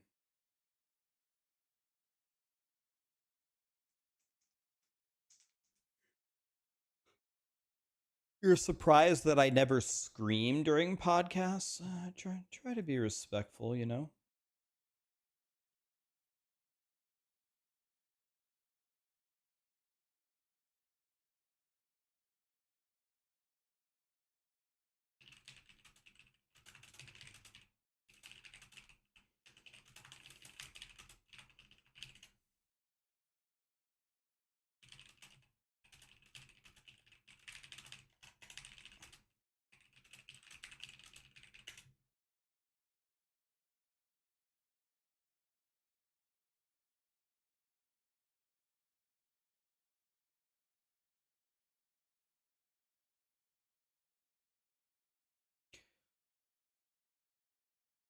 Does Callie love the lamb chop toy? It's one of her favorites. I would say it's kind of close, actually. She has way too many toys. I would say Callie's favorite toy, probably pound for pound over the years, was her rhino. I gave her, when Sarah and I went to the zoo, we went to the gift shop and we saw a bunch of animals. We said we had to get one for Callie, and we got her a stuffed rhino.